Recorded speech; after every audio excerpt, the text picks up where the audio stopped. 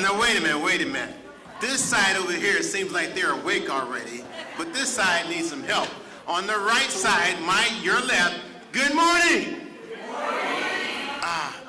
Say it again, good morning. Good morning. Over here, good morning. Good morning. They have it hands down. Well, good morning to each and every one of you, and welcome. We're so excited that you are here on today. I look forward to having an exciting time learning and just socializing and networking with people that are in education that's concerned about the education of our young people. And that's anyone that's 50 and younger. But you know, we are here at the Cal State San Bernardino, the Watson College of Education, are excited to have the opportunity to invite you to the Educational Leadership Summit. The theme for this year is Education in the Balance, advancing equity and social justice in today's America. And what an appropriate topic for what we are experiencing in our climate today here in America. A couple of things before we get right into our program. I want to first of all give a few shout outs. I want to thank our sponsors. We have Schools First, who has done a phenomenal job supporting the things that we're doing here at Cal State San Bernardino. Let's give them a hand.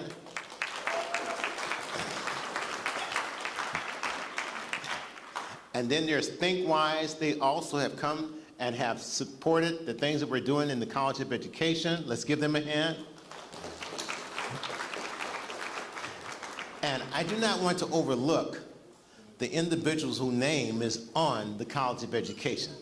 James R. Watson and Judy Rodriguez Watson have been investing in the College of Education in multiple capacities for years. And let's give them a hand.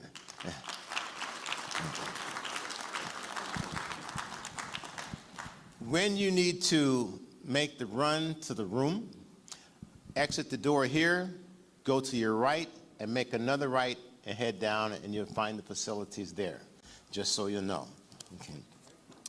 We're going to move into the program, and right now I want to acknowledge that we're going to have our land, pardon me, we're going to have our land acknowledgement from Cal State San Bernardino, the Director of the Tribal Relations, and this is Panda Amadeus. Let's say welcome. Come on.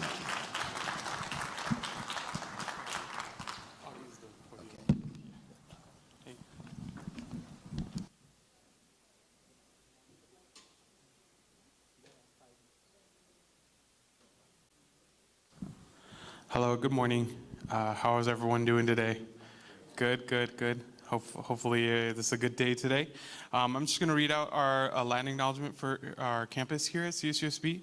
I'm our Director of Tribal Relations here at CSUSB. My name is Panda, he, him, his pronouns. I'm a descendant of Mescalero Apache, and I'm excited to be here with you all. If there's any support that you need from our office, feel free to reach out. We're here to support in any initiatives supporting our tribal nations and our campus here at CSUSB. California State University San Bernardino acknowledges that the land on which our San Bernardino facility is sited is the ancestral and unceded territory of the Mariam, commonly referred to as the Serrano people, which in the contemporary era are represented by two federally recognized Indian tribes, the Javiatum of San Manuel Nation and the Morongo Band of Mission Indians. Our histories and stories are intertwined in this space, and by sharing them in culturally appropriate ways, we honor and celebrate our Indigenous neighbors and partners. Since 1965, CSUSB's development has benefited and will continue to benefit from this land's location and resources, and we recognize this. Along with this land acknowledgement, this university affirms tribal sovereignty and our responsibility to work with these tribes to further mutual respect and gratitude for all those involved. Thank you so much.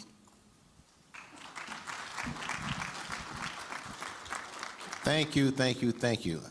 I personally do not take it lightly, the fact that the university sits on this, I would say, historical tribal land base. There are ancestral benefits for everyone. We are able to move forward because of what was taking place in the past, and even more so, the contributions that were made in this land earlier made it possible for us to enjoy better things today. I want to say that, a few years ago, the Cal State San Bernardino, they were looking for a dean for the College of Education. And they did a national search, and they found the young man, and they brought him in. And interesting thing about this young man was he had a vision. Not only did he have a vision, but he had history of bringing fruition to the visions that he had previously. And I speak of none other than the dean of the Watson College of Education. And that is none other than Dr. Chinaka Danwachuku. Let's put our hands together for him. He's come up at this time.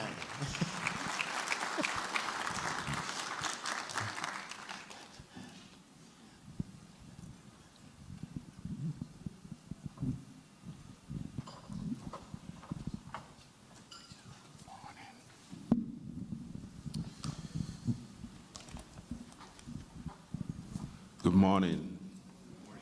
Good morning.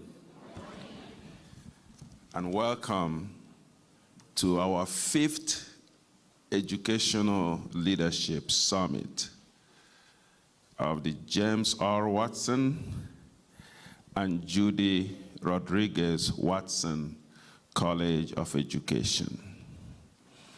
It is indeed an honor to welcome all of you. I said this is the 5th because about 5 years ago, we began this program of engagement with our community and our partners. I was sharing with somebody this morning that Cal State San Bernardino started in 1965 as a college of education. So our college is the oldest college on this campus. And over those years, this college has done a tremendous work of raising the leaders in the educational communities of the Inland Empire. There's no school site that you will go to and not find our teachers, school psychologists, counselors, school site administrators. The superintendents of many of the school districts are products of this institution. Currently, the superintendents for the San Bernardino County Office of Education and the Riverside County Office of Education are both alumni of Cal State San Bernardino. Thank you. So I share that simply to speak to the impact that this college has made over the years. And so we chose to begin this summit as a way to reach out in a more coordinated fashion to our collaborators and partners for conversations around issues, topics that affect all of us.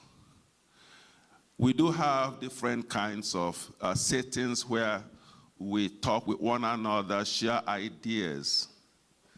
But also we believe there are times when we need to come together and have conversations around issues that affect all of us. So this year, we chose the topic, Education in the Balance, Advancing Equity and Social Justice in Today's America. We chose this topic in the midst of the current political climate in this nation. We chose the topic because we believe that diversity, equity, inclusion, social justice are not just terms and vocabulary. They are intentional undertakings towards a more just society. And so today we are in an educational setting where we are asked to no longer use those words because it offends certain demographic. I don't know if that assumption is correct. I hope it is not. Because even if it is, the university is supposed to be a place for difficult conversations. The university is supposed to be a place where we have conversations around issues that make us uncomfortable. And that's why I think we can boldly and openly engage in these conversations here. Because we have a mandate. I tell my students that what we do here is social engineering. We engineer, we cultivate, we create the leaders of tomorrow. That's what happens in the K-12 classrooms. That's what happens in the college classrooms. We shape the mindset. And so we cannot shy away from having difficult conversations. So I want to welcome you to this day of meaningful conversation around topics and issues that we must not shy away from. I want to thank all who have accepted our invitation to speak today. As you can see, we have a lineup of very powerful speakers. And let me say a big thank you to our first keynote speaker, Dr. Robin Avila Lascelles, who is going to be speaking this morning. And also, we will be having Dr. Ashish Vidya. He's going to be here soon. He is the GIA CEO and president. And we also have the privilege of having our own alumni and very important role model for our students, who is also one of the leaders in this community, Dr. Gordon Emerson. All right. And also our own State of California Superintendent of Public Instruction, Tony Thurmond, will be here in the afternoon speaking. He's always here when we call on him, and we're happy that he will also be here today. So let me conclude by saying thank you all for being here. Thank you for being present. I want to encourage you to also be engaged. It's a time for us to interact, dialogue. And I hope as this summit comes to an end, you walk away with something tangible. Thank you again.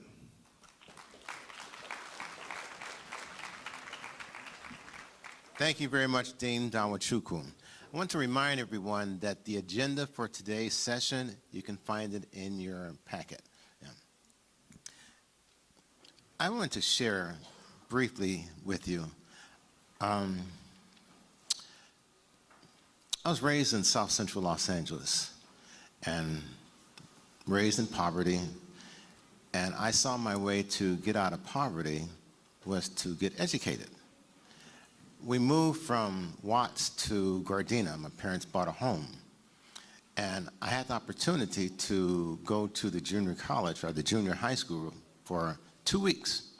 And during the 2 weeks, I learned that I had to take college algebra in order to get a degree. And so some things happened to the family economically, and we moved back to South Central.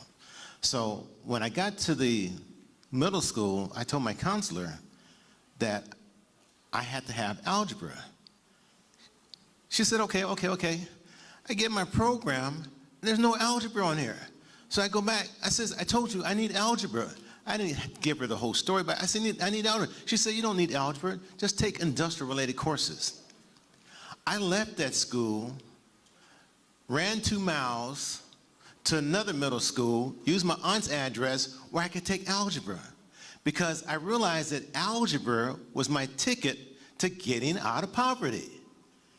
Because in the undergraduate program, it was either college algebra or statistics in most cases, but things have changed in the curriculum now. And so that's what happened to me. Then life happened, and I didn't continue my education. I turned out great opportunities, turned down an opportunity to go to Annapolis, turned down an opportunity to get a 4-year ride at Cal State LA in engineering, went to the junior college where my buddies were going, went 2 years, got half a credit, and that was in gym. Now, why am I telling you all this? Because, see, I realize that education is very, very important. You realize that education is very, very important. And it's up to us to kindle that fire among the young people that we see, because many times they don't feel as though they belong. The first time I stepped on a college campus,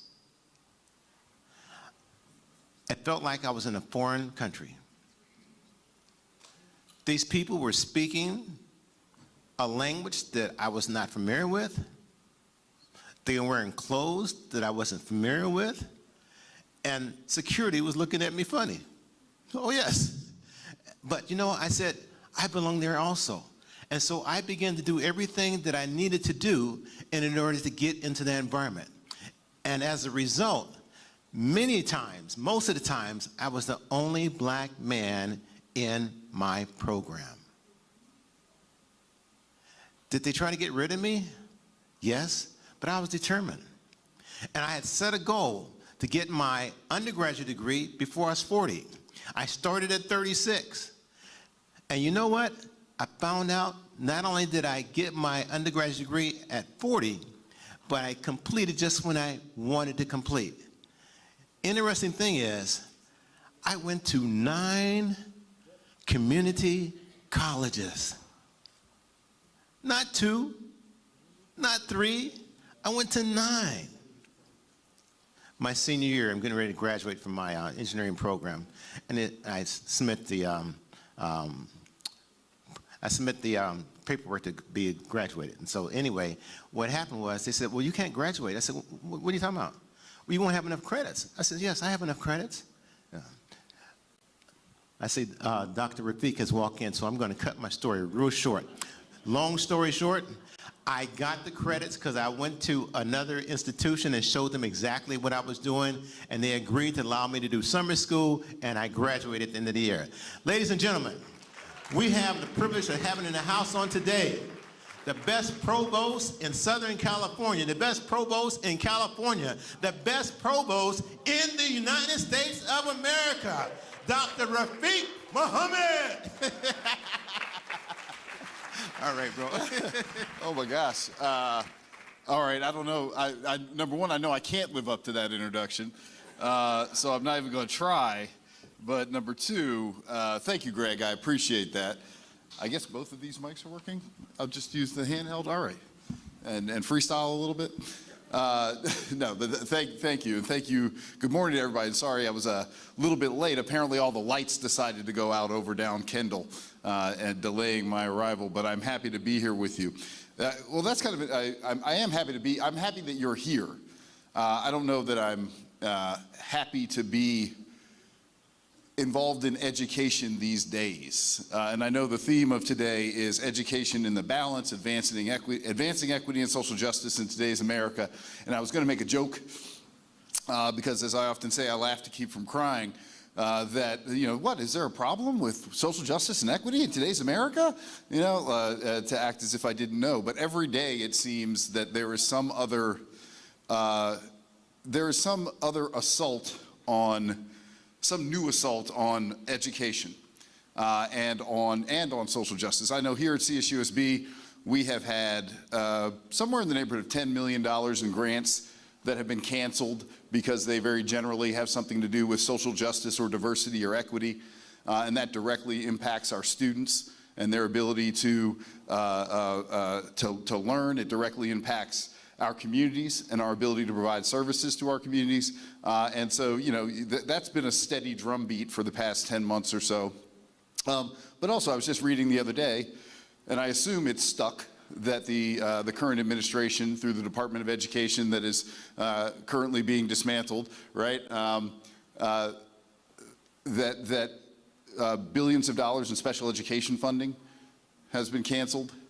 And I'm like, how cynical a country can we be? All under the auspices of returning education to the states is kind of the narrative. And on the one hand, I think that is, I'm not trying to bring y'all down, I'm just, I was gonna say something else, but I was thinking about this.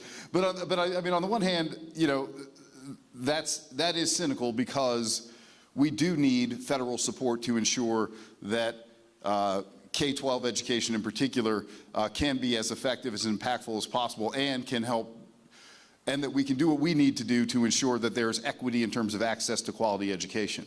I mean, I've lived in different places. It was funny, I lived in Atlanta for 6 years. That wasn't the funny part. But I lived in Atlanta for 6 years, and I lived in Fulton County, Georgia. And I don't know how many of you have been to Atlanta, but Atlanta, the mayor told me once, he said, Atlanta is the most integrated city in America until 5 o'clock. And if you look at Atlanta, there's I-20 that cuts off the bottom third of Atlanta. That, like, south of I-20 was all black, north of I-20 was all, was largely white. And the educational outcomes in South Fulton County in Atlanta, the black side, were fundamentally different than the educational outcomes on the north side. And in a place like Georgia, in the South, that I call kind of the land that time left behind, it was a good place to be, but they were a little behind in terms of their, you know, kind of equity agenda. Lots of folks would just attribute that to innate aptitude and say, well, these kids just can't perform like these kids, and not look at the resources, not look at the needs that these communities had in terms of just achieving equitable outcomes in education. And so, you know, I just look around at the cynical part of that, and the withdrawing of funds and the dismantling of the Department of Education, and I'm like, wow, how are we supposed to move forward as a country if we don't ensure that folks have equitable access to education, and that the idea of social justice is embedded in how we approach education? That's the downside. But I was also yesterday reading an article from the ABA, the American Bar Association, and they found, I didn't think lawyers could find silver lining for me, but they found silver lining for me in that the argument made in this piece was that, okay, if you are going to return, if the ethos is return education to the states, then, as the authors of this piece said, then the states need to go ahead and take advantage of that.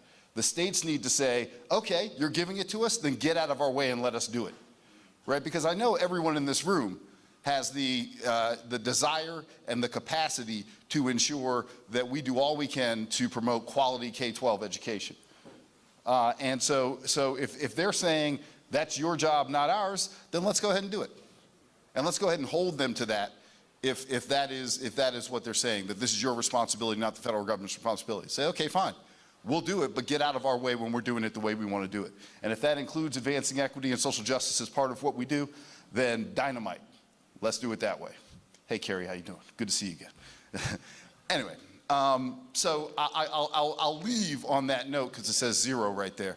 I'll leave on that note that there is, in my view, some silver lining and some opportunity, and I really appreciate all of you getting together here today to try to find ways to advance high quality educational outcomes, but also to the point of the theme of today, equity and social justice, in what is arguably, what is clearly the most challenging time I've ever seen in education in all of my years in education. And with that, I will hand it back over to Greg Richardson. Thank you, sir. Thank you.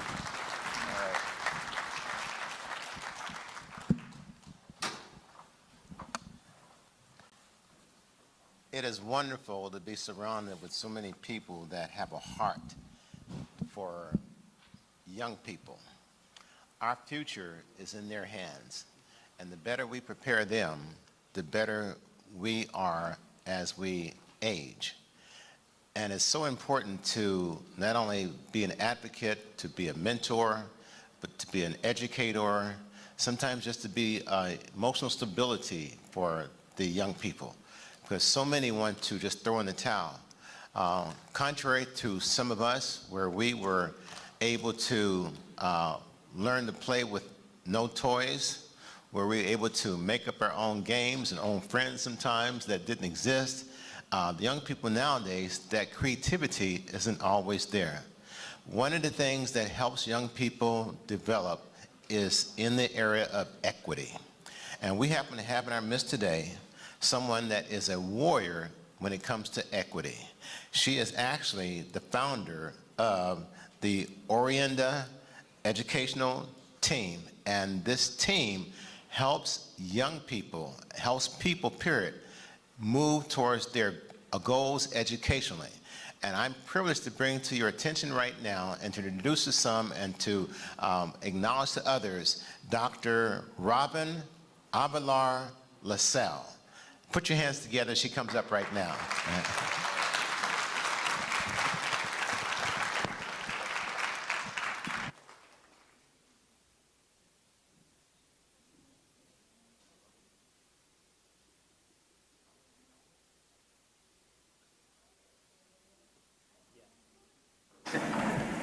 Yes? Yes, here we go.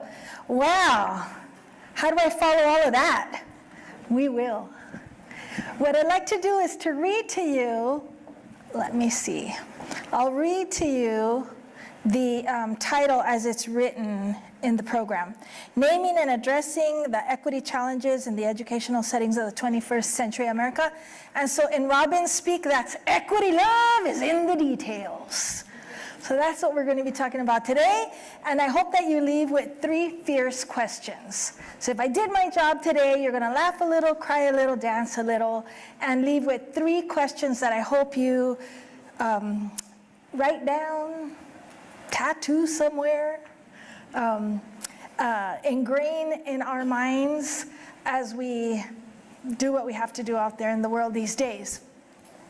But the most important accolade of all that I want to share with you, despite the fact that I went to Stanford and I got a doctorate and all that stuff, I had all the jobs just like you, is that standing before you is the 2-time Belmont High School Swinging Sweethearts Drill Team captain.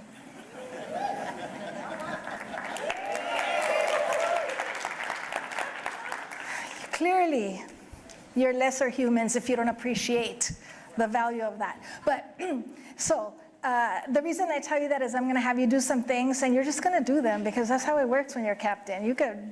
I could handle a whole stand full of people. You're nothing. I got you. So with that, I want to tell you this is a neighborhood I grew up in. Does anybody recognize that? Echo Park. Mwah, give her something. Echo Park, downtown LA. However, that's the downtown LA. That's the Echo Park on the internet.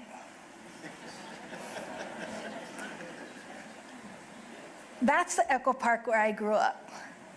A little bit different. And they've gentrified part of it. And so it used to be when I say I'm from Echo Park, people would go like, oh, are you okay? And no, I'm not okay. But now they're like, oh, Echo Park, because they saw this on the internet. But I'm going to tell you, the freaks still come out at night, and they're mostly my relatives, so I know that's true. And the reason I'm telling you, I'm only showing you that, is not to say poor me, just to say that like almost everybody here, I don't know you all, but like almost everybody, I'm sure, this is personal. The work we're talking about is not academic.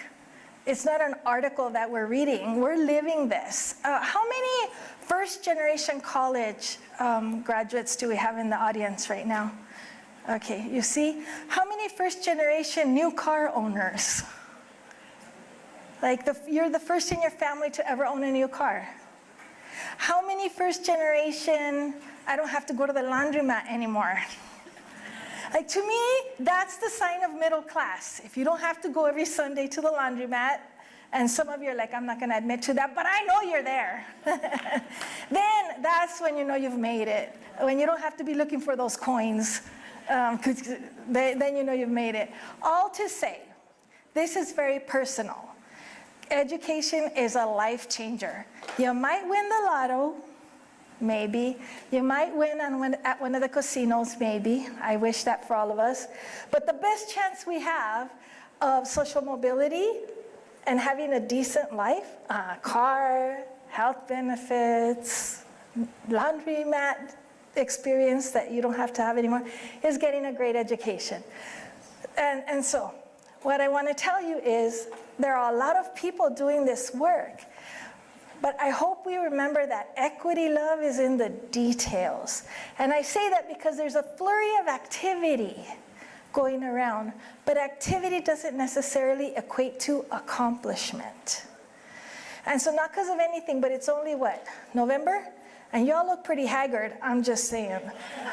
Which means we're working super hard. Nobody's sitting around drinking root beer, eating bonbons, hoping kids improve in their achievement. No, we don't do that. I don't know who does that. We don't. We're very tired. But it's because the attention to detail is sometimes overlooked. There's a technical precision with which we need to do our work in order to have changed outcomes for kids. It's not good enough just to be haggard. That's not good enough. So equity love is in the details. And I remember when I wanted to be a teacher since I was 3 years old. My father was a teacher in Mexico. And when he came here with no English, I can't tell you how he came here. There are multiple stories and I have multiple documents. So you tell me what version you want and I'll tell you that's it. But he came here, he was a waiter and bartender my whole life. Anybody know Olvera Street? So, he was a waiter and bartender there, and all of the big hotels downtown. I was so proud of him because he would go to work every day in a white shirt and a tie and a vest, smelling of Old Spice. That to me is still the most heavenly scent in the world. Gentlemen, it's all about the Old Spice. And anyway, so because I knew he was a waiter and a bartender, that was his job, but I knew he was a teacher. Do you see the difference? I knew he was a teacher. So I always wanted to be a teacher, and you may be surprised to know that I was a bossy little girl. So I'd corral all the little kids in the neighborhood and say, okay, sit here and let me teach you something, anything. And I would teach them to count with little sticks, palitos. So I held my little escuelita all the time. So I knew I was going to be a teacher. I went to my Cal State. It's all about the Cal States, what I'm talking about. Only school I applied to, that's when I knew I was going to get in. I went to Cal State LA. And I graduated as a teacher. I signed my contract with LA Unified, and I got my classroom keys on my 21st birthday. What? And drill team didn't do it for you? I don't understand you people.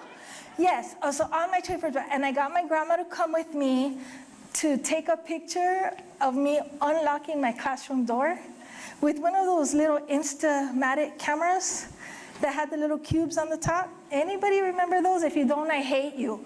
But you could Google it. It's a thing. Let's call it a vintage camera, okay? And so, 21st birthday. So the first thing I wanted to do was, of course, dress like a teacher. And in my head, that's Little House on the Prairie. So I got a very high collar blouse with a big old bow, which summarily stuck to me with all the sweat, because I didn't realize you get sweaty teaching by 9 o'clock in the morning. And a skirt that had it was plaid with an overlap, kind of like this vibe. You have a very Little House on the Prairie teacher vibe going on. I love it. With the big old hunking safety pin. Does anybody know what I'm talking about? You know what I'm talking about. Give her something. I kid you not, we're going to give you a book. Anyway, I had my hair in a bun. I was so all that of a teacher. It was beautiful. And the first thing I did was to join a teacher's organization. I wanted to be part of something. Kappa, Delta, Phi, Maya, something. There's some, you know which one? I don't remember, but there's some Greek-lettered organization. I wanted to pay my $5 a month, darn it, because I'm a teacher now. And I did. And the best thing that came from that was I'd get a monthly magazine. Okay, magazine is this paper stuff that's stapled in the middle. You get it in the mail. Let me tell you about mail. Mail is something that okay, so, and in the back of the magazine, every single month, they had the coolest section, and it was all about language. There is a point to this. You just have to trust me. Go with it. And it was, on one of them, the articles was about this study they did. Linguists did this study. Let me set it up for you. They went to teachers, elementary, middle, high school, and adults of English learners. Does anybody have an English learner that you interact with ever? No, you've been in a coma. Okay, so we're all English learners. And so they went to those teachers and they said, okay, we want you to teach this. And it was a unit on Americana, like the Pledge of Allegiance, this is my country, your country, it used to be, and like that, right? And so, I take that back, sorry. So they taught all these things, and then the researchers said, once the kids have learned and mastered these Americana scripts, call us back, and then what we're gonna do is transcribe them reciting these things. So the teachers all did that, they called back and they did transcriptions. And I have since lost the actual reference, you'll have to believe me, but I actually at some point typed, I'm really dating myself right now, these transcripts. And what it reminds me of, and the reason I use it now, is the importance of detail in what we do. It's not good enough to just have the heart for something or to work hard. We have to know our stuff technically precisely. And so we talk about this concept of 1 degree delta, 1 degree difference. The things we do sometimes are just such a teeny smidge off of the technical precision that to the naked eye it looks perfect. But when you trace it over time, the result compared to the intention is very different. So whenever you see that delta triangle, I need you to stand up. Yeah, now stand up. Okay, so here's an example of one of the language samples that were transcribed after the teachers blessed the class and said, yep, they got it, they know it, but so close, so close. But the importance of love being in the details. Take a deep breath, and in your best outdoor voices, ready? Nice and loud, here we go. O'er the rocket's red glare, the bombs bursting in there, gave proof through the night that our flag was still. Have a seat. Love is in the details, people. It matters. And we have to know our stuff. It's like what everybody said, Dr. Muhammad, all of you. You have to know your stuff deeply in order to tell the difference between what's going on out there, which at the surface looks kind of okay, but that technical precision. So I ask this Stanford-esque question about this graph, and that is, what the heck? It's not how I hear it in my head, but for public consumption is what the heck. And so here is a graph from the National Assessment of Educational Progress, NAEP. And it starts in 1990 and it goes to 2015. There was one 2024, it looked exactly the same. So here's the test. I want you to do this. Look at that graph. And it could be any subject, language arts, math, it could be graduation rates, it could be university eligibility, it could be dropout. It always looks like this. There are 3 lines, each representing a quantitatively major racial or ethnic group in the United States. A quantitatively major racial or ethnic group in the United States. I could put all the lines up there and it would tell the same story, but just for simplicity, I'm only showing you the ones with the largest numbers. I want you to turn to someone you like, change seats if you need to, and wink, wink, and decide, just looking at that graph, what quantitatively major racial or ethnic group is represented by each color. Take your time, but you have 10 seconds. Ready, set, go.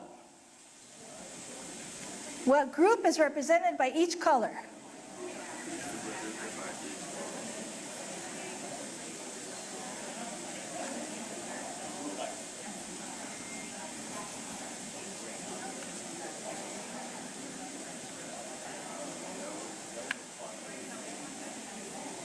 Okay, 5, 4, 3, 2, and 1.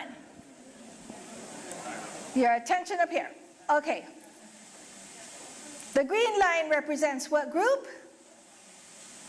White people, Caucasians. The yellow line is Hispanic, and the blue line is African American. I want to tell you, depending on the state, the district, the year, those black and blue, those blue and yellow lines, African American, Latino, we're very polite. We say to each other, no, it's my year to be last. No, no, you please be black. No, no, no, by all means. We toggle back and forth. If you look at Native American students, they're down there too. If you look at socioeconomically disadvantaged, so you could all, they're all confounded variables, the demographics overlap. But I'm going to tell you what really ticked me off, academically speaking. After COVID, after the schools closed and then reopened, they did one of these tests again, these NAEP tests, and the results looked exactly like this, except they dipped about like a centimeter, a millimeter on a graph. And I don't know if you saw it, but it was all over the news, all over the papers, social media, like, oh my gosh, schools closed, kids came back, they've lost so much. The lines looked exactly the same, except they dipped a teeny bit. Why was I mad? First, I wanted to say, okay, what do you think we do all day? Schools were closed. You think they're going to just continue? What do you think, that it doesn't matter if they go to school or not? Kids are still going to learn? Like, come on! What do you think's going on? And the other thing that ticked me off is that even though the lines go up and go down, I want you to do this. Put your pointer finger wherever you see the green line. Thank you. And your thumb on the next line down. And now look at your fingers. That's what ticks me off. Statistically, there's always a 2-inch gap between the higher group and the, you should laugh now, you can't do that. You can't do statistic 2-inch gap. But it's on every PowerPoint, it shows up like this. It's always this much. Even though the lines go up and the lines go down, that space doesn't change. And this is what I want to say. People know that I'm all about, social mobility through education, and so I'll go to conferences, or even on vacation. I was in Playa del Carmen and someone caught me with no makeup, no hair. Don't come up to me if I'm not wearing makeup and my hair's not done. I'm just telling you now. Can I take a picture with you, Robin? Like, no. But she said, I want to tell you how proud I am of our district. We have an equity board policy now. And we have an equity office. And I am the equity official. And I have an equity budget. And I'm like, and you could have an equity card, and I don't care. What I really want to do is to ask you to show me your lines. Show me your lines. This is what I want to see. First, we need to see that top line continuing to improve. We don't take anything away from one student group to give it to another. Any more than we would take anything away from one of my 4 children to give it to another, unless I'm feeling mean that day. Other than that, you don't need to do that. Secondly, it's a matter of, it is an algebra problem. Where's my algebra? It is algebra. It's a slope issue. The next group just has to grow, but at a greater rate. And the next group has to grow. So you have to learn more than a year in a year. So what's educational justice, or what is educational equity? To me, the outcome is the measure of that. See where those lines intersect? X marks the spot where equity lives. So if you see me around and all that and you say, hi, you better go like this, like, ugh. So everybody show me, ready, set, go. Ugh. Then I'll talk to you. Because I know that we're taking, I don't care how tired we are. I'm impressed by us doing that. That's educational justice. When we can no longer predict how students are doing just because of what group they belong to, that's educational nirvana. And by the way, you all got that graph correctly. Where's the legend? How messed up is that? How messed up is that? And if we don't think that doesn't influence the decisions we make throughout a system, a school system. So this is what happened. I was a teacher, I told you, principal, district office administrator. I taught at the university. I did all the jobs, which either means I'm extremely talented or I can't keep a job, depending on who you ask. And then 28 and a half years ago, I decided to defect from the system. I thought, you know, we're doing such a good job in my district, but the district next door is not good. And kids move around. So how am I going to help all districts around do better? So I started a group which we now call Orenda Education. And what we do is go into schools and districts with historically 2 inches and understand them by doing a study. We do a baseline system study and we ask this: what systems best explain the outcomes here? Not what's wrong with the kids, what's wrong with the parents, what's wrong with the teachers, no. What systems best explain these outcomes? And we do a whole 360-degree study. So one day, about 3 years ago, somebody said, hey Robin, how many of those studies have you all done since the beginning? At that time, we had done over 300 studies. K-12s, K-4s, 2-3s, one-room schoolhouses, rural, urban, all kinds of stuff. The stack of reports were like that. Some of them were so old, they were done on WordPerfect. Anybody remember that? Give him a book just for being old like me. I love it. So I didn't have electronic copies, the paper was yellow, whatever. But so then I sat and we went through all of these studies and answered the question that this person asked. Robin, you go in and you explain student outcomes based on the systems. Is there anything that we all can learn about that? Or is it district by district, school by school specific? I never thought about that because we go and we study every district or every school or every cluster of schools uniquely. So we started going through and oh my gosh, at that 25th mark, we learned so much. And that's the fruit that became the book Where Equity Lives. And this is what we asked. Why do we have that 2-inch group? And how can we fix it? And there's one major finding, and I want you to take a deep breath and read this really out loud, because there's one major takeaway from this study of studies. Ready? Deep breath. Go. Every system is perfectly designed to get the results it's getting. Drop the mic. I didn't invent that. But it's so true. It's never the case. Look, if it was the kid, then it would be one kid. When it's an entire demographic group performing a certain way, then either, as was mentioned earlier, inherently there's something genetically, inherently, cognitively different. Intellectual capacity is different depending on what group you belong to. And I'm here to tell you the science says, no, that's not true. Or there's something else going on. There are conditions that are creating certain outcomes. And so that's what we found. So the other big takeaway you should all hear is that the question about, well, we just really need to improve our teacher training because if teachers just did a better job, it would be all better. And the answer to that is no.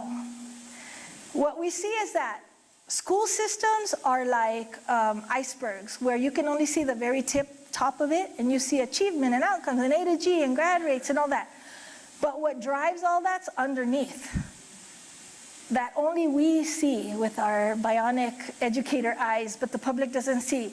We have these rules, these policies, practices that became rules that became policies, dispositions and behaviors that became policies that became rules. And then on the base of everything we do are these beliefs and expectations. And beliefs and expectations that we hold differentially for different groups are what end up determining decisions that we make. And therein lies the issue. So what we did in this study of study was to say, well, what are those practices that are systemic inequity traps that are most common in our state? What I want to tell you is that's where the hazard is.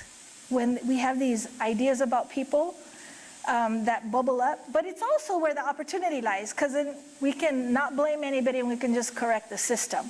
So in the book Where Equity Lives, which I was asked to share about, there are 5 most common systemic inequity traps.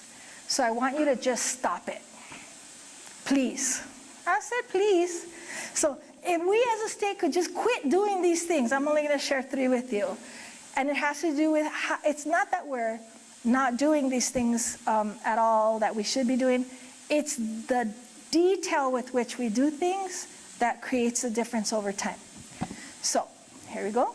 We're going to look for these traps. The first trap, first of all, I want you to do this. Clap with me, just like this. Listen first. I'm going to say 5, 6, 7, 8, and you're going to go like this. Ready? Go. 5, 6, 5, 6, 7, 8. Good. Okay. All right. Keep your day jobs. Okay, so here we go. The first systemic inequity trap we call symbolic data systems, and that is, it used to be back in the day, we didn't have any data. Do we have data now? Oh my God, we're drowning in data. However, I'm going to tell you, if we have more data than we ever wanted, and we have more assessment than we ever wanted, why are these lines still being so stubborn? It's because what we're doing is symbolic.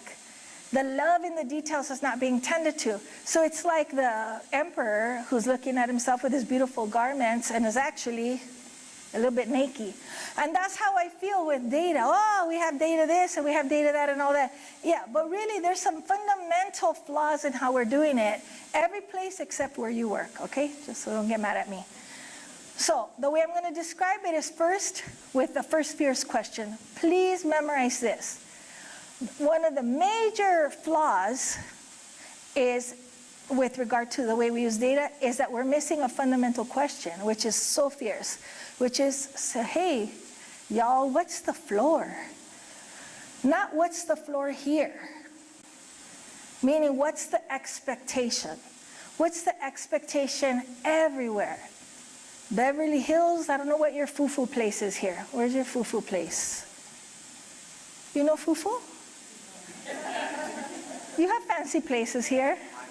Highland, Redlands. So in your foo-foo places and also where real people live or whatever, it should be the same floor. If it's algebra over there, it's algebra over here. We shouldn't have different floors. The floor is not the floor because it's low. It's because under that nobody goes. No beliefs or expectations that we have should allow anybody to go below the floor. So we have all this data we collect, but we don't have a defined floor. And if we think that the data or that the floor are the standards, think again. The standards tell you content, like let's say, we'd be able to infer from text from different genre based on the point of view of the author. Okay, we have, I don't know, 100 people in this room, 150. If I give you that standard and I tell you 5th grade, how many different levels of rigor of lessons would we have if I asked you to write a lesson to that standard? 150.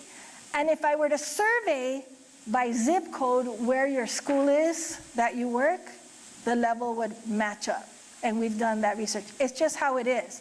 So why do we collect data on things when we don't even know what the floor is? So the first fierce question is, what's the floor? What's that place where we say, not on my watch? Let me give you an example. Get ready. Everybody stand up.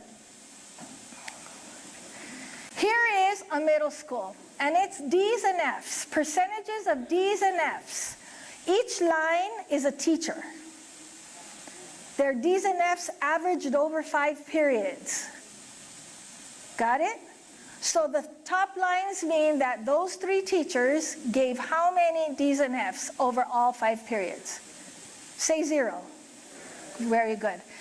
And the bottom teacher, at the last one, where it says 75, means how many out of 4 kids got D's or F's in all their classes? 3 out of 4. Do you see that? Okay, so here, I want to ask you, does anybody here ever collect DF reports? Do we have those data? We all have it.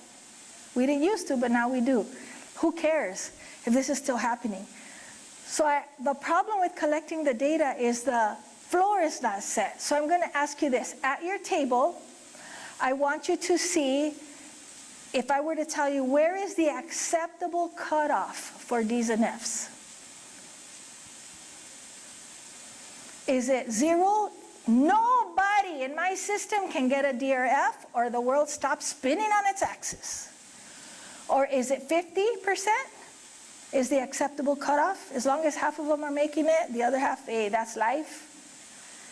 Is it 33%, 75%? Talk at your table real quickly, and where do you think the cutoff is?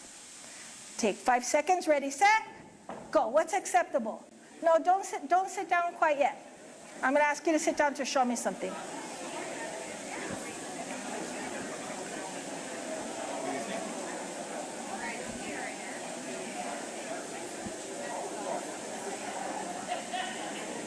Okay, on 5, 4, 3, 2, and 1. Here are the instructions. If you all easily agreed,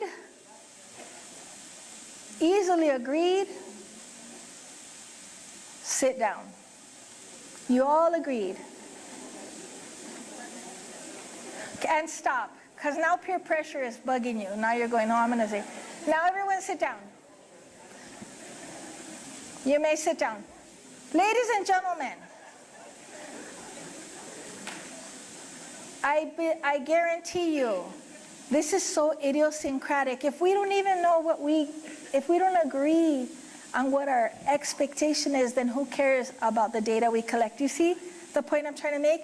The emperor's got no clothes, he's naked. Let me give you an example.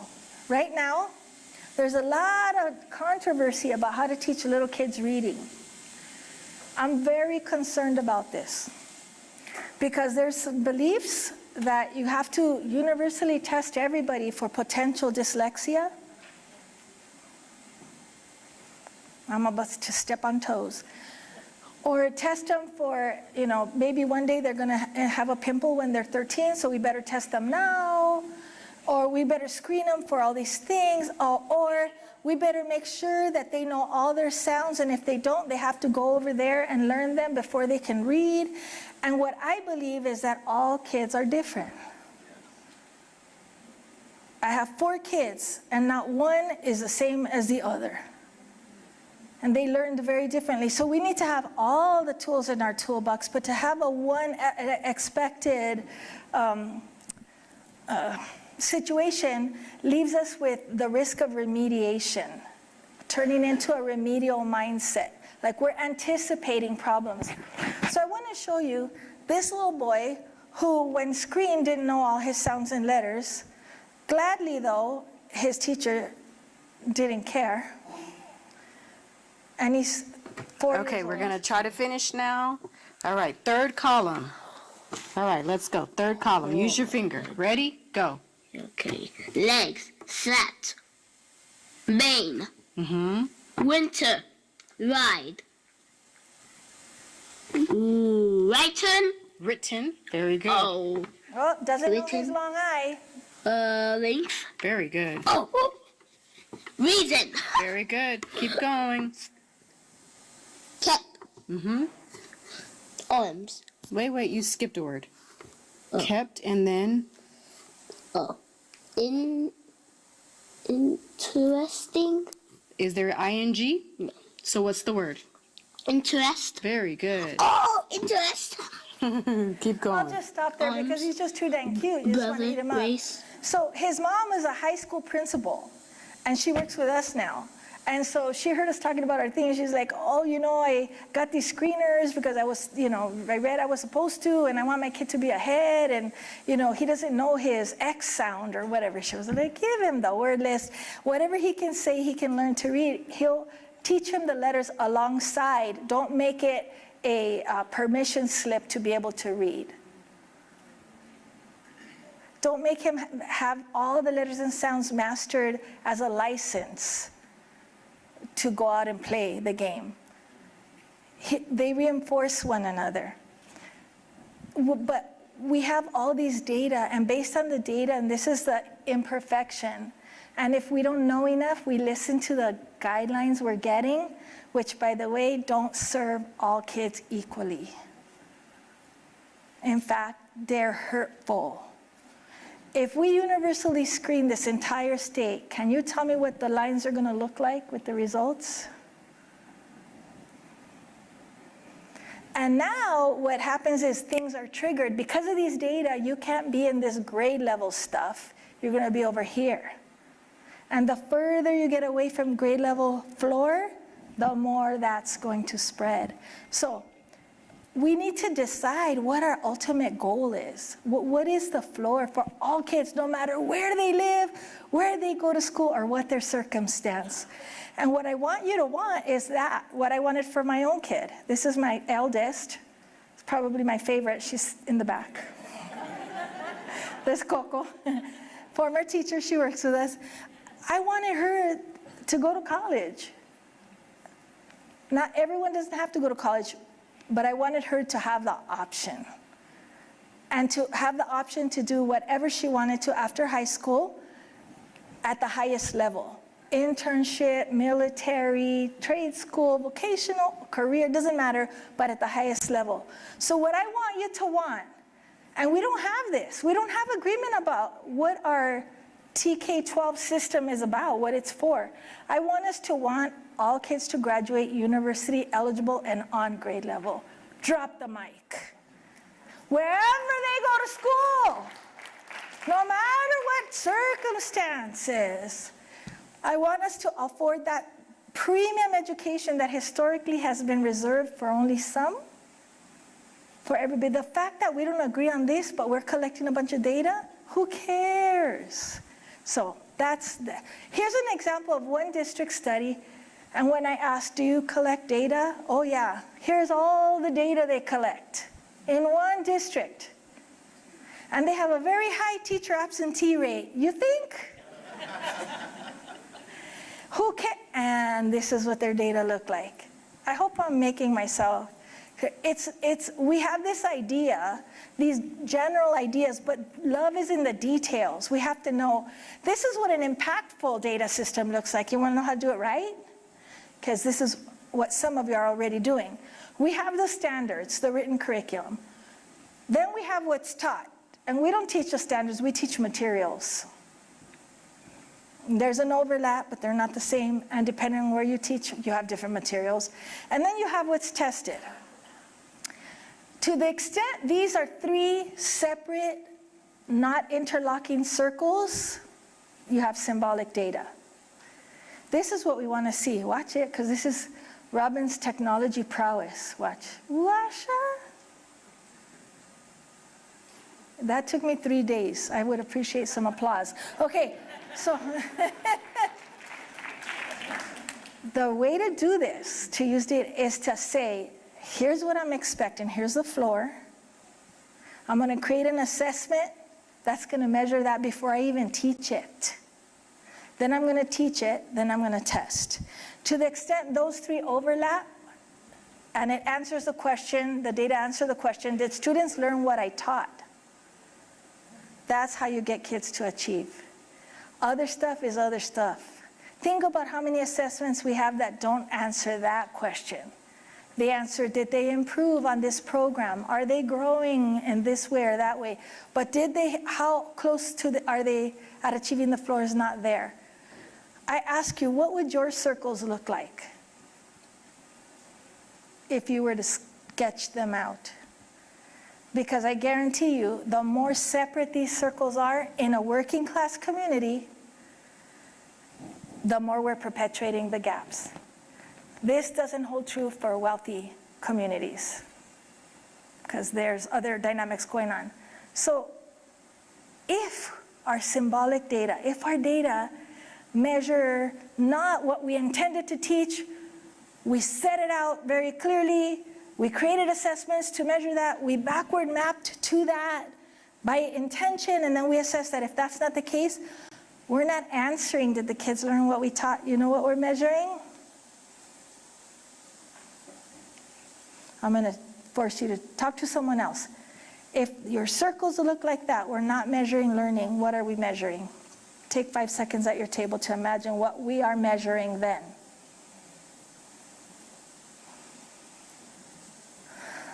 A little productive struggle. Okay, table rumble so that I can show you the answer. Ready, set, go. Table rumble, table rumble.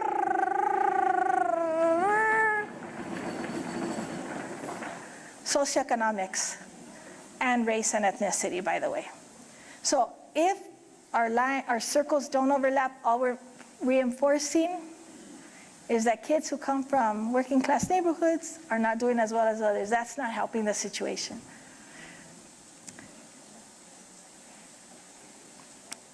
Let me even get a little bit more detailed. So, after all these years of doing this work, whenever we go into a school system, we find out what the systems are that are creating or perpetuating these gaps and not getting everybody to X marks the spot.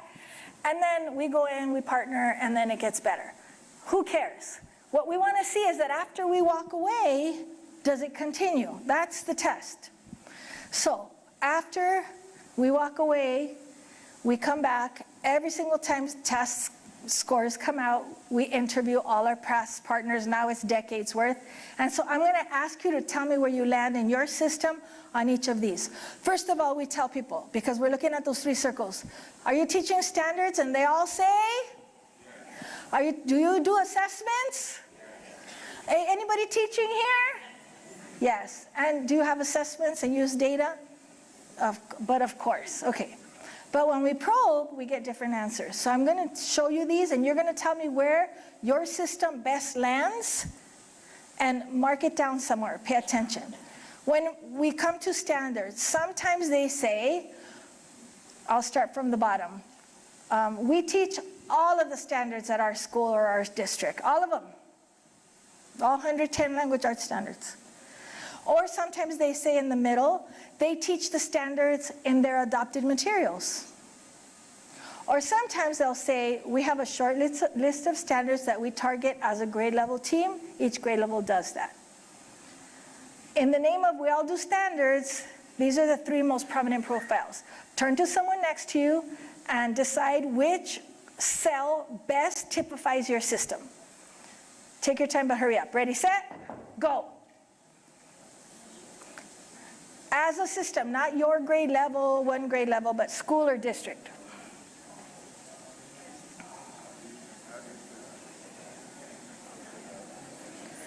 Okay. On 3, 2, and 1. Next one. So, next one. Assessments. You do assessments? Sure we do. Well, starting at the bottom. Do you assess using district benchmarks or diagnostic assessments? Or sometimes teams use the assessments from their adoptions every 6 to 8 weeks. Or sometimes teams create assessments calibrated to an independent definition of grade level rigor.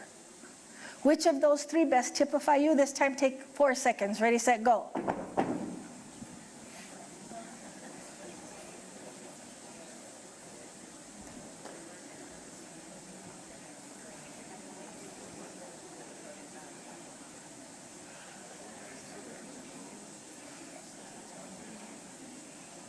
On 3, 2, and 1. Okay, some of you are like, can I give myself half a point? Whatever makes you happy. So, if you're stuck in the middle. Next one, do you teach? Oh boy, do we teach. All right, starting at the bottom. Individual teachers teach their own lessons and units.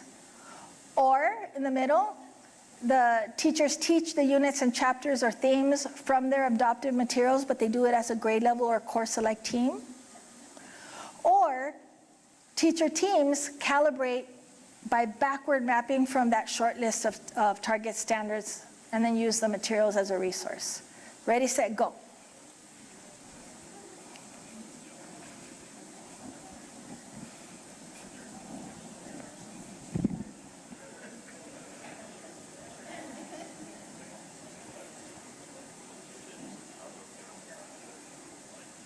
On 3, 2, and 1. Last one. Ready? Love is in the details. Do you assess and use data? Oh, heck yeah. Well, starting at the bottom, the group would say, what data? Okay, those are rare. Those are usually individual people, and you know who they are. And we all have them. In the middle, yep, we get reports. We get them after every assessment. We get the reports. We receive them. Or sometimes schools will say teams receive the data immediately after they assess, and they formally analyze to decide what to modify in their instruction immediately after based on that. Ready, set, go. Where do you land?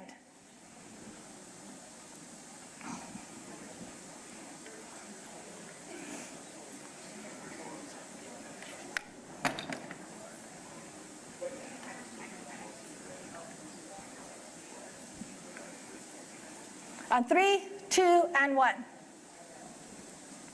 Okay. So here's what I want you to do.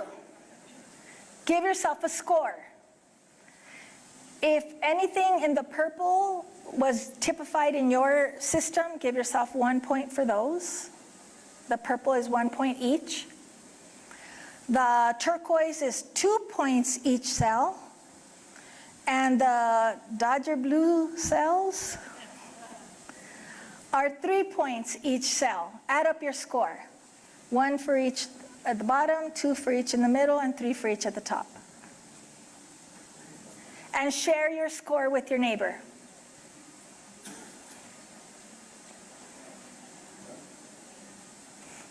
Uh-oh, bonus round. Ready for the bonus? Give yourself an extra 3 points if your assessment system fundamentally answers this question for your school or your district. Did the kids learn what we intentionally taught them? What we planned for them to learn? That's 3 extra points. So altogether you can have 3 times 4, 12, 13, 14, 16 points, is that right? You have your 15, thank you. How many total points you have? You shared with somebody else? Now let me tell you, in our going back to all of our projects, when we see 3 years, 5 years, 10 years, 20 years later, we find some schools that are continuing to grow. Some schools that are defying all the statistical predictions. I'd like to say they all do, but they don't. Some schools plateau at some point after we leave, and some schools and districts start to decline. I'm going to show you the difference. The higher the score that you got, the more likely your school or district is getting to X marks the spot and improving. The more middle scores you got, the more likely that the scores will, achievement will be stagnant, perpetuating the status quo. And the more of the lower scores that we get, the closer to that 4 number, the likelihood is that scores will decline, achievement will decline, measured academics will decline. I say that because if you ask everybody, are you doing standards? Are you assessing? Are you teaching? Do you use data? Yes, yes, yes, yes. But equity love is in the technical precision. We have to know enough to bat away the cuckoo that's coming at us. We're getting flat out certifiable cuckoo guidance. And it's not only outside of our state. So we have to know enough. So now, I'd like you to take a picture of this shot. And when you go back to your system, on this systemic inequity trap, the first that I'm sharing from the study of studies, do you have symbolic data, systemic inequity trap? When you go back, ask, how might this contribute to the inequitable outcomes you might be getting in your system? Most of us are, so. And then most importantly, what can we do to release that trap in your system? That's the opportunity. We have to add technical precision to this. Uh-oh, stand up. Back to the language study. For this one, I need you to march with me. 5, 6, 7, 8. March, march, march, march. Get ready to take a deep breath and nice and loud. Ready, go. Mine eyes have seen the glory of the coming of louder. He has trampled out the spirits where the great giraffes are born. Have a seat. So close. Equity love is in the details. I gave you the first fierce question, which was, what's the floor? Ready for the second fierce question? So before anything, if we don't have an established floor and it's the same as it would be in any fufu part of town for every student, then it doesn't matter what else we do. The next question is, under what conditions? Oh, this is a magical question. Magical. The question is, under what conditions can all my kids get to the floor? It's magical because it doesn't say, what don't they know? Where are their warts? Where are their blemishes? Where are their deficits? Put them over there somewhere else. Give them to somewhere else. Put them in a separate program. It doesn't say that. It doesn't say they have to practice before they actually get in the game of learning. What this says is, I know it presumes there are conditions under which all my kids can get to the floor. We just have to figure out what those are. The presumption is they will get there. Our system is not predicated on that right now. So, under what conditions? And the systemic inequity trap that we found in our studies of studies we call new tracking. And the reason for that graphic is that we say a rose by any other name still has thorns. You'll still get poked. So call it whatever we want. It'll still mess you up. Sorry, neighborhood coming out. And we're live streaming. Dang, I hate when that happens. So, I want to have you first think about this. Turn to someone and in 1 minute quickly share. In what ways does your school system help kids who struggle academically? You give them that, you send them there, you buy them the other. How does your school system treat academically struggling kids? Programmatically. 1 minute. Ready, set, go.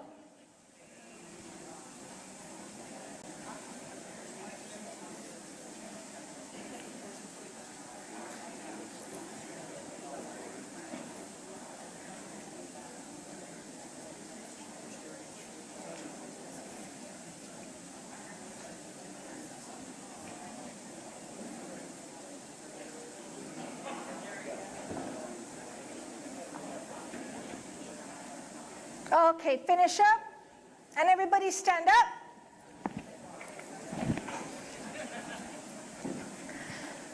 And I want you to do 4 claps with me. Out, clap, 5, 6, 7, 8. Out, clap, out, clap, out, clap. Now I want you to do this. Step out, feet together, step out, feet together. Do it with me slowly, do not get hurt. Ready? Go. Out, together, out, together, out, together, out, together. Okay, let's start again. A little harder. Starting that way. 5, 6, 7, 8. Out, together, out, together, out, together, out. Have a seat. Okay, so now you looked at how your system helps struggling kids. Here's some research for you. Across our nation, certainly in our state, when you look at all the ways that a system responds to struggling kids, it tends to fall into, the practices tend to fall into one of 2 camps. I want you to look at one side, there'll be 6 rows, and I want you to count with people next to you, how many of these 6 practices best typify your system? Got it? There. How many of these 6 rows resonate with you? Yeah, that's what we do.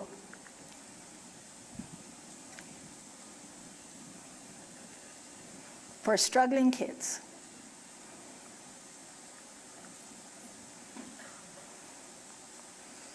When you have a number from 1 to 6, put your hand on your head so I know. Thank you, table 2. Thank you, table 3.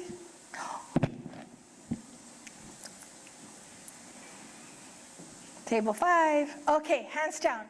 Show me fist to 5. Put your 2 fists in front of your chest. And when I say go, show me 1, 2, 3, 4, 5, or 6. How many of these 6 things resonate with your system? Ready, set, go. And wait till I see you. 1, 2, 3, 4, 5, or 6 of these.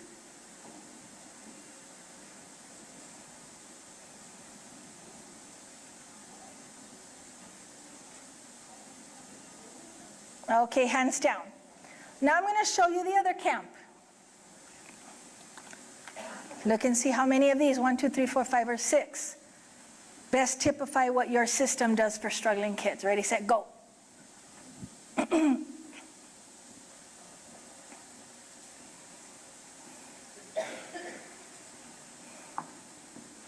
Hand on your head when you have your number from 1 to 6, please. Thank you. Thank you.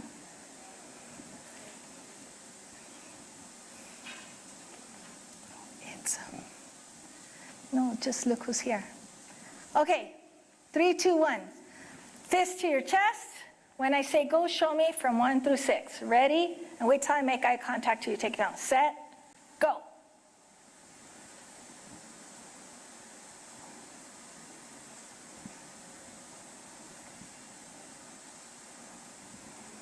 Okay, hands down. Perfect.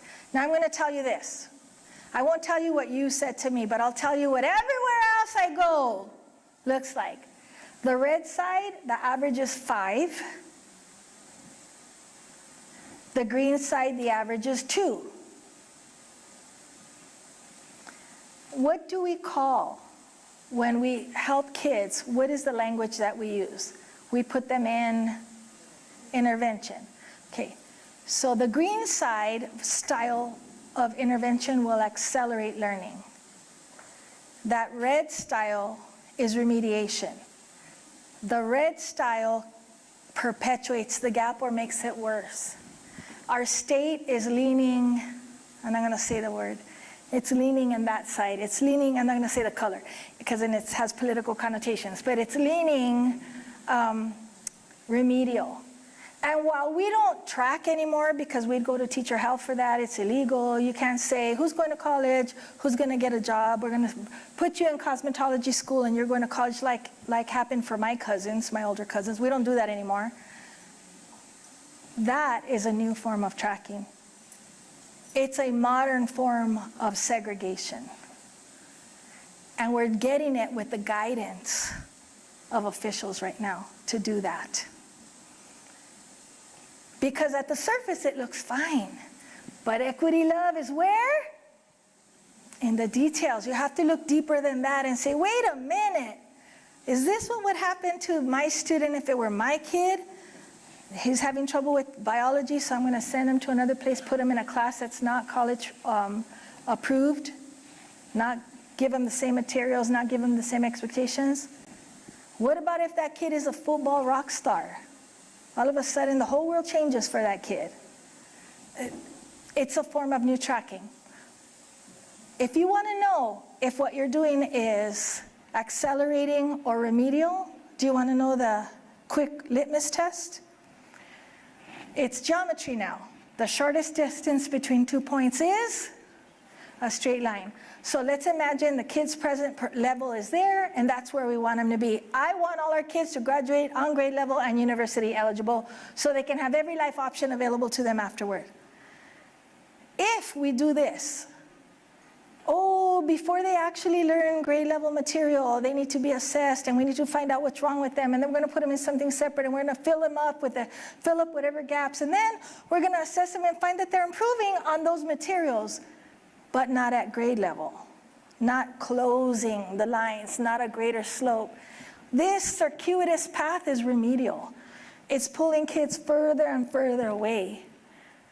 The way to do it is to say, I'm not doing that. I'm going to keep my eye on the prize. What is the floor?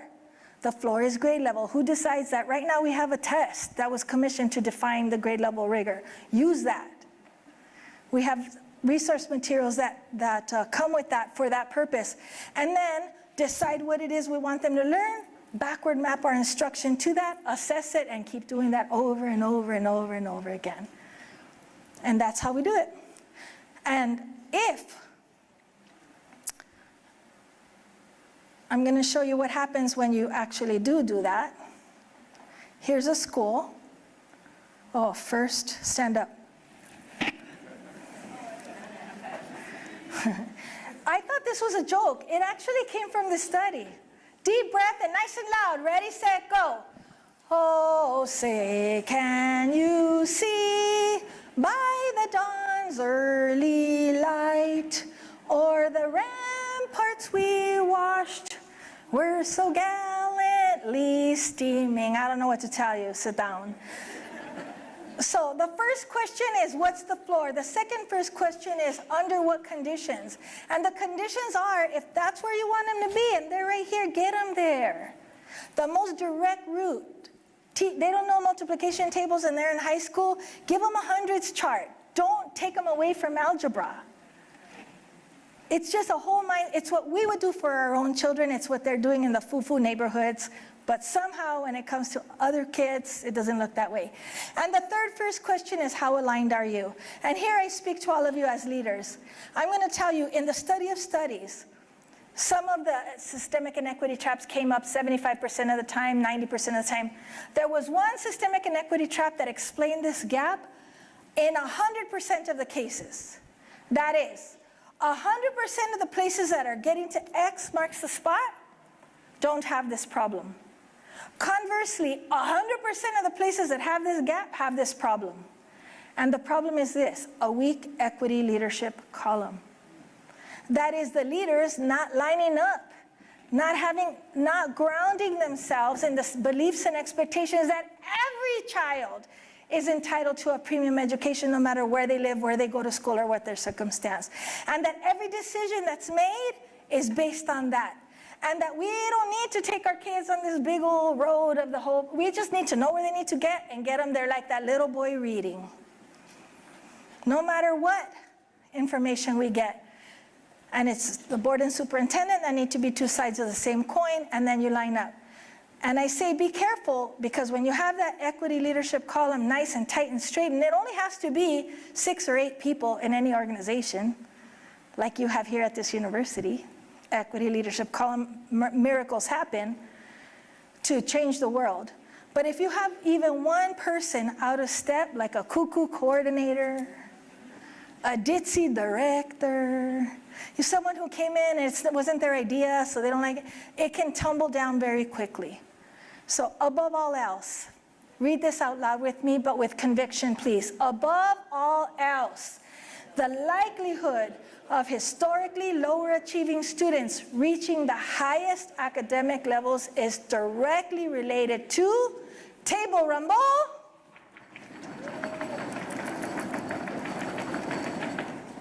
go, the degree of alignment among a highly knowledgeable and cohesive TACO team of key leaders in the system. And what I mean by a TACO team is you love your work so much that on Tuesdays you all say after work, let's go to Taco Tuesday and keep talking about work. And you know if you're part of one. And that's the magical place. What I'm going to show you is what happens when you do that. Here's a school. We say kissing the assessment because it's keeping it simple. When you do that drill, overlapping what's taught, what's tested, and the standards, you get these results. This is a school in the MacArthur Park area of Los Angeles. Anybody know that area? Very, very troubled. Sister, we're cousins, I'm sure, which is always a possibility in my family. So, and that was a principal, and that's a kindergarten teacher who decided they were sick and tired of being the lowest achieving elementary school in LA Unified, which is a small country. So that's saying a lot. This is what, take out your finger. During all these years, I want you to trace the achievement of lower income kids in California. Ready? Start at the beginning and go. To present, okay? This is higher income kids in California. Put your finger and trace the line. Ready? Put your pointer at the top finger and see, look at your hands now. 2 inches, always, I don't know, it just is. Okay, I'm going to show you after this school did the things we're talking about, looking at equity love in detail, not just with your heart, but with your detail. Take your fingers out and trace the Hoover line. They started below lower income kids in California and trace it out. Ready? What did they cross over? Higher income kids in California. 100% free and reduced lunch, 100% English learners in kindergarten. Home of MS-13. Moment of silence, that's their trajectory. No, ladies and gentlemen, it is not biological. It is not something inherent in the limited capacity of some groups of people to do well, and that's not accurate. It is the system. And if we set up the system differently, we'll get different results. So what I want to tell you is the name of our organization, and it's not a commercial, is Orenda. I'm telling you the name because I picked it and I love it. It comes from the Iroquois language, and this is what it means. It means the energy force inherent in every human being that gives us the power to change the world and to change ourselves. So I say, may the Orenda be with you. And everybody stand up.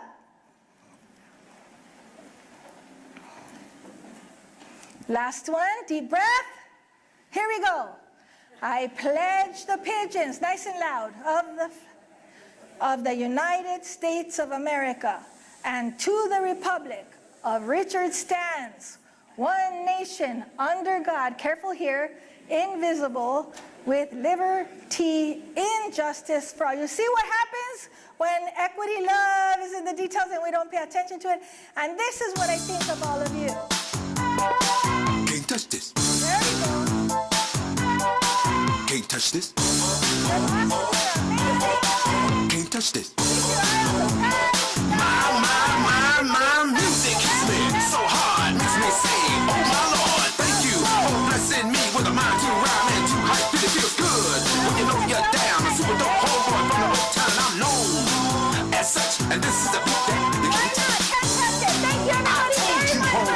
Can't touch this. Yeah, that's how we living, and you know, can't touch this. Look at my eyes. Awesome. Wow. Wow. There's so much there. Oh my goodness. Thank you, Dr. LaSalle. Robin, thank you so much.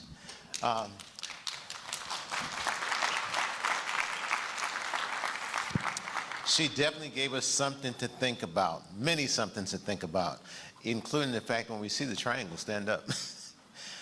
You know, the graph that was illustrated, what the heck, is something that people look at and begin to accept and normalize, and they have a tendency to expect just those results.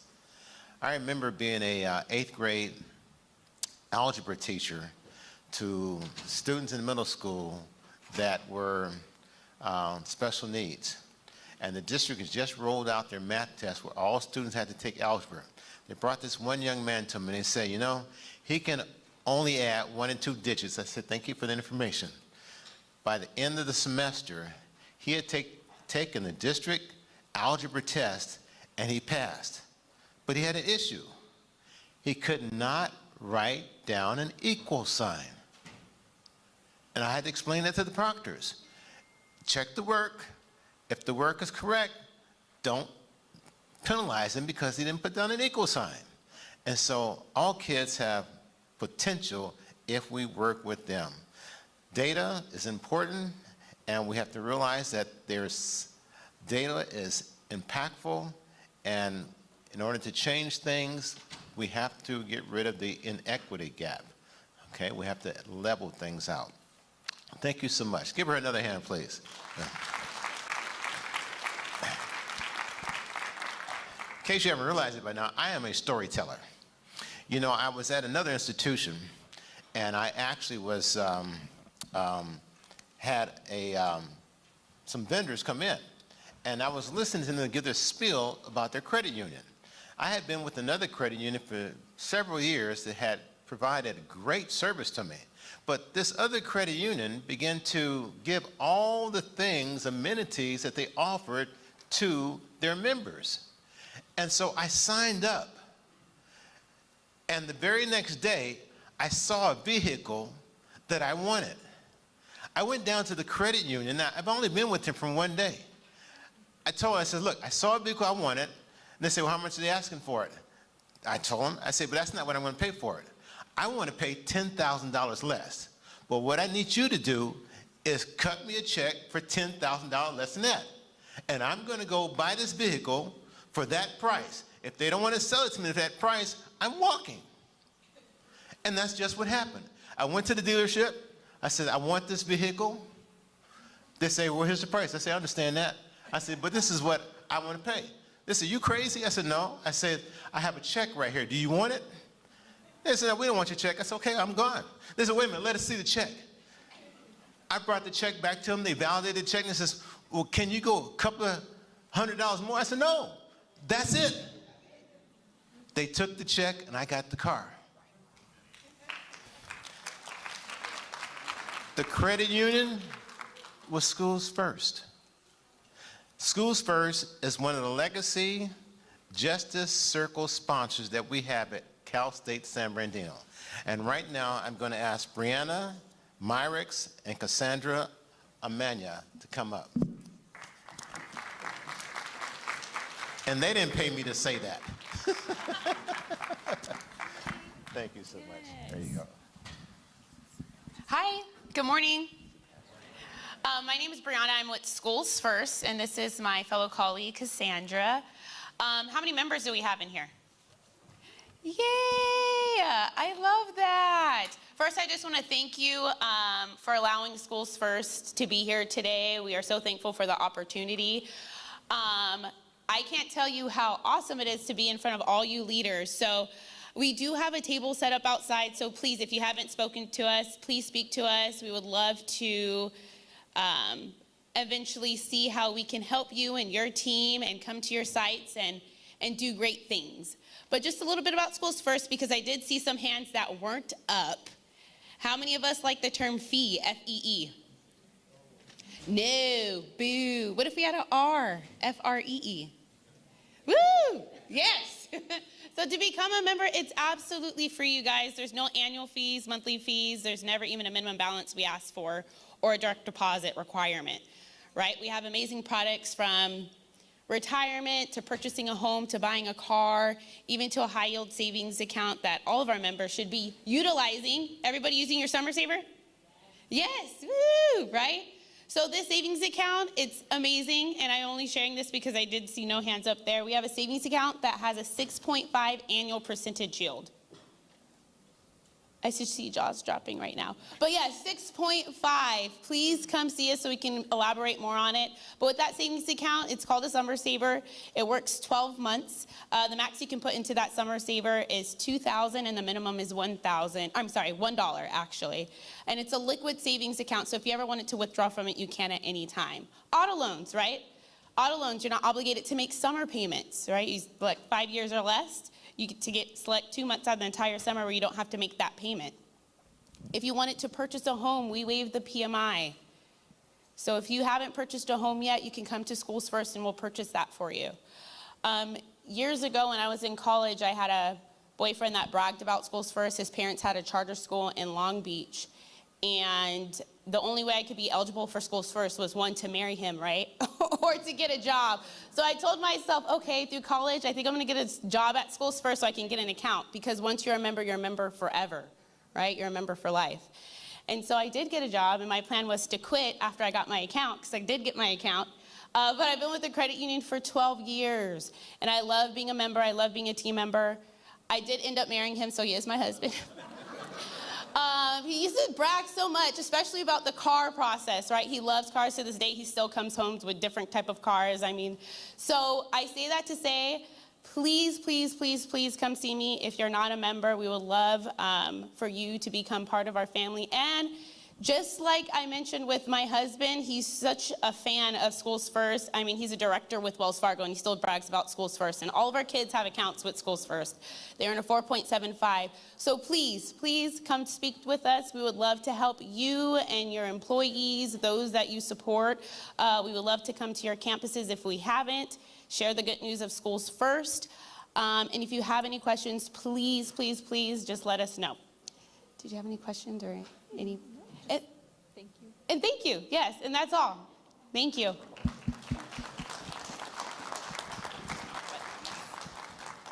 Thank you, thank you, thank you. I'm going to steal this. Yes. Okay. Okay. Thank you. All right. I want to remind you that our official break will be at noon when we break for lunch. But between now and then, we're going to have a couple other things that take place. We're going to have Dr. Ashish Bhatia come up and share some things. But I wanted to let you know also about the breakouts, and I'll mention this again. The breakouts will be over here. They're going to begin to open these doors up. And what will take place is the individuals that are with one group will go to the back, stay over here actually, and then the Carlos group will go up front. And I'll mention that again when we get ready to take place. Okay. And the Sue group will be back here, Sue Kaiser, Dr. Kaiser. Okay. This time it's great privilege and honor that I asked you to recognize the president and CEO of the Growing Inland Empire, the Growing Inland Achievement, GIA. That is none other than Dr. Aish Bhatia. Been in the area for a number of years and have made tremendous impact upon our students locally and the institutions that they're attending to make sure that their education is moving in the right direction, because their development is development to the community. At this time, Dr. Bhatia.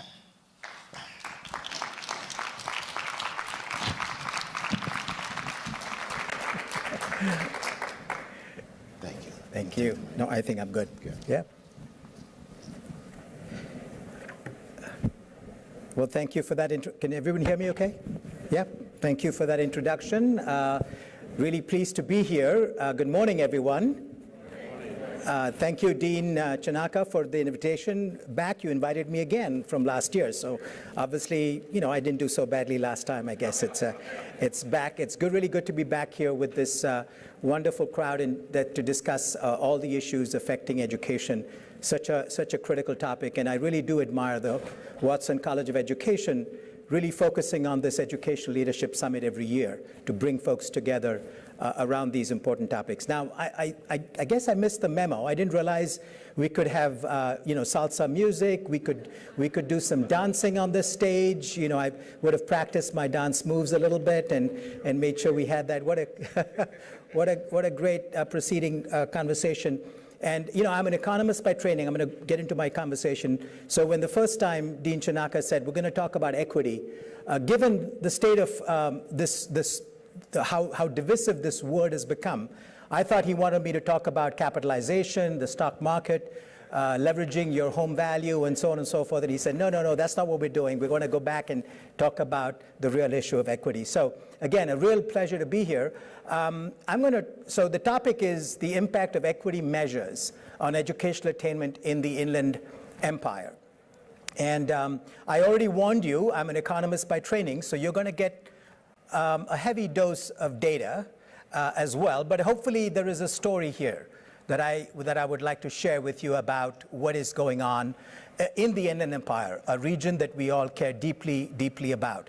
So as I talk through the different elements of what I want to share with you, the story here really is about what does our region's equity measures look like, and what kinds of policies are we using to make an impact on those equity measures.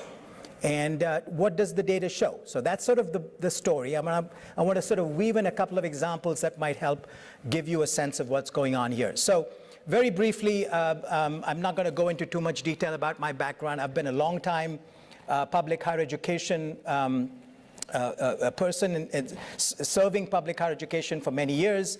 I've been at the Cal State system, not this campus, unfortunately, but I've been at 2 other campuses in the Cal State system, both Los Angeles as well as Channel Islands. Have a long history in higher ed. Also, more recently, was the president of Northern Kentucky University before returning back home to Southern California. I've done a few other things, and then I know the president of Cal State San Bernardino very well, Tomas Morales. We go way back, and he alerted me to this notion of GIA. And part of my intrigue was about the idea of using an organization to really connect the dots across sectors to improve educational attainment in the entire region. This work cannot happen alone. It can't happen in silos. And so I was delighted to be part of this team. And we're not going to spend too much time, although I would encourage all of you, if you're not quite familiar with what GIA does, to be part of our network and to join hands with us, lock arms with us to address the issue of attainment, educational attainment in the region, because of how critical it is. So just a very little bit about GIA. In fact, Tomas Morales was one of the founders, along with other key educational leaders, and I'll share that with you in a few minutes. We were established in 2015, so yes, this is our 10th anniversary. We're very excited about celebrating this.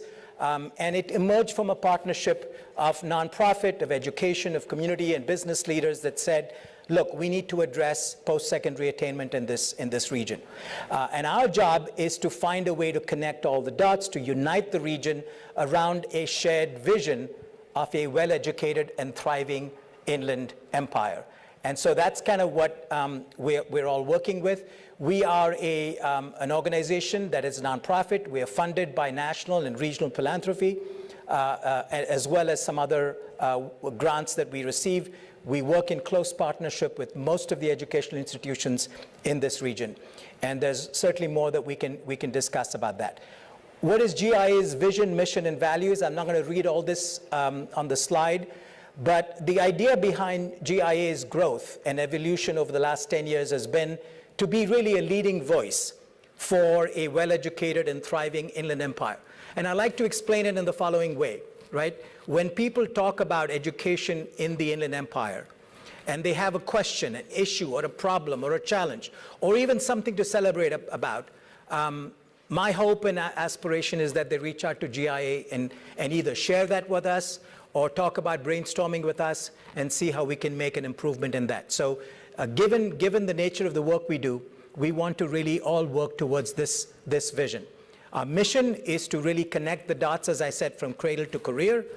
And we do this by accelerating innovation, by fostering collaboration, and really working to advance equitable systemic change. And you'll certainly see that.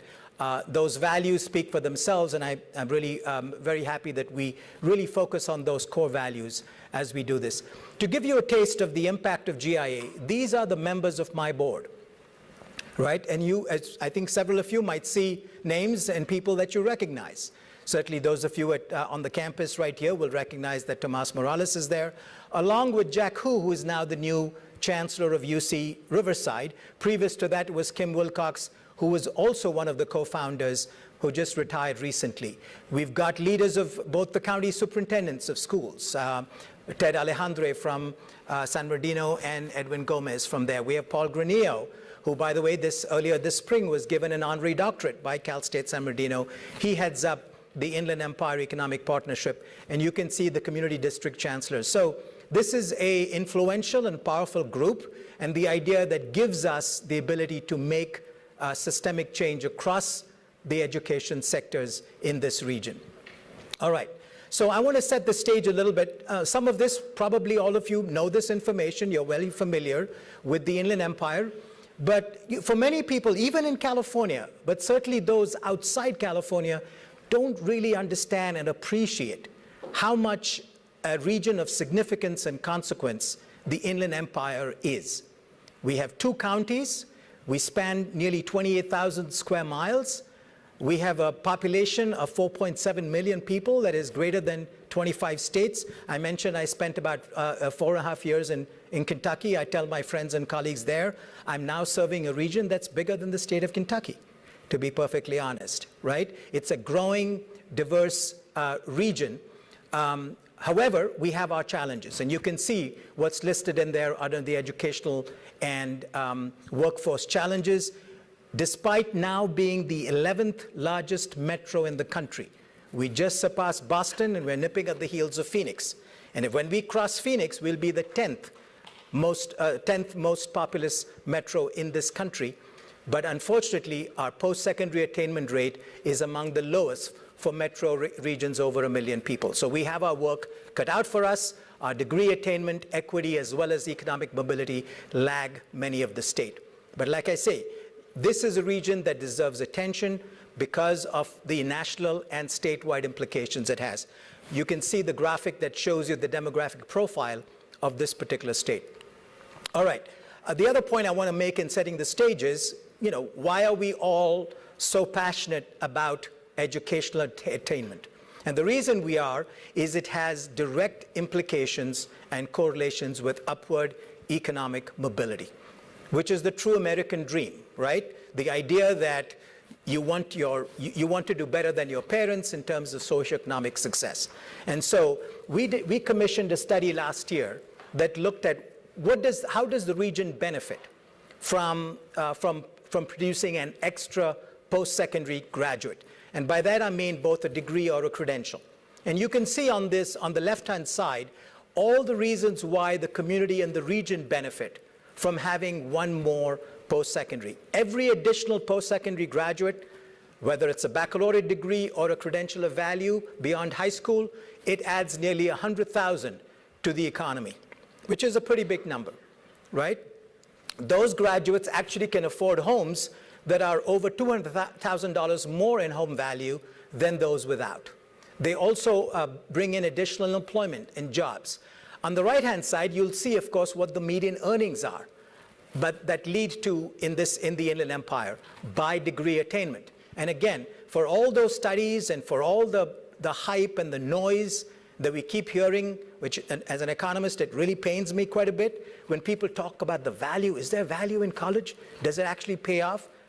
You can see the evidence in terms of earnings ability of what you can do. So again, this is unequivocal data that shows why it is so important. It's not just in the individual's best interest, it's not just in their family's best interest, but it's an intergenerational ability when you have post-secondary attainment. And the region will benefit by having more talent, and that will attract more companies, more jobs, and therefore a better quality of life. So we've shown this over and over again as to why this is a critical portion. So in GIA's new strategic plan that was adopted earlier this year, the GIA board, and you had a chance to look at all of them, they adopted a regional call to action. This is our North Star for the region, and I want all of you to be familiar with this, because this is our North Star. This is our regional attainment goal, and that is that 70% of working adults in the Inland Empire will have a post-secondary degree or credential of value. By the way, that is the goal that California as a state has set for itself by the year 2030. Now, it's not quite going to get there, but the point that we made in our discussions when we developed this North Star for the region was that California is not going to meet its goal if the Inland Empire does not do the same. And so we've adopted this as our regional call to action. I would hope that all of you embrace this and find ways in which we can all work together to get to this point. It's going to be a bold, audacious challenge, but it's something that I know we have to focus on. And for all the reasons that I just shared with you a few minutes earlier, why this is so critical. Now, how are we going to actually achieve that goal? And what GIA set out to do was to say, we're going to look at some key milestones along that cradle to career journey. And for those of you in education, which I presume are most of you, whether you're in K through 12 or in post-secondary, you know these are the key milestones. We have to monitor them, track them, improve them if we want to get to our 70% goal. So I'm not going to go into the reasons for this. All of you know early literacy, third grade reading, for example, very important. 8th grade math, critical milestone. High school graduation, but not just high school graduation, as you'll see in a few minutes, but it's all through completion of A through G requirements. Everyone knows what that is, right? The A through G that makes you eligible for the CSU or for the UC. The post-secondary piece, then making sure that we have enrollment and completion in the post-secondary space. Just getting to college is not the end of the story, right? We have to successfully complete that. And I would add, even completion of college is not the end of the journey. And frankly, the next step is transition to livable wage careers. That's the key about economic mobility. And so it's employment. And then given how much change we are seeing in technology and AI, it's going to be constant lifelong learning, reskilling, upskilling, and so on and so forth. So it really never stops. But the idea is the first step is getting a post-secondary degree or credential.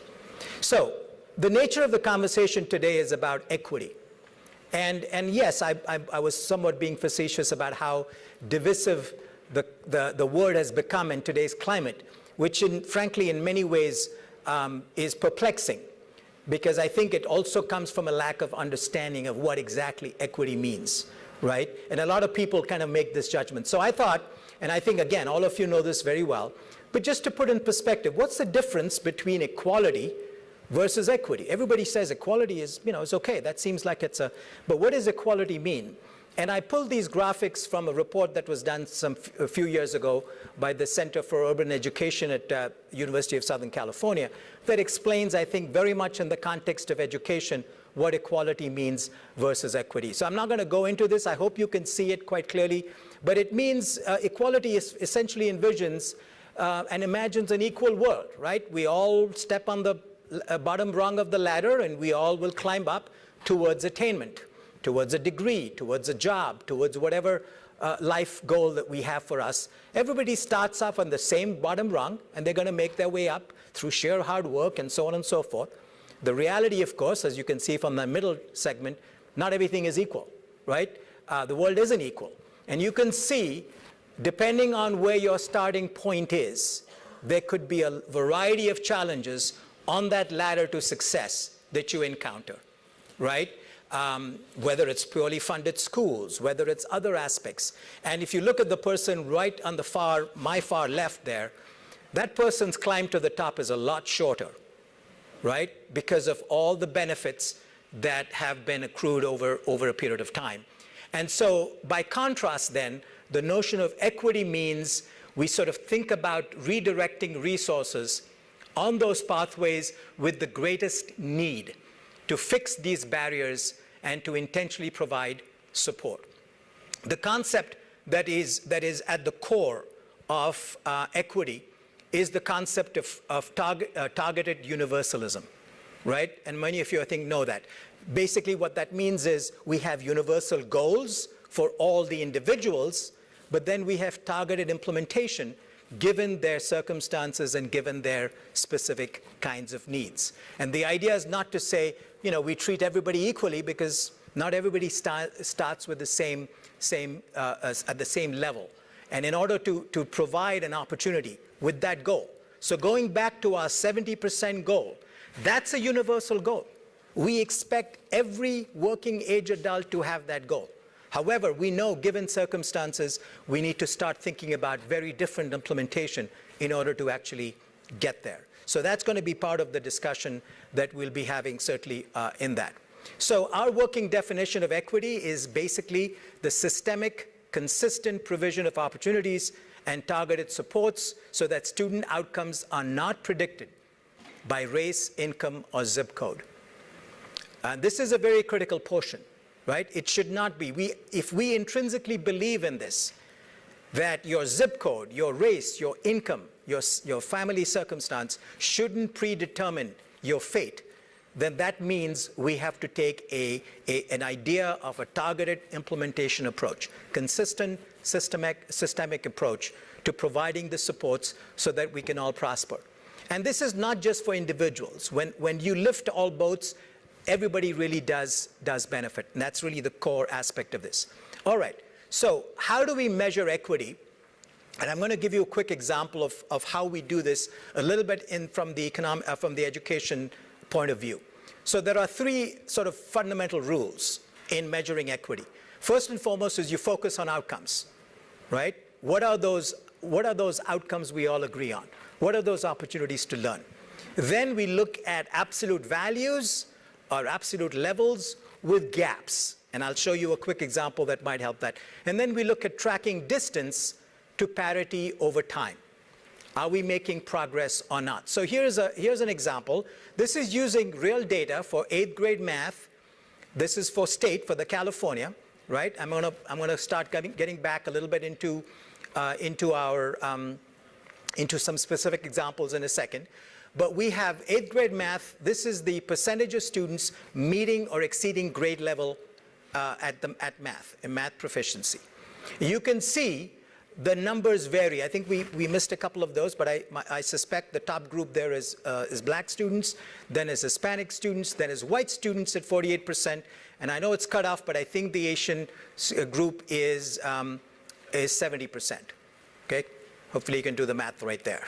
8th grade proficiency. So we have this is what the current state of 8th grade proficiency is, and then when you look at what percentage met the goal in the year 24-25, you can see those numbers, and then what is the gap? That gives you a sense of the equity gap from the top group.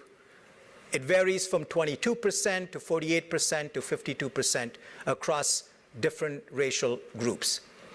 What does this mean in terms of parity and the trend? And that is, I think, the key takeaway here. If you look at the bottom set of boxes, in between 2023 and 2025, we saw a 4% increase for Hispanic students. We saw a 5% increase in black students, and we saw a 4% increase in white students. By that trend, it's going to take 24 years for Hispanic students to catch up to the best group. It's going to take 21 years for black students and 11 years for white students to catch up to that group. And that's assuming, of course, that the top group doesn't keep changing, right? Otherwise, we have other challenges. So this is a way to sort of conceptualize equity and measuring equity. And again, just an example to sort of drive home the point about what should we be measuring and how we should be matching that to what we're experiencing. Now, what does the Inland Empire look like? And I'm going to give you just a very quick overview of some of the key insights that you can see here.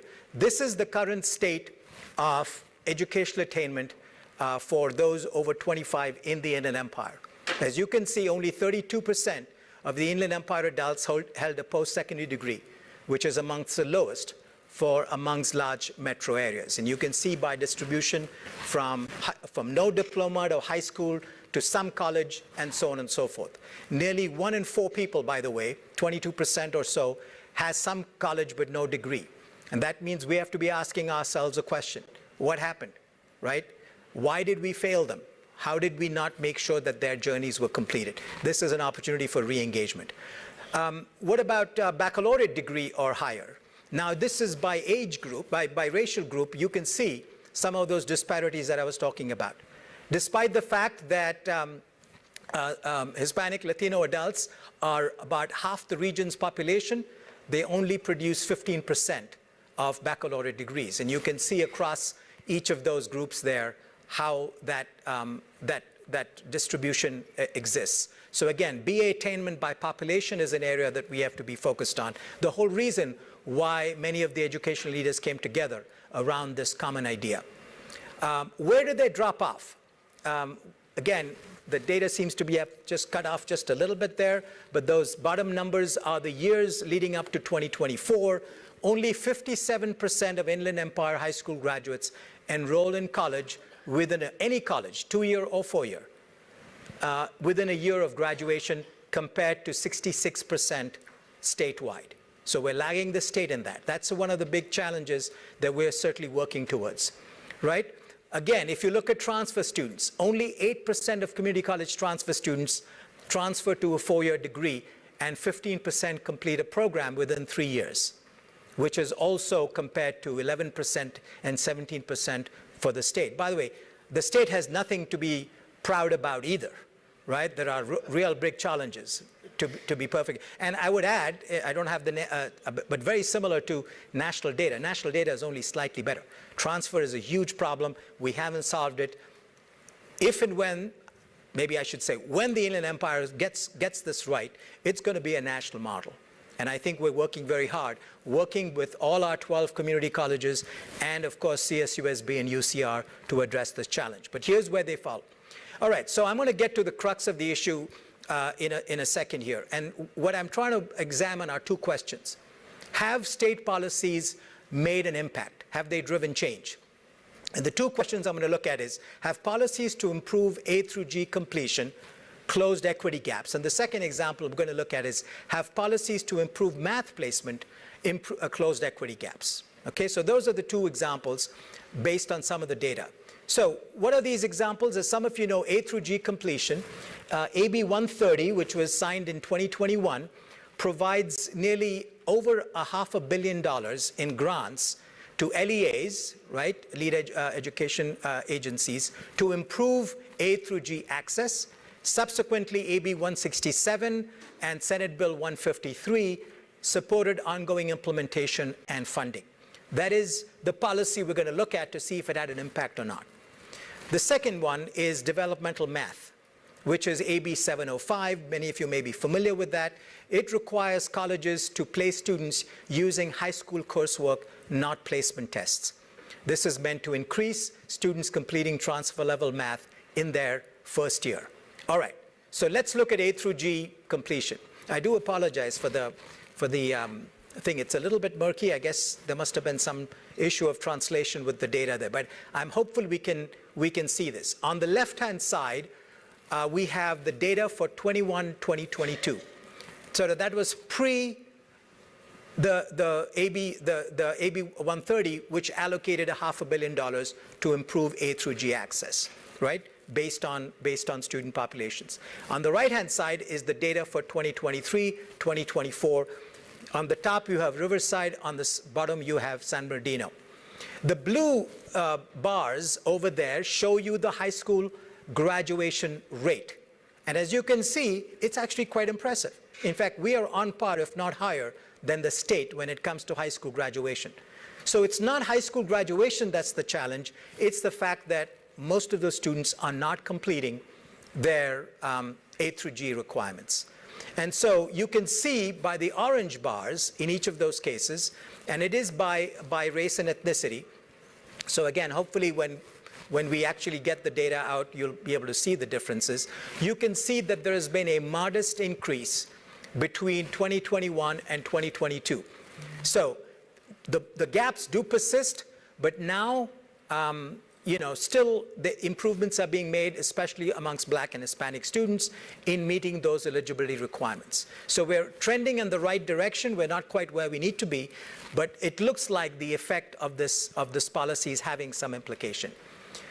Let's look at development math reform, AB 705. As I mentioned, it's meant to shift placement away from standardized tests. It's also allowed direct enrollment into transfer level math with co-requisite support. This is a big change that the California state made, which is something, by the way, the nation has been grappling with as well. And it's meant to increase completion of gateway math courses. So, boy, this is not looking good in terms of the numbers here. But there was a whole series of charts here that showed you how it was. And I wanted to focus on three areas. The pre, which was 2017, 2018, before the policy went into effect. 2021, what was the impact then? And then, of course, where are we in 23, 24? And the data shows, and again, I apologize for the fact we're going to find a way to clean it up and make sure, Dean, you get the right thing so you can share it with your folks, a cleaner version of this. But you'll actually see there was an improvement in completion of transfer level math during the first year of enrollment. And the group we're looking at are degree-seeking transfer students. So we're looking at a very specific. The non-degree transfer students, the numbers are actually lower, but at least for degree-seeking transfer students. By the way, remember a small, well-known data point. Nationally, 85% of students who start at a community college. So think about that for a second.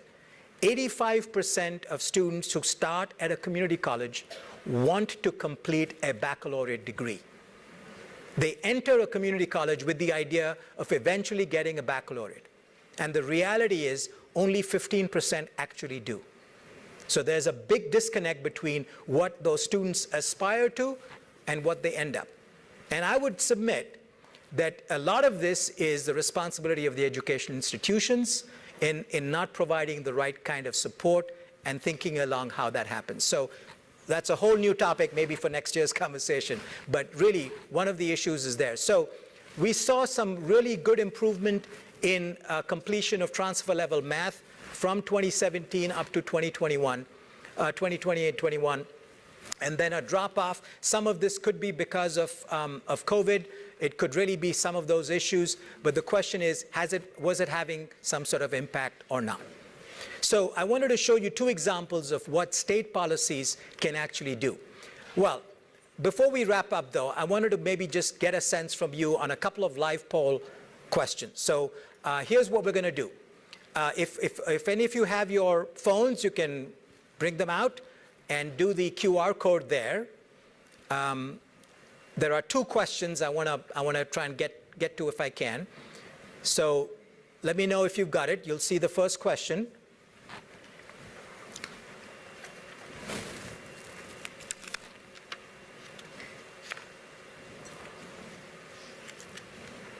Is everyone on the first question? Okay. It's about policies to improve A through G completion. So why don't you go ahead? You can do it directly through the QR code, or you can go to pigeonhole.at and enter that passcode. Please go ahead and take the poll and answer that question.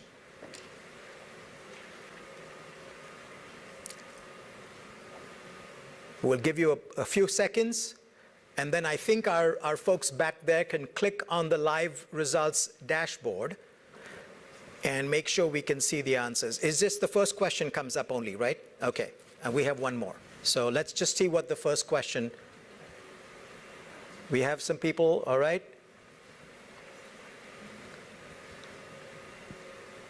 Impact of equity measures on educational attainment. Let's look at that first question.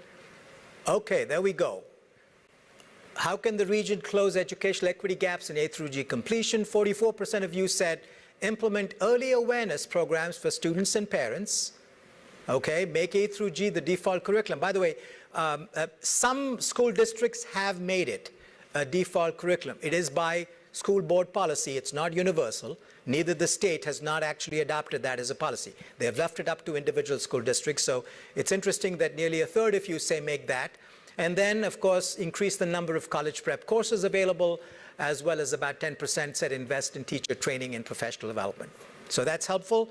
Gives me a good sense of how all of you are thinking. It also helps drive some of the policy change we may want to have in our, because by the way, both those two, which received nearly 75% feedback from you, are things we can do on our own within the region without the state coming in and legislating that process. All right, let's go to the second question, if you don't mind. The second question is, how can the region close educational equity gaps in post-secondary completion? So let's take a look at that. Did everyone get to the second question? Yep, okay. Can we bring up the live poll for the second question? Okay, there we go. How can the region close educational gaps in post-secondary degree and credential completion? Pretty even there. I know some people are still adding, that's great. So yeah, it's kind of interesting, right? All of them are roughly the same. Increased dual enrollment, access to emergency aid and basic support, that has the slight edge right now, and then dual admission for every transfer intending community college. By the way, dual admission is slightly different than dual enrollment, right? This is, and we don't have time to go into the news, I think several of you know this, but this is also fascinating that many of you think these are three of the key factors that lead into this process. So I wanted to just switch back and wrap up. I know my timer here is off. I don't know if we can go back to the main presentation for a second. Should I just go ahead and, oh, there we go. Okay, so the last couple of slides I just wanted to share with you. Hopefully you found some of this helpful. We would love to continue the conversation. There are plenty of opportunities for folks in the K-12 space, as well as in the post-secondary space, to engage with GIA, whether it's through attending our events, being part of our podcasts, listening to them, taking advantage of our resources, or being a member of our Action Network teams. We're obviously here to help. We provide a great deal of assistance to all of us so that collectively we can address this question of post-secondary attainment. We'd love to hear from you. If you haven't already, please subscribe to our GIA email list. You will get up-to-date information. Even if you have in the past, this will give you a sense of what are some of the recent things. We're really excited about getting some of the implementation things ahead. So please make sure you do this. And then, of course, I want to thank you for your time and attention and for all the good work that you do. Thank you. Thank you. Yes.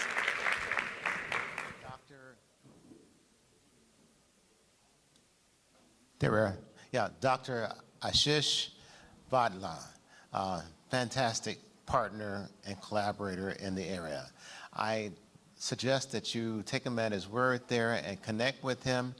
He's done some phenomenal things in the region in helping people academically.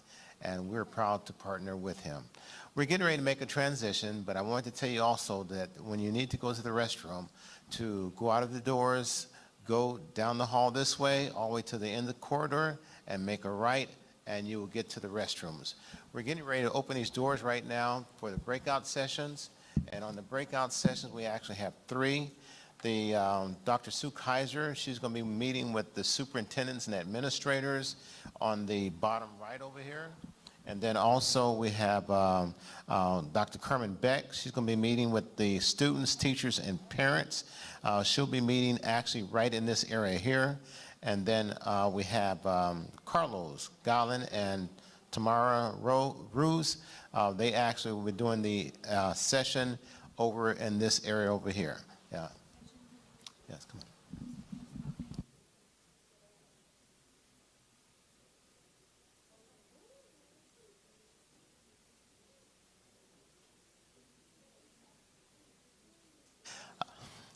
I had mentioned that they were going to open the wall. They are not going to open the wall. So for those of you that are going over to the other side to meet with Carlos or Sue, you will go out the door right here or the door on that side there.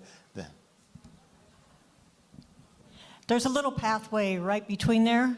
So just go to that corner and they will guide you. There's a little pathway. It's like a door. So just head over there. For in here, just meet right here in the center.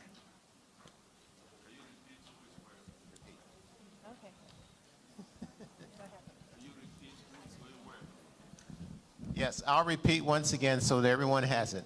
The restrooms are located down the hallway to the right and down the right. And then what we're going to do also is for the Dr. Sue Kaiser meeting with the superintendents and administrators as well as higher education. Oh. Sorry for the confusion. Okay, we are going to have our community partners and anyone in higher education. You're going to go to this corner here and meet with Dr. Galan and Dr. Roos. Okay, and then we're going to have our superintendents and administrators. The little walkway that goes through there, you'll be with Dr. Sue Kaiser. And then we're going to have our students, teachers, and parents stay in this area. Sorry. So we have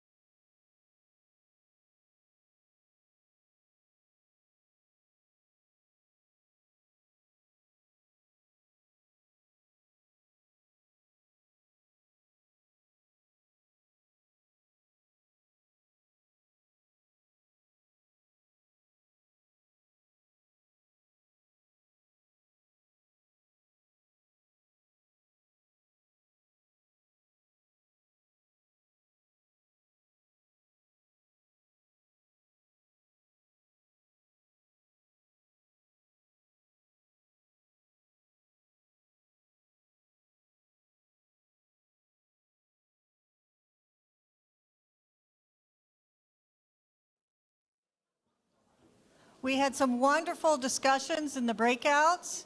Appreciate your feedback. Please let us know how you might want to implement some of these in your school districts, in your organizations, and also how we can improve this event each year. Next up, we have announcements. And thank you for facilitators. To all our facilitators, those were our professors facilitating the groups, thank you very much. That's always hard to do right in the middle and right before lunch. So we appreciate you. All right, next up, we have our wonderful Dean, Chinaka Damatuku, and he's going to speak to you about our Project Impact Men of Color group.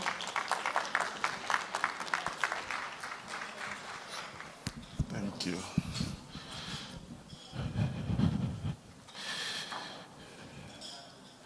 It is still morning, so I want to say good morning again. And I hope you are enjoying the summit so far.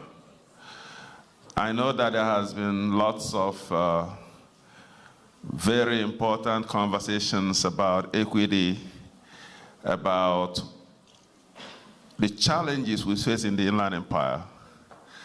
And it is my privilege to speak about Project Impact. How many people have heard of Project Impact here? All right. Quite a number of you. So for the sake of those that have never heard of Project Impact, let me start by telling you what it is. So Project Impact is an initiative that was started here at Cal State San Bernardino in the spring of 2020 with the goal of increasing the diversity of teachers in the Inland Empire, with special focus on males, Hispanic, African American, Native American males in particular. Why that? The problem of underrepresentation of the ethnic minorities in education is a national problem in the K-12 setting. There is a gross underrepresentation, especially when you talk about the male population.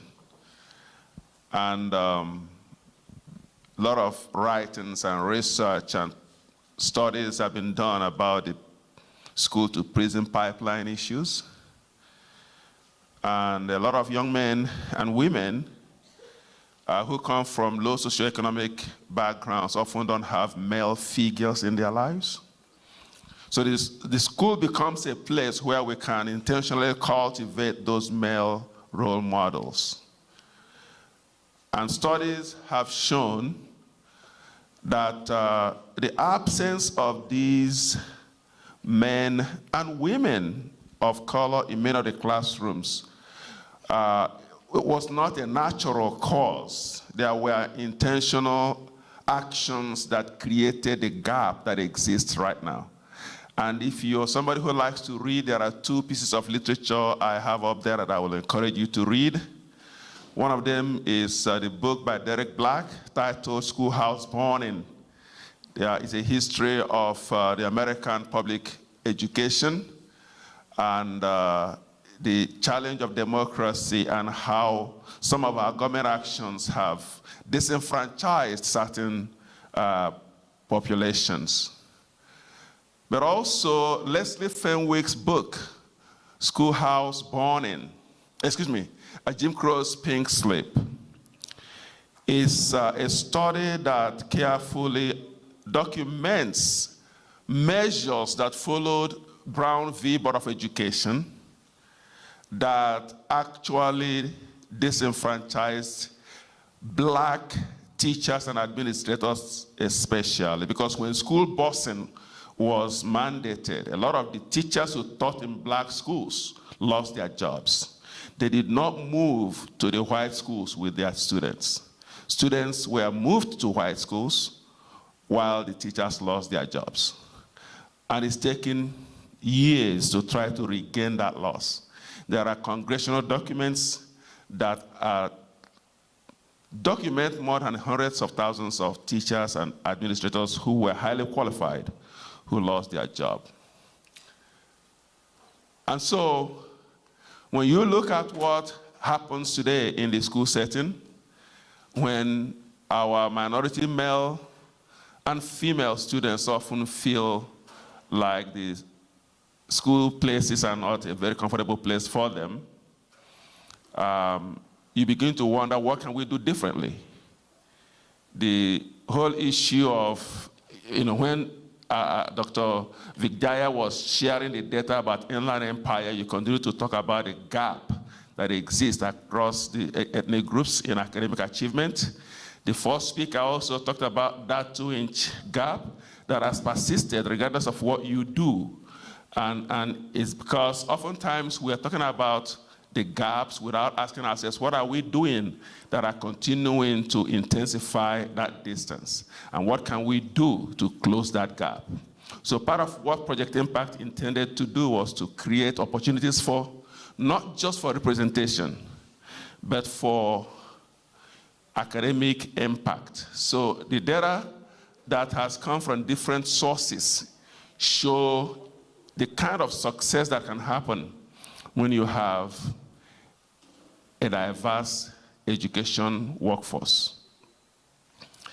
Black boys from low socioeconomic backgrounds receiving free lunch within the grades 3 to 8, if they have a black teacher, saw increase in college aspiration by 29%. Elementary black students with black teachers score 3 to 6 percentile points higher in reading and STAR math tests when they have a black teacher. And black K3 students with black teachers were 15% less likely to drop out of high school, 10% more likely to apply to college when they have a black teacher. These are studies that have come out of Johns Hopkins University and many other places that have taken time over the years to study these dynamics. And one of those studies came from North Carolina. Why students benefit from having a black teacher, especially a black male teacher? It changes stereotypes and helps shape their perspectives positively. So Project Impact, when we introduced it in 2020, the goal was to recruit, train, deploy, and mentor Black, Hispanic, and Native American male teachers for the Inland Empire. And we employ recruitment strategies that allows us to work closely with school districts and county offices of education to recruit directly from them. We also use community engagement activities in which we go out into the community and use their structures to try to identify. We have done some media campaign. We even provide test support to help prospective candidates meet the requirements to get into the programs. And our training, we provide them the credentials that the state of California has approved for every teacher. So they take all the classes that our teachers are supposed to take. But we also provide them more than that. So the training they get goes above and beyond the traditional teacher education program. So we have structured workshops, seminars that deal with issues like education as a profession, skills for success in the workplace, and a whole lot of other resources that requires them to give more than the time they have in their regular classroom. A lot of times they are weekends and other times, so they can be better prepared to be in the classrooms. We provide very structured professional development programs, and oftentimes we take them to conferences to expose them to education as a profession. The deployment, we work closely with school districts, trying to make sure that these men find themselves in contexts where they will make the greatest impact. We introduced a mentorship program for these men that starts from when we admit them into the program. We'll match them up with another minority male who can be their support person, who has been an administrator or a teacher, whom they can call upon when they have questions, needs, so that we can retain them in the profession. You know that the problem in California, teacher shortage, is teacher retention issues. A lot of these teachers, after their training, quit the job within the first 5 years. And we're trying to make sure that does not happen with this population. So we commit a 5-year mentorship program. The director of the program, Dr. James Huff, whom I will introduce in a few minutes, have done an excellent job of leveraging his own networks to bring together successful educators in the region who are mentoring these men. So the project impact, we have multiple impact plans. We are hoping that we can make impact through multiple approaches. We recruit the traditional way. We also have what we call the build your own approach. We have tapped into classified staff pool in the many school districts to identify men who can become teachers. They could be custodians. They could be groundskeepers. They could be substitute teachers. And we have successfully recruited from among that population. We have also an undergraduate pathway in which we're able to bring those who maybe have some college education, did not finish, put them on a track using the CTE track to finish, increase their GPA, and qualify to go into the teaching profession. So we have different approaches. And we also have the seniors to teaching pathway that focuses on those who want to teach middle school and high school, in which we bring them while they are still finishing their undergraduate program and begin to take credential classes. So we provide support for them in a way that goes above and beyond what we do in our traditional programs. Those that need their GPAs improved so they can meet the state requirement, we provide opportunities for them to take classes and remediate and get there. We are not recruiting people who are not qualified. We recruit people, we qualify them, and we make them competent to do the job. So this is the timeline for this program. It was launched, like I said, in 2019 for the first cohort of students started spring of 2020. We are now basically in our 10th cohort or the 5th year, because we have a cohort, 2 cohorts each year. Thank you. And over those 5 years, we have had contact with at least 240 men. The current enrollment right now is 106. The program completers, we have had 104 men who have completed this program since we started in 2020. And we have about 28 that we have helped meet the CSET requirement through the tutorials that we offer. Right now, 93% of 93 of them are receiving financial aid. So what I did not mention to you is that we recruit them, we train them, we mentor them, we try to deploy them, and we also promise them to work with them to ensure that none of them leaves the program with a loan.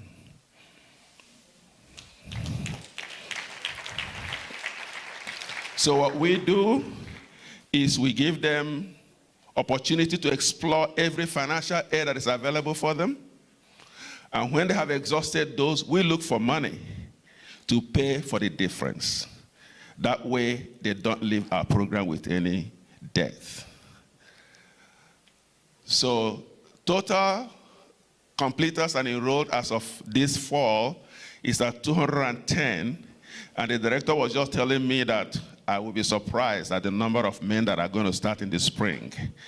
So I'm excited. So my time is going fast. So I'm going to basically move fast also. We couldn't have done this without the support of our partners. When we started this program in 2019, 2010, Riverside County Office of Education was our first partner. And then the Growing in Light Achievement, GIA, that the CEO just spoke, was our second partner. So in the K-12 setting, these are our partners. Rialto is at the center on purpose. Where is Dr. Gibbs? I thought I saw her right there. All right. Rialto is at the center because Rialto has enabled us to implement what we would like to do with every school district. Rialto has worked with us to implement what we call the Grow Your Own model of Project Impact. And we have gone to their school district, recruited from their classified pool staff. And you will see in a few minutes the numbers from Rialto. And Rialto has worked with us to train these men. Rialto actually uses their own money to pay for those men to get their credential. And they give them jobs as, Dr. Gibbs, what is the title again for the men? Yeah, resident, the student teachers, the teachers in training, and they have the first right to substitute positions and a lot of perks that Rialto has put together for them. We also have, we are developing something with Simon Adino City Unified School District right now, and we are hopeful that their Grow Your Own is going to take off very soon. We have done some things with Fontana, Riverside, and other school districts. So I'm hoping that we can grow the Grow Your Own model. When Rialto started, this was the first group of men that we started in Rialto. This was during their board meeting. The Rialto School Board came together and commissioned this program. Rialto has about 40 men that we have recruited from among them, 20 currently in the program, 16 completers, and growing. All right. Our community partners. I want to give a big shout out to Jim and Judy Watson.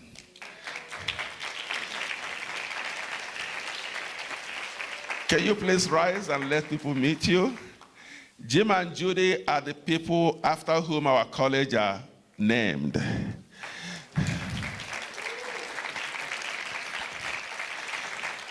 And I will tell you, they have been a strong allies of mine, the college and the university. And when they named the college, so many of you may not know that our college is James Watson and Judy Rodriguez Watson College of Education. Rodriguez is Judy's surname, and that's the first Hispanic name on any CSU college.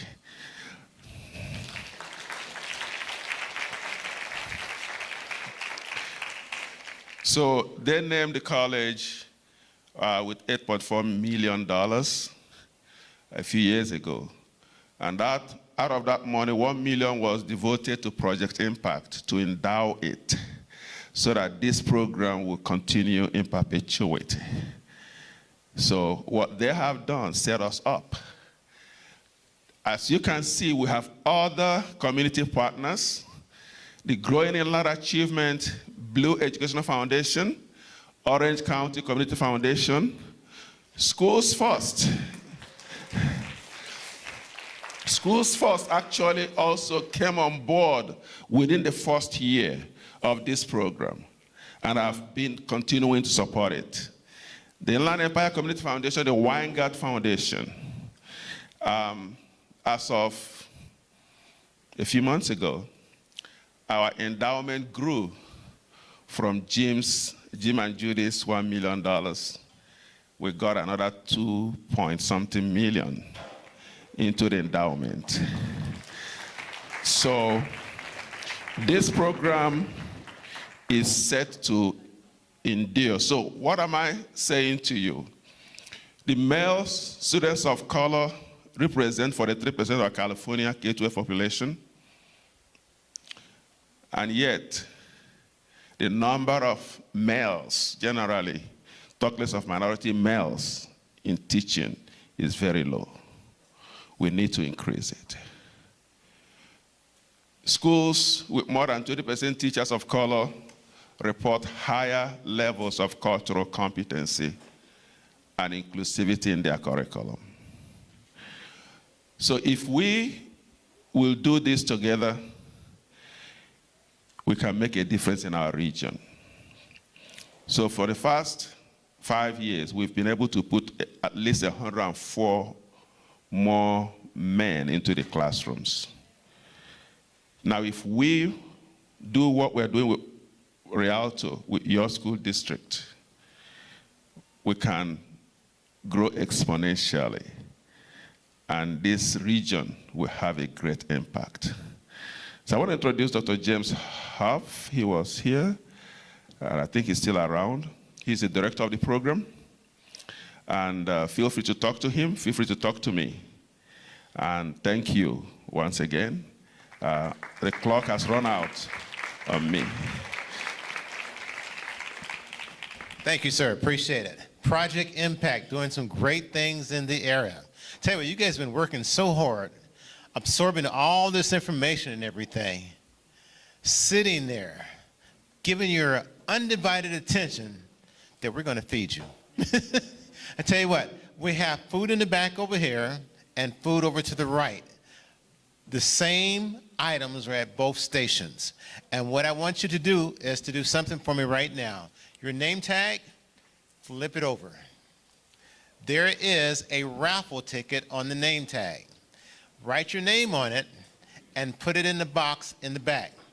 We are giving things away from scholastic books and some other items that we're giving also from the university. So I want to make sure that you do that. I want to tell you as well that not only are we excited about you being here and what we're doing collectively in the area, but great things are happening, and it's because of people like you. And so I applaud you for being here.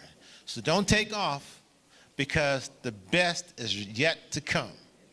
All right, enjoy lunch. Thank you so much.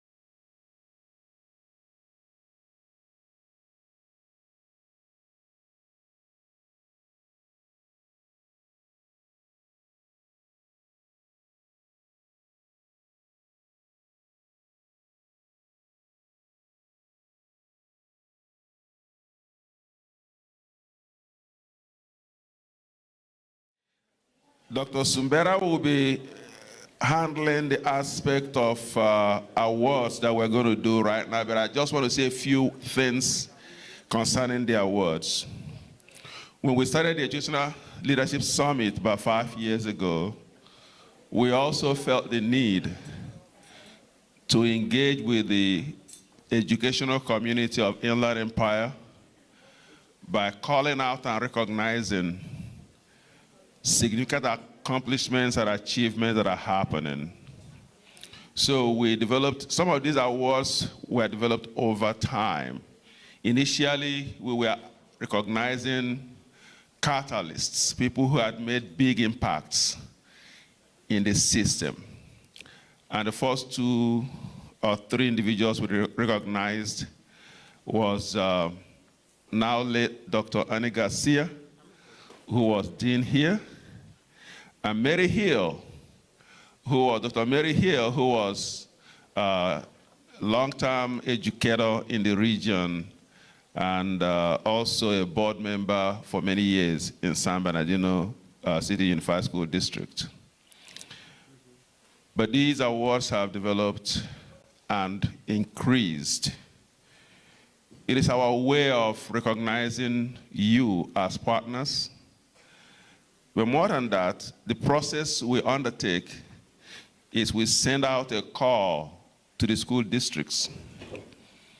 So we don't select, we allow you to nominate people who are doing things within the school districts. And we have an advisory board for this summit made up of just a few people from the university and a number of our community partners. We have a representative from San Bernardino Unified School District, a representative from GIA, a representative from Schools First Federal Credit Union, and others. We also had somebody from Riverside Unified School District. And these are the ones who go through the nominations and select the winners. So we are honored to be in this space with you. So Dr. Sumbera is going to be the one calling out the awards. Thank you. I love this part. But before we begin, I want to mention timeless plaques on 40th Street in San Bernardino. They're the staple of our community in San Bernardino, and they also support the college with our awards. So let's give them a nice warm applause for helping us with the awards. All right, we started with the awards our first year. We had a few. We went up to 5. We are now up to 8. We added 3 more categories. And that was from your feedback. So make sure you do the feedback, the survey feedback of how to make this better for you. The breakout sessions were also feedback. So we listened to you. We want to make this our event with all of you, not just us doing it to you, but us together. All right, the first award, Outstanding Superintendent Leader. It was with great honor that we recognize Trina Nelson, Superintendent of Apple Valley. She is the recipient this year of Outstanding Superintendent Leader Award. And I will be talking while we're doing pictures to save a little time. Ms. Nelson exemplifies the highest standard in educational leadership, guiding with dignity, authenticity, and steadfast commitment to community and service. Under her leadership in Apple Valley, she has advanced equity and inclusion, strengthened university partnerships, and expanded vital programs such as district food pantries that nourishes hundreds of families each week. She got off the stage too soon. Her colleagues describe her as a shining example of leadership with passion and heart. And note that she does not go home until she is assured that families are well taken care of. Congratulations, and an extraordinary leader. Thank you.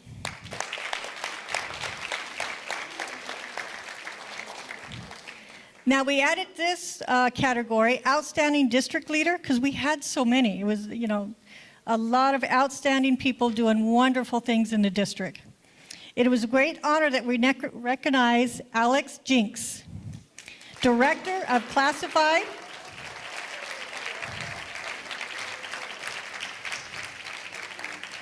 Alexis is the Director of Classified Human Resources for San Bernardino City Unified School District as this year's recipient of Outstanding District Leader Award. A proud graduate of the district she now serves, she embodies servant leadership grounded in integrity, passion, and purpose. Over 25 years, she has advanced from an intern to a director. Wonderful. Colleagues describe her as a model of professionalism, integrity, and compassion, and note that she does not delegate, she demonstrates. Thank you very much.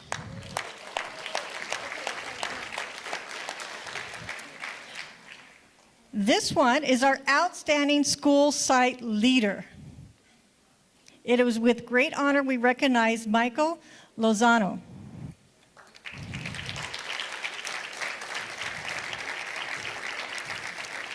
Principal of Railway Elementary School of Math, Science, and Technology in Paris Elementary School District, as this year recipient of Outstanding School Site Leader Award. Beyond his school, he mentors aspiring administrators, champion inclusion through District African American Parent Advisory Council, and fosters meaningful connections among students, staff, and families. His colleagues describe him as a leader who inspires through authenticity, reflection, and service. One that balances vision, action, and accountability with compassion. Thank you very much.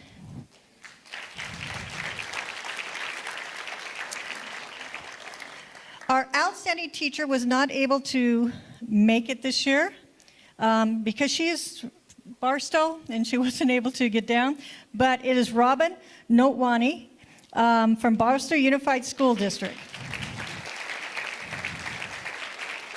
Her colleagues describe her as a mentor who lifts others as she leads a model of professionalism, compassion, and purpose. So congratulations to her.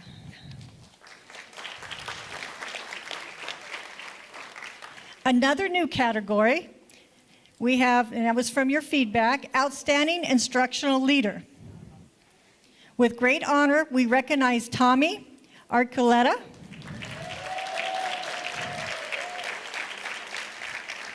Tommy is a principal and instructional coach for San Bernardino City Unified School District. She exemplifies instruction excellence, transformational leadership. As a principal of Hillside Elementary, she leads record academic gains and has raised achievement district-wide. Her leadership is defined by purpose and results. Colleagues describe her as a leader who doesn't just talk about equity, she delivers it. A model of strength, humility, and inspiration. Thank you for your dedication.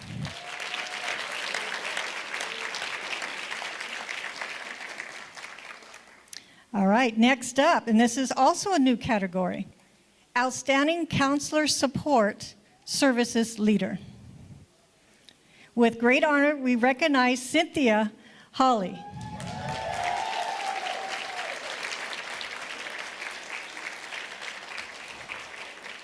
Cynthia is a counselor at Curtis Middle School in San Bernardino City Unified School District, has over 25 years of service.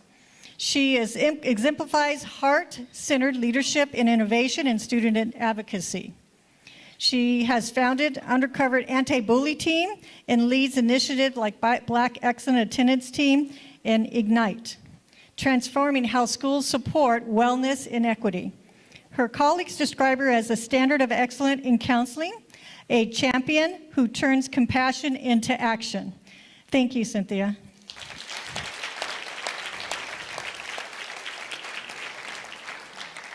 We have a lot of great leaders, you guys.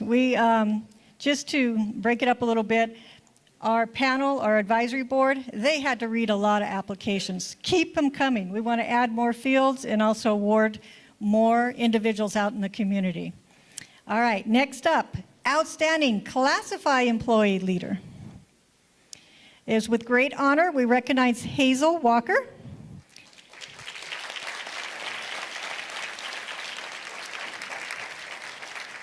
Senior Secretary for Career Readiness and Workforce Development in Fontana Unified School District.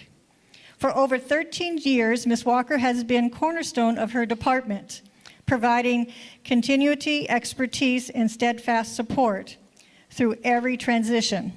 Known as a central knowledge hub, she mentors staff, manages complex systems with passion, and ensures every project and partnership runs smoothly. Colleagues describe her as the bedrock of the department and a valued and trusted member of the team. Thank you, Hazel, for your professionalism.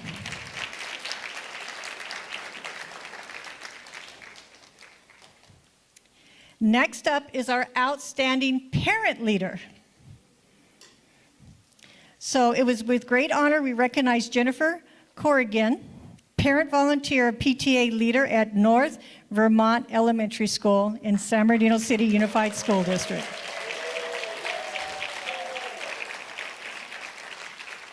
She exemplifies dedication and heart-centered leadership.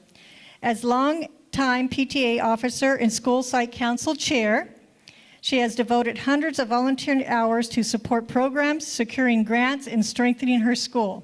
Colleagues describe her as a true steward of service, a leader who cares and uplift the entire school community. Thank you, Jennifer.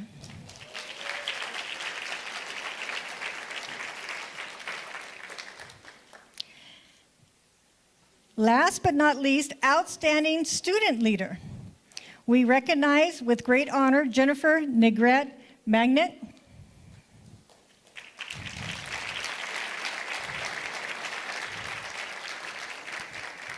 She's Scholarship Program Lead and Doctorate Student in Educational Leadership here at Cal State University, San Bernardino. She has authentic vision and empathy, a first-generation student, graduate, and working mother. She exemplifies perseverance, and her colleagues describe her as a leader whose influence is grounded in compassion, courage, and conviction. Jenny, thank you.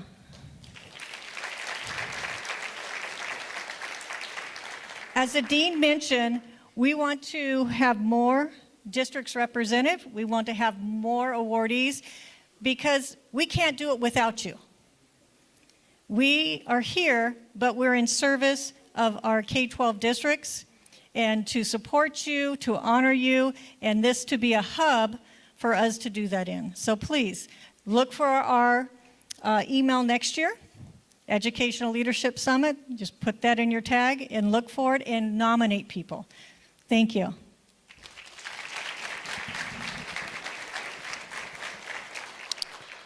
Thank you.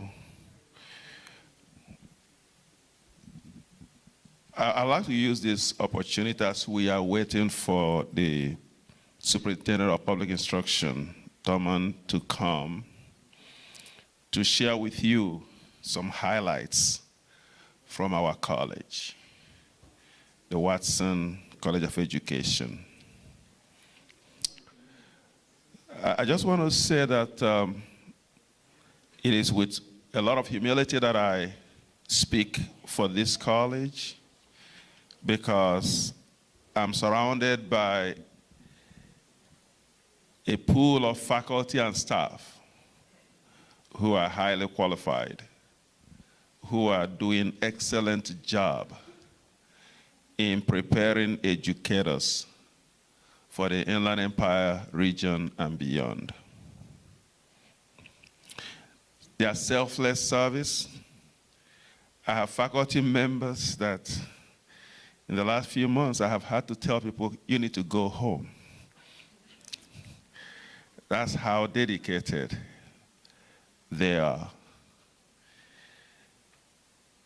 Last year, we adopted a theme, Strength through community. Connect, lead, serve. This is to guide us as we embark on increasing the education workforce for the Inland Empire. Teachers, counselors, school psychologists, school site administrators. And as some of you know, our college has the only doctoral program on campus. And a shout out to Dr. Enrique Murillo, Dr. Carmen Beck.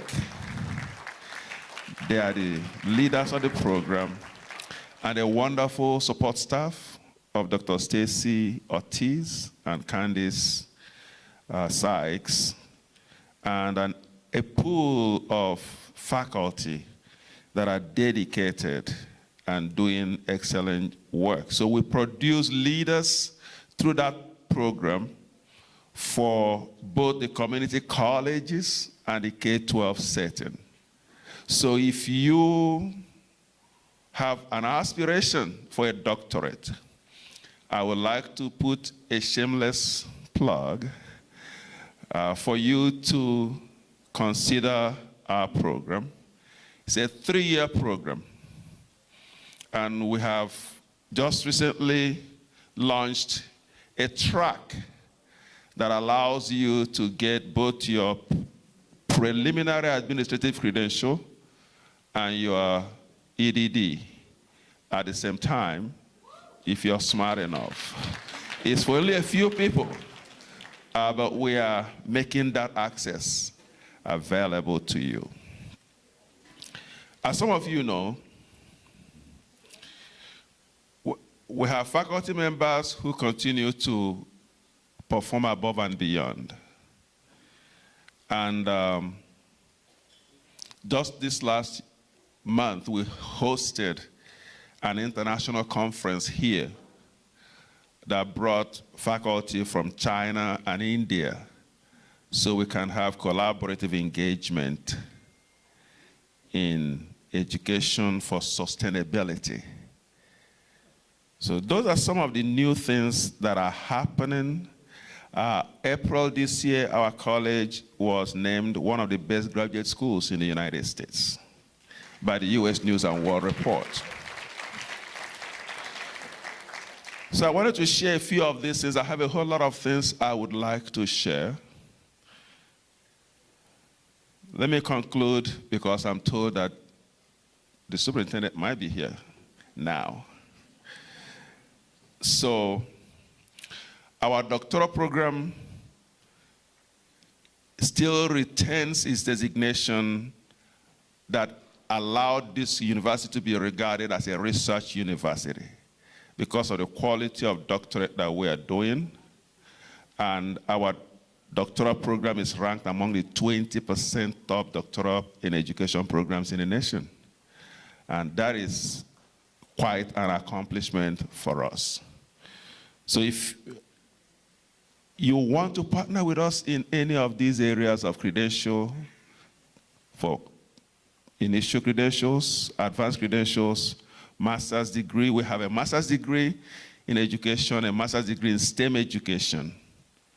We'll be glad to partner with you. So thank you. You have a video of him? Oh, okay, all right. I thought, is he here now? He's on his way. So you made me think he's here. So there is a video I would like to show, but before we show the video, that's the highlight of the Project Impact that I shared earlier. I wanted to call out a few of our faculty members who are doing exceptional things. Dr. Stone McDonald, Dr. Shannon Sparks, Dr. Gemma Kim just recently secured a major grant that is titled Project Elevate.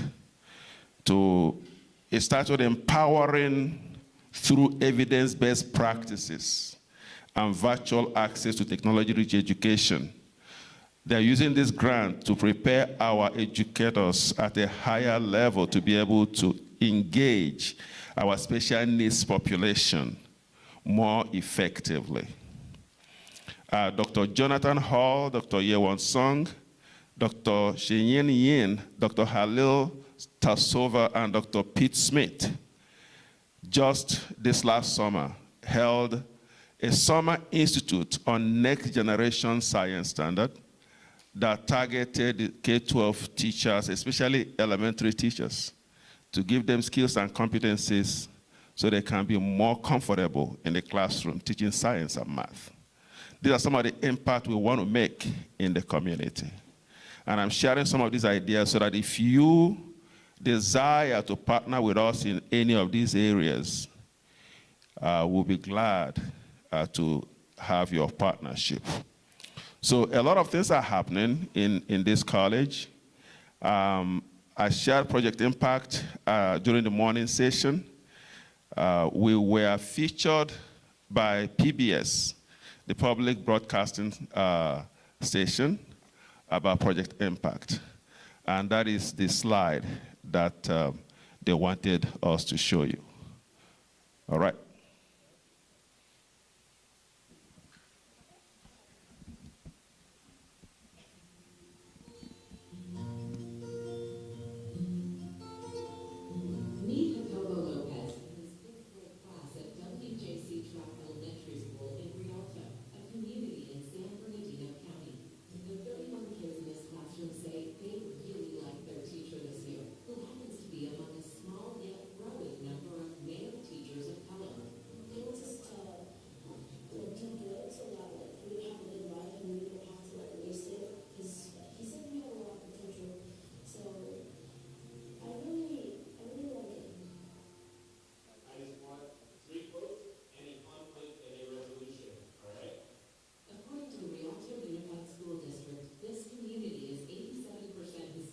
And 9% African American. Yet until recent years, thanks to recent efforts, only about 5% of its teachers reflected those demographics. That's on par with national statistics that show only 23% of teachers in the U.S. are men, and an even smaller number are from diverse backgrounds.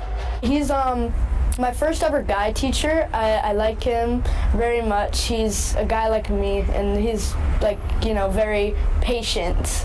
Jacobo Lopez is one of 11 teachers within this district who is part of an innovative program called Project Impact. It was created at California State University, San Bernardino, with the goal of recruiting, training, and placing more male teachers of color in K through 12 classrooms. I did have a lot of teachers who didn't look like me. I had a lot of teachers who didn't talk like me. Lopez says he struggled in school and had a lot of different jobs before being recruited by Rialto's deputy superintendent. It's important because our students come from various different backgrounds and they've had different experiences. We don't have one type of student, so we shouldn't have one type of teacher. Grades 3 to 8, when they have a black teacher, their likelihood of finishing high school and going to college increases by 29%. Dr. Shinaka Damnwachuku is Dean of the Watson College of Education at CSU San Bernardino. He's also the visionary and creator of Project Impact, which was born out of his own experience as a teacher in East LA. I was always the only black man on campus, and these young black men tend to gravitate towards me. In 2019, he proposed the idea of Project Impact. With university support and $1 million endowment from Jim and Judy Watson, the first Project Impact cohort launched in 2020. The program provides tuition assistance and mentorship, guiding men to not only become teachers, but role models. Because right now we know that most of our children of color think that the only way they can make it is through sport or music. But we have so many intellectuals out there. Program Director Dr. James Huff works one-on-one recruiting, teaching, and mentoring men who in most cases never considered a career in teaching. Project Impact finds its recruits by partnering with local community groups and school districts like Rialto to hire from within. We have a custodian who is now a teacher because of Project Impact. We have a groundskeeper who is now a teacher because of Project Impact. It's a great benefit when we have our employees that are able to become teachers in the community that they work and live. In its first 4 years, Project Impact graduated 62 Hispanic, African American, and Native American men who are now working in 10 nearby school districts. I never had one black teacher all through primary and secondary school until I got to college. Another 98, like Jamal Crump, are currently going through the program. So I feel like I can give them the life where, like, you don't have to be a TikTok star. You don't have to be a sports player. You can go to a trade school, you can go to any kind of schooling, and you can further yourself through education. Why not? The goal is not for high school students or even middle school students to drop out, to think lower of themselves. The goal is to change the statistics for minorities. I believe Project Impact is breaking that stereotypical idea of who a teacher is, what a teacher looks like, what is their background. When you have somebody who was a groundskeeper, who did not think they had any other professional pathway, and they are now on a professional pathway that gives them a middle class wage. We're talking about social mobility. I think if I had a teacher who saw, me slipping through the cracks in high school, I think somebody could have stepped in and stopped it. So that's kind of my mission statement going into the classroom. Jacobo Lopez says his goal now is to be that role model for the kids in his classroom, to change the statistics, and to give young boys other dreams to aspire to. Well, maybe if I do ever become a comic artist or like an artist or something like that, I probably will remember him, actually, just the day he encouraged me to do it. Academically, your teachers are like the most important thing. Studies by the National Bureau of Economic Research found that the short-term impact of Black teachers on Black students is significant, benefiting students in test scores, attendance, grades, disciplinary actions, and educational expectations. Thank you. So that's just nutshell what Project Impact is about. And we continue to seek out new partners that we can work together with. You have these men in your workforce already.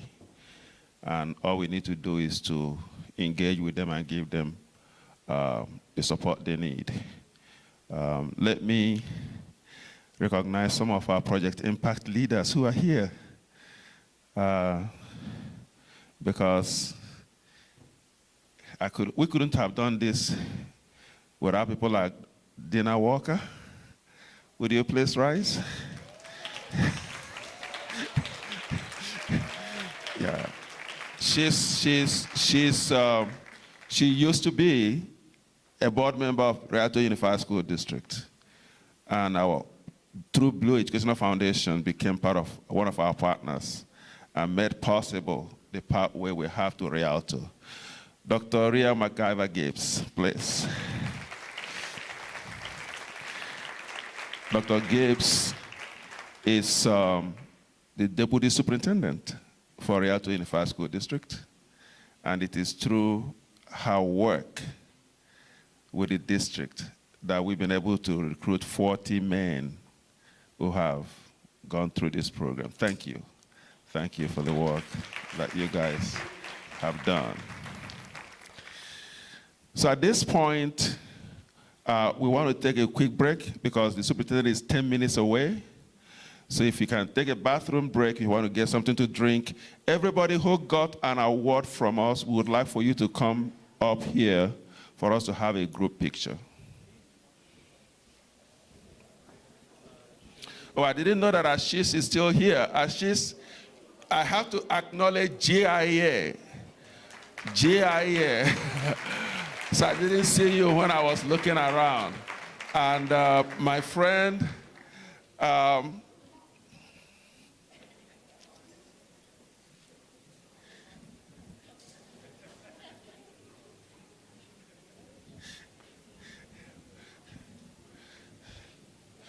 So when I say GIA, here Ida was one of the people that helped organize the region to bring people together.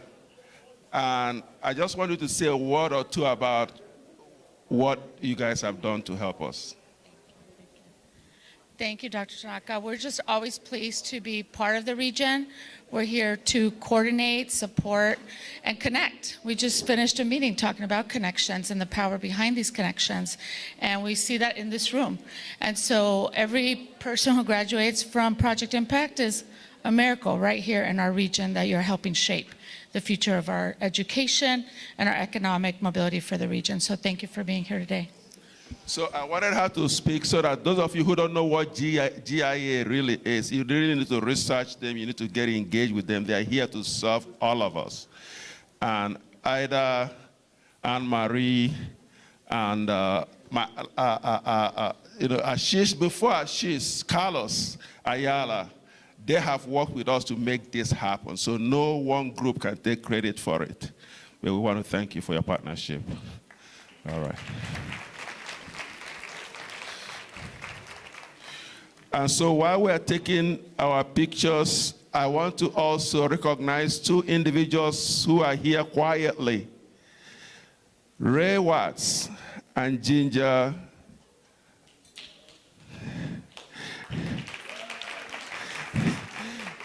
Dr. Ray Watts is our vice president for advancement. So when I was talking about the big money we just received recently, it's credit to him. He helped facilitate that for me. And so I'm sharing that. And Ginger has been a backbone to the college for the 7 years that I'm here. She has been there helping us with philanthropy. So thank you. So please feel free to get up and get something to drink. We're about to go into the next two sessions, which are very important. And everybody who got an award, please come up here so we can take a picture.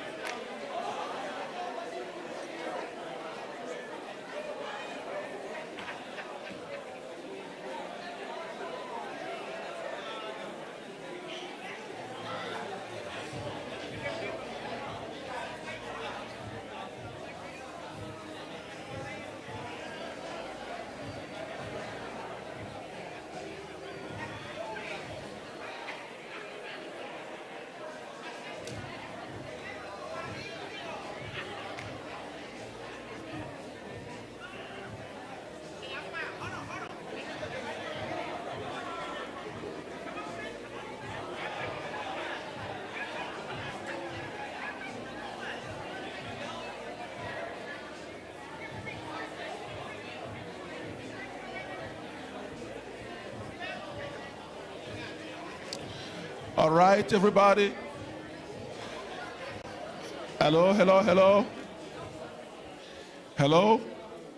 We're about to start. The superintendent is here. And okay, I see people taking pictures with award winners.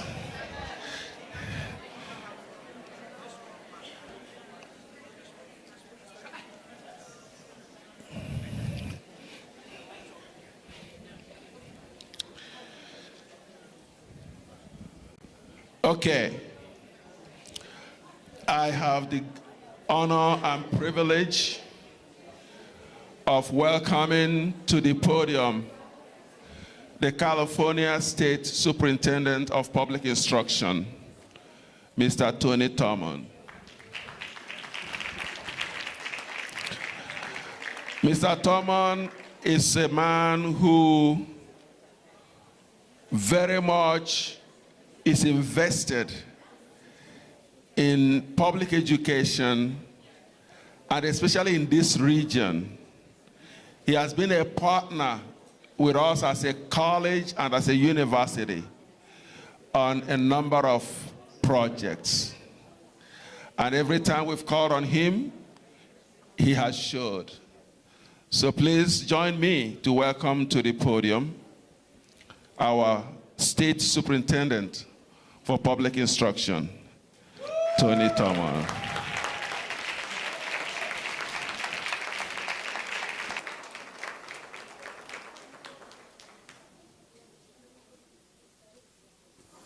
Thank you, Dr. Chinaka.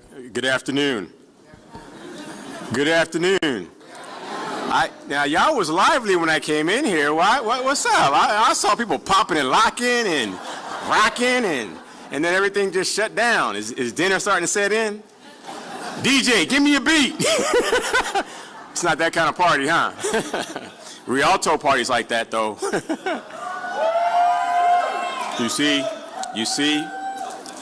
You know, check this out. One time, Dr. Chinaka invited me to lunch, and I thought it was just a little old lunch. You know, we're going to get caught up. In the middle of lunch, he puts down a big invoice right in front of me, and he said, "We need some money." I said, "I could pay for the lunch." He's like, "Nah, we need some real money." And it was amazing. Because he talked about the importance of getting educators of color in the classroom so that students can see those who look like them, and particularly male educators of color, something that we've been working on for a minute. And because of Dr. Chinaka's advocacy, we went back to the state legislature and said, hey, we've got to change the way these residency programs work, because people are in the program and they're working another job, they're trying to balance their family, their student teaching, and there are too many barriers. And that year, we convinced the legislature and the governor to increase the residency program from $25,000 stipend to $40,000 a year stipend because of Dean Tanaka's advocacy. Needless to say, I will not be going to lunch with him anytime soon. I'll ask my staff to bring the checkbook when we do, but it's really incredible what you've done. And I actually met some graduates of the Project Impact cohort. We've been doing a tour, visiting districts and celebrating their success and promoting proficiency for our students. We made a stop at Pittsburgh Unified up in the Bay Area, and there were some graduates from Project Impact talking about the residency programs. They gave us some unsolicited testimonials. They said, I'm going to put my hand up for Project Impact, and then they passed the hat. And I said, okay, you all must have been students of Dr. Chinaka. But you have to ask for what you need, and I'm grateful for you all. Where are my friends, Jim and Judy Watson? Jim and Judy Watson in the building? Just left? All right, well, you know, one day I'm going to grow up and be like them and have a whole school named after me, but let's give them a hand clap in their absence and thank them for believing in the power of education. It's just amazing, some of the investments that they have made. and they're paying dividends, and we get a chance to see that. And so please give my support to them and to President Morales and Associate Vice President Yeager and Dr. Gibbs. I know you're in the building. Hey, how's it been today? I heard a little bit about your theme for today. How's it been today? Yeah? Yeah? Okay. I have been thinking about your theme. Your theme has provoked me. You know, I've been thinking about it. You know, how do you leverage government to get equity in education? I'm like, well, damn. I'm like, that's a topic. I'm like, I didn't know what to do with it for a while, to be honest with you. I was like, it's kind of a lot. How do I get my arms around it? And I began to think about it, and I thought to myself, ease up, Tony, back up. This is your life thesis. How do we get government programs to address equity in education? I started to think about it, and then I went back. And I went all the way back. I said, Tony, you know something about some government programs. You notice I said government. And I thought about one of the first ones. I grew up, well, I'm a Bay Area native. I was born at Fort Ord in Monterey, which is now today CSU Monterey Bay.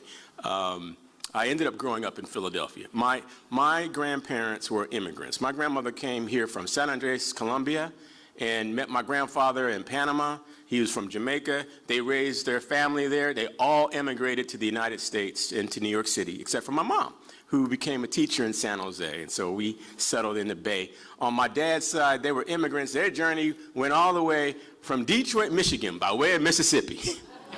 And my dad went into the Vietnam War, and I found my father on the internet when I was 40 years old.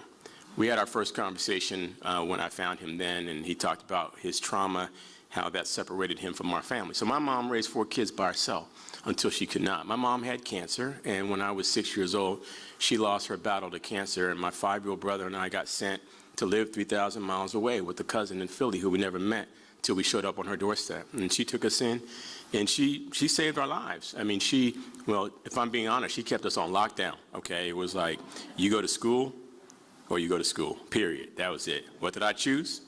Took my butt to school. And the way school happened for me was part of the desegregation program in Philadelphia. And so my first government program was riding the bus 45 minutes each way to go from a school district that was a community that was probably 99% African American into a neighborhood that was a white neighborhood where children were being bussed in from all over the city.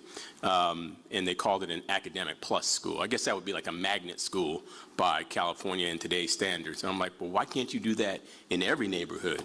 That should be in every district, in every zip code. You shouldn't have to get bused to a school to get that. But come on, somebody in here is awake.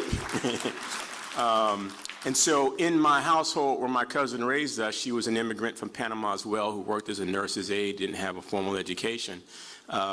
We didn't always have food in our household, and so we relied on government programs. I was on the free lunch program. They gave me an orange ticket that said, you are a free lunch student. I thought, that's cool. Let me get my lunch. Then all my homies, partners, and friends started making fun of me for being on the free lunch program. Little did I know, and would I not find out until I became an adult, everyone in my school was on the free lunch program. And I'm like, why were y'all fronting? It's sad that we shame those who are hungry. Thank goodness the government is finally getting the SNAP program back together. We had to get all kind of, yeah, right? Put your hands together for that. Who withholds funding for those who are hungry? You know, it's like, I mean, our schools provided 800 million meals during the pandemic. And as somebody who was on food stamps, we took it very seriously to get all kind of waivers from the federal government to say, give kids grab-and-go meals. Let them go home and take meals to their siblings who aren't in school yet. You know, feed our families. And so, you know, my second government program was the free lunch program. Then we had this thing called food stamp coupons. Any of y'all ever heard of it? They don't have them anymore. Well, they might, but today there's a program called EBT card. It's all on one card, which I kind of like, because when I had my food stamp coupon, they had the green coupon and the brown coupon, and when you went to the grocery store, you could only buy food, I'll be honest, I was embarrassed every time I went with the coupon. The coupon book was stapled so tightly that you had to rip it out, the coupon, rip it, and it made this loud noise like, boop, he's using food stamps on aisle number 7. Spotlight, floodlight. You thought I stole something. But again, I grew up in a community where several people were beneficiaries of public programs and public assistance in AFDC. And then we had this other thing with some other letters. We had this big old box of cheese, a block of cheese in a box. Y'all know what I'm talking about. I looked at the buffet table. I didn't see none of that government cheese up in there. It was wrapped in this super thick plastic that you had to fight to get into the box. You know what I'm talking about. You're looking at me like, If you got into the box, it might be the best grilled cheese or quesadilla you ever had. He said, that's right. Now, the slice on that bad boy might have been this thick. But these were programs that helped my family to overcome poverty and helped us when we were hungry, or when we were hungry, as we often said.